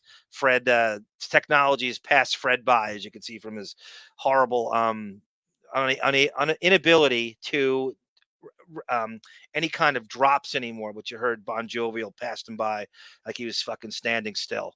Yeah. So anyway, so that's in the Patreon, and that's the lowest tier or whatever. Thank you guys. Thank you, David C.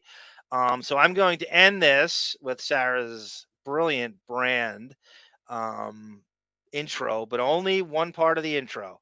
And God, I cannot get enough of this. Oh, so my this God. is Johnny Depp and Marvin Gaye teaming up.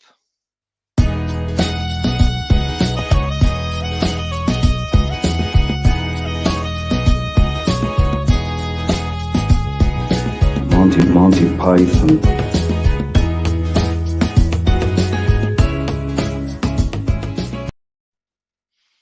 Okay.